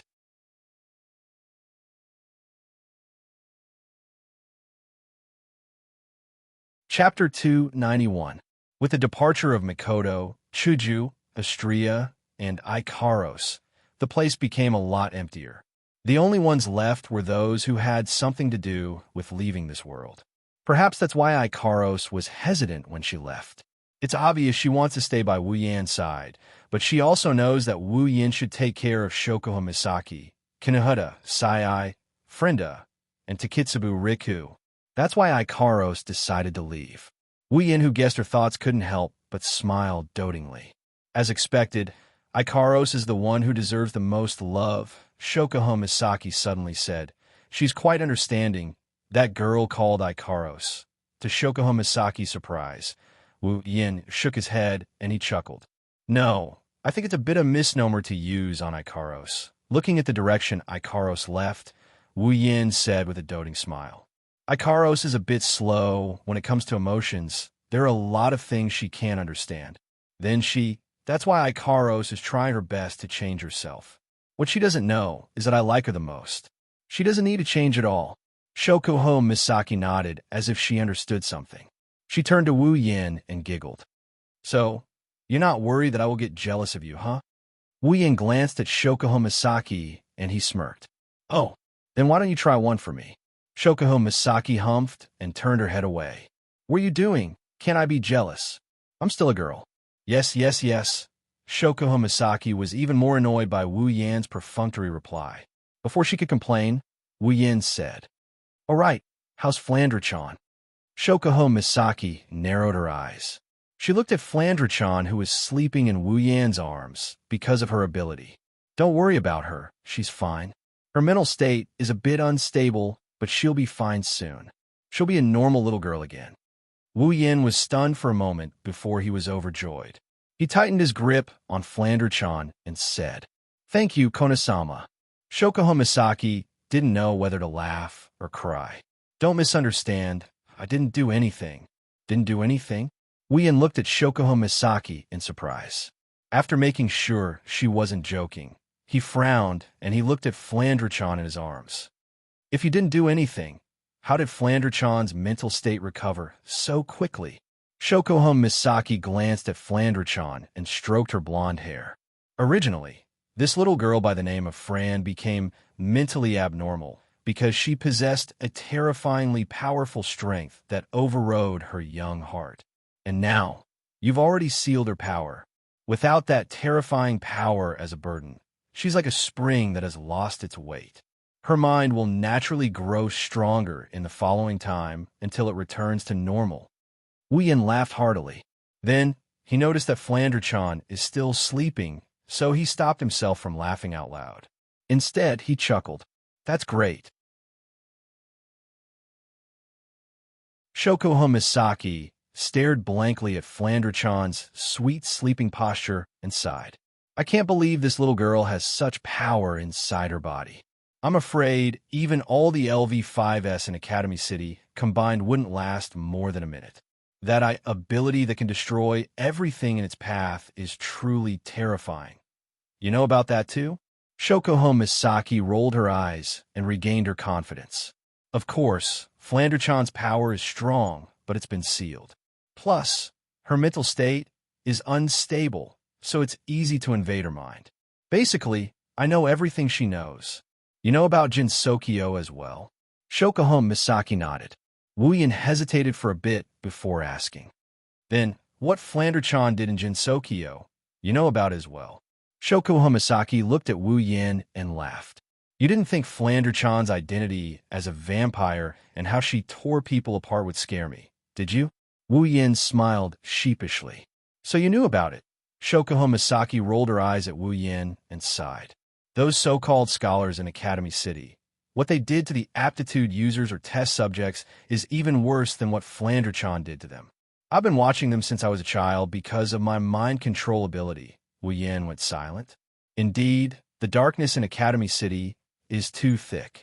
Shokuhome Misaki, with her mind control ability, is probably the one who's experienced the darkness the most in Academy City, whether it's her own experience or someone else's memories. Seeing Wu Yan's expression, Shokuhome Misaki laughed and said, Era, are you feeling sorry for me, little Yin? Shokuhome Misaki's teasing tone caused Wu Yan's repressed expression to crumble. The heaviness in his heart also dissipated. He rolled his eyes at Shokuhome Misaki before replying in an annoyed tone. I was, but not now. Shokuhome Misaki immediately leaned on Wu Yin and wrapped her arms around Wu Yan's neck. Don't be like that. I like to see you feeling sorry for me. Wu Yan's eyebrows twitched and the corner of his mouth twitched. You like it when I feel sorry for you.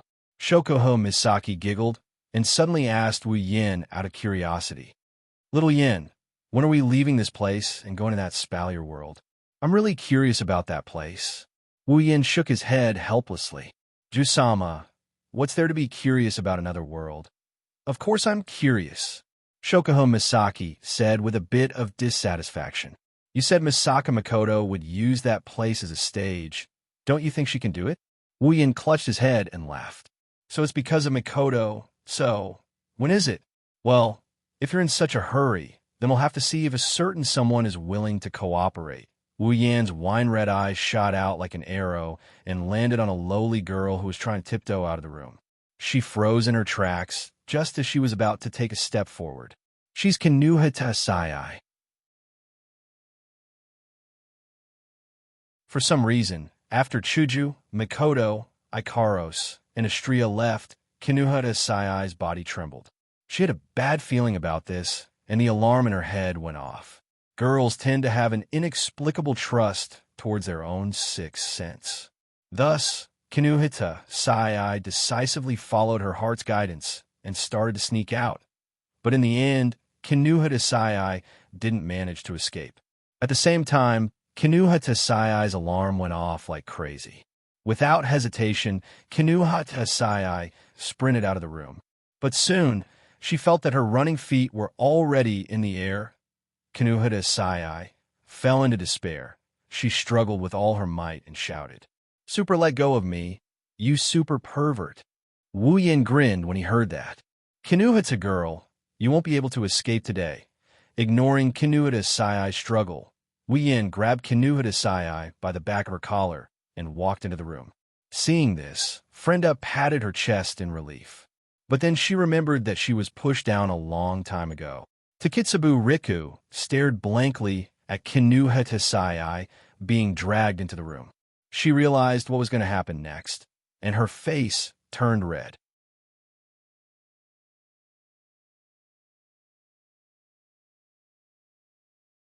Chapter 292. Shokuhome Misaki, Frenda, and Takitsubu Riku stared blankly at Kinuhata Sayai being dragged into the room by Wu Yin. It wasn't until the sound of the door slamming shut that the three girls in the living room finally reacted. With Shokuhome Misaki, Frenda, and Takitsubu Riku's brains, plus the way things have developed, they can easily guess what Wu Yin is planning to do with Kinuhata Sayai. Speaking of which, if you bring a girl into your room, even if you say there's nothing going on, no one will believe you. Shokuhome Misaki gritted her teeth and snorted coldly, as if venting her anger, but she didn't say anything. Seeing Wu Yin bringing a girl into his room right in front of her made her feel a little uncomfortable. But based on what Wu Yin said before, Shoko Misaki can guess that leaving this world has something to do with what Wu Yin is planning to do. Shoko Misaki couldn't help but think to herself, could it be that in order to leave this world, one must use the method of pushing someone down? That means a pair of starry eyes turned to Frenda and to Kitsubu Riku. Shoko Misaki's pupils turned as if she had thought of something. Suddenly, a hint of slyness flashed across her eyes. Even the corners of her mouth curled up into a smile. Frenda and Takitsubu Riku, who had been watching Wu Yin and Kinuhata Asai enter the room, suddenly felt a chill run down their spine. It's as if a cheetah has its eyes on them. Their faces twitched, and they started looking around for the source of the chill. At the same time, the source of the chill, Shoko Misaki, secretly smiled. She glanced at Frenda and Takitsubu Riku, then at Mikoto's room. She quietly took out a remote control and pointed it at Frenda and Takitsubu Riku. On the other side, Wu Yan's room. Don't come over here.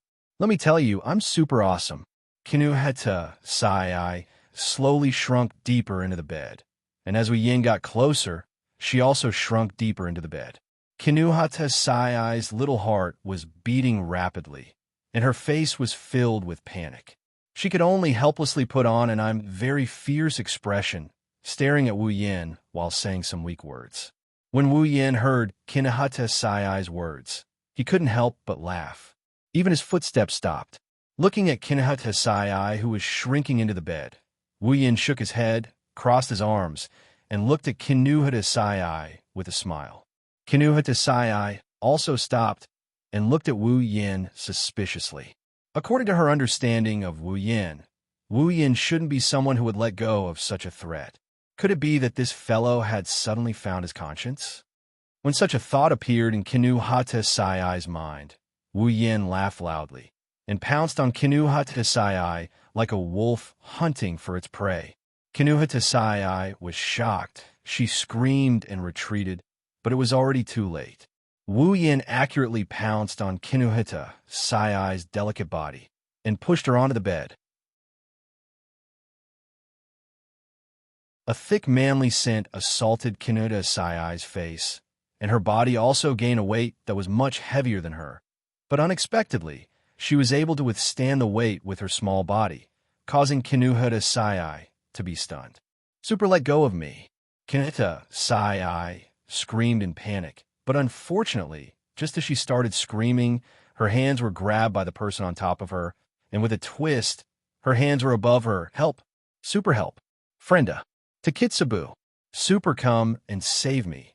Sensing that she was being restrained, the panic in Kinuhata Sai's heart became even more intense. In her panic, Kinuhata Sai could only use her womanly instincts to scream for help. If it was any other time, this might work since Chuju, Mikoto, and the others would not appear when they heard someone screaming for help from their room. But at this moment, Mikoto was hiding in her room, and Chuju, Astria, and the others were also hiding in Mikoto's room. For the time being, they wouldn't be able to hear Kinuhata Sai's cries for help. If Kinuhata Sai continued to scream, she would eventually be rescued, but would Wu Yin allow her to continue screaming? Licking his lips, Wu Yin laughed out loud. He bent down, and his lips met with Kinuhata Sai's little mouth. The rest of her words were blocked back in her throat. Kinuhata Sai's eyes widened. She was crying in her heart. This is the second time I was forcefully kissed by this despicable wolf on top of me.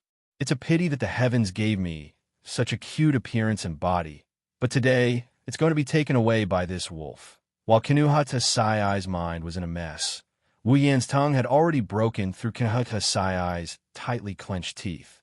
With an unstoppable force, he captured Kinuhata Sai's little tongue. Thus, the two tongues that have seen each other before started tangling with each other. The pleasure of their tongues intertwining quickly entered Kinuhata Sai's mind. Although Kinuhata Sai was young, her heart that had experienced countless B-grade movies started to tremble. Her eyes started to water up. Kinuhata Sai almost lost herself in the pleasure of that passionate kiss. Realizing that her body was starting to heat up, Xianxia hardened her heart and decided to bite down on Wu Yan's tongue that was moving freely in her mouth. However, at the next moment, Xiaxia's teeth that were about to bite down suddenly lost all strength due to Xiaxia's expression. The reason is that, unbeknownst to her, Wu Yan's big hand had already passed through Xiaxia's clothes and started to pinch her soft and small breasts.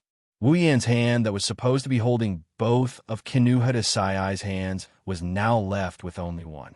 With one hand holding both of Xiaxia's hands tightly together, the other hand can naturally do whatever he wants. Woo, woo, woo. Feeling her breasts being pinched rhythmically by a hand, Xiaxia's pupils dilated again. Her eyes started to water up again. Her face started to blush. Her mouth started to make the same rhythmic moans as the hand that's pinching her breasts. It's very cute and moving. Even Wu Yan, who has already tasted the taste of a lowly girl, couldn't help but feel a ripple in his heart. Frenda, as a lowly, has a sweet appearance and a cute personality. She exudes the taste of cuteness everywhere. Wu Yan really enjoyed it. As for Xianxia, compared to Frenda, who knows how to act cute, this lowly has a different taste when tasting her. This made Wu Yan's evil heart start to beat with eagerness. Especially Xianxia. She also has a pair of beautiful legs. In the morning, he pushed down the queen, blonde, and huge-breast Shokuho Misaki.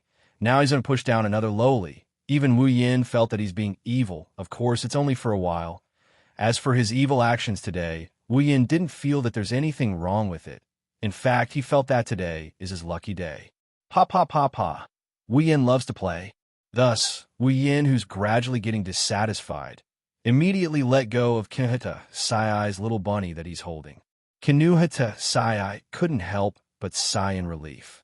But this sigh of relief didn't last long before it's lifted up again. Letting go doesn't mean letting go. If one isn't enough, then let's go with two. What a simple thought. And it's this simple thought that made Wu Yan's hand start to fondle and knead Xiaxia's little bunnies back and forth, kneading them into various shapes. Xiaxia's bones have completely melted. Even if she doesn't want to admit it, Xianxia has to admit that Wu Yan's technique is too skillful. At this moment, she's starting to feel something. Her body started to heat up. Xiaxia's eyes started to blur. The strength of her struggle started to weaken. All the strength in her body has been gathered into her mouth. Used to moan. At this moment, Wu Yan's hand is already pulled out from Xianxia's clothes and started to target her clothes.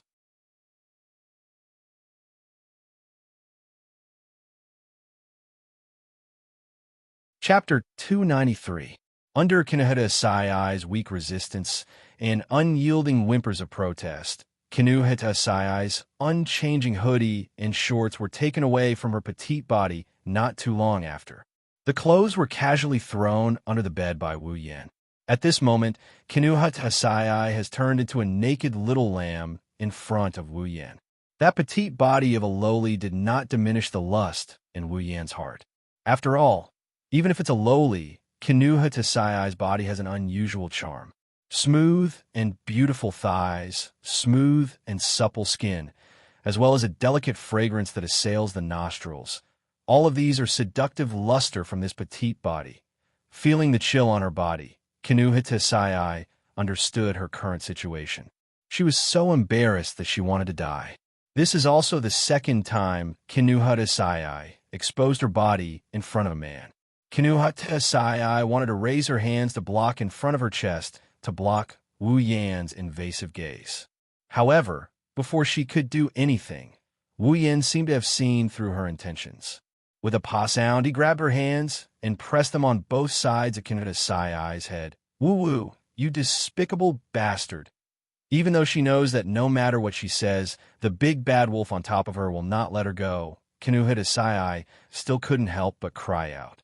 Wu Yan admired Xianxia's petite body that he hasn't seen for a long time. Then, he looked at Xianxia's eyes and laughed. Xianxia girl, are you still thinking of resisting? It's useless. It's better to give up. How about this? I'll be gentler from now on. Hearing this, Xianxia stubbornly stared at Wu Yan and shouted, how can I not resist? I'm being pushed by a super strong force. If I don't resist, doesn't that mean I'm being pushed by a super strong force? Wu Yan's expression turned awkward. You know that you're being pushed by a super strong force, yet you still have the time to explain? Kinuhita Sai was stunned for a moment before nodding her head in realization. All right, I'm being pushed by a super strong force right now. I don't have time to explain. After saying that, Kinuhita Sai looked at Wu Yin suspiciously. You're still talking about me? Aren't you also doing the same thing? You even have the time to chat with the girl you're trying to force yourself on? Wu Yin was also stunned. After an "oh," he said, "Oh, that's right. I'm in the middle of a forceful push, but I still have the mood to chat." Following the conversation between the two, the scene fell into a strange silence. Only the two of them were left staring at each other. Their expressions were very interesting. To be able to have such a conversation in the middle of a forceful push, it was really amazing. After a long time, Wu Yin suddenly said to Kinuhita Sai, "I say, are you trying to use unreliable dialogue to get away with this?" Kinuhata Sai's expression froze. Her eyes started to turn resentful. Her reaction was no doubt telling Wu Yin that she was trying to get away with it. Wu Yan's mouth twitched. He suddenly reached out and pressed Kinuhita Sai's small breasts. He started to pinch them with all his might, causing Kinuhita Sai's expression to change, and she started to moan. "Ah, let go of me." This time, Wu Yin ignored Kinuhita Sai's cries and started to focus on Kinuhita Sai's small body. He even stuck out his tongue and started to tease Kinuhita Sai's small body. Kinuhita Sai has never experienced such a situation before. She couldn't help but tighten her body and bite her lips. She felt that as Wu Yan's tongue continued to lick her body started to feel strange. A strange yet familiar feeling started to emerge from the depths of Kinuhita Sai's body. The reason why it's strange yet familiar is because Kinuhita Sai has only felt this once before. This feeling, it's the same feeling she felt after being defeated by Wu Yin and being trained by him. Under the control of this strange yet familiar feeling, Kinuhita Sai reacted without hesitation. His hand lightly brushed across Kinuhita Sai's smooth thighs. Feeling that it's about time, Wu Yin smiled excitedly. He waved his hand, and in the next second, his tightly wrapped clothes flew away. From the speed, it's clear that Wu Yan's undressing skills have reached an unimaginable level. When the great spear appeared in front of Kinuhita Sai started to panic. In her panic, Kinuhita Sai couldn't help but scream. Using an unknown strength, she pushed Wu Yin away and turned around to crawl to the other side. After crawling a few steps, Kinuhita Sai felt that she couldn't crawl anymore, because her small waist was grabbed by Wu Yan's two large hands. At the same time, Kinuhita Sai also felt a hard sensation pressing against her small buttocks. Knowing that she can't escape anymore, Kinuhita Sai couldn't help but let out a final whimper. Her heart is crying. "Goodbye, my lovely youth." Following Kinuhita Sai's whimper, Wu Yin also shrugged his waist, allowing Kinuhita Sai to let out another whimper. But this time, it should be a scream of pain. Why is it so painful? Kinuhita Sai's pair of small eyebrows are deeply furrowed. Her mouth is letting out a painful moan. Her body is also tensed up. She doesn't dare to move anymore. From this, it can be seen how much pain Kinuhita Sai is in. Try her best to hold back the tears that are about to reach her eyes. Kinuhita Sai bit her lips to prevent herself from crying. Kinuhita Sai's stubborn personality doesn't allow herself to cry because of pain. The pain came so quickly, but it didn't go so quickly. After all, Kinuhita Sai is only a 12-year-old girl. Feeling the pain in her body, Kinuhita Sai kept trying to hypnotize herself. "I don't feel pain. I don't feel pain. I don't feel pain." Hearing Kinuhita Sai's soft and painful moans, Wu Yin couldn't help but laugh and shake his head. He didn't want to feel how good it is right now. He leaned on Kinuhita Sai's back and whispered into her ear, "If it's painful, it's better to cry out. It'll heal faster that way. Hearing that, Xianxia Sai's murmuring mouth paused. She glared fiercely at Wu Yin and started sobbing. You despicable super pervert. You F***ed me, and now you're saying such sarcastic words. Wu Yin grinned sheepishly and shut his mouth. Indeed, saying something like that at a time like this feels a bit like making sarcastic remarks. However, after being teased by Wu Yin, Xianxia Sai felt the pain in her body lessen by quite a bit. Her tightly furrowed eyebrows also loosened up. However, in the next moment, a sudden sense of emptiness made her face stiffen again. The fatal sense of emptiness made Xianxia Sai start to wish for Wu Yin to do something. She wanted to open her mouth, but she suddenly remembered that she was the one who was forced to do it. How could she open her mouth? Thus, Xianxia Sai started to feel conflicted.